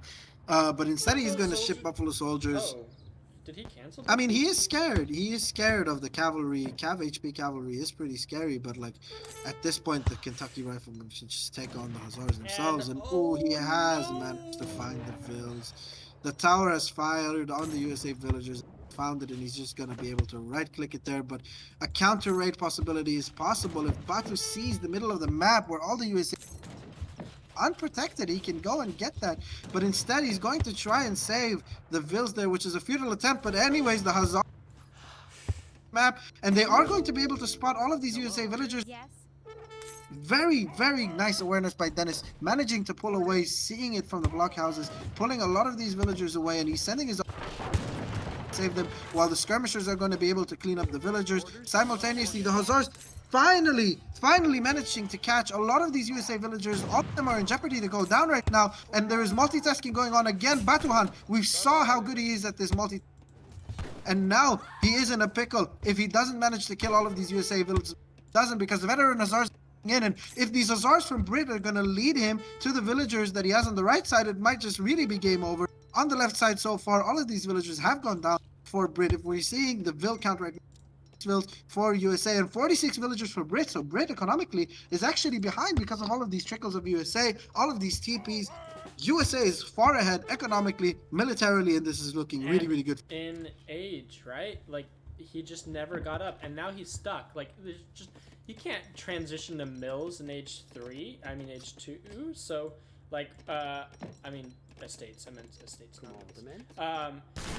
mills. So once these coin mines run out, which, I mean, he's got, I don't know, like, 4 more Hussar batches left until he's absolutely out, and he doesn't have the food to even. Yeah, I don't know, man. This is he got a lot of musk though, which is good. But Yeah.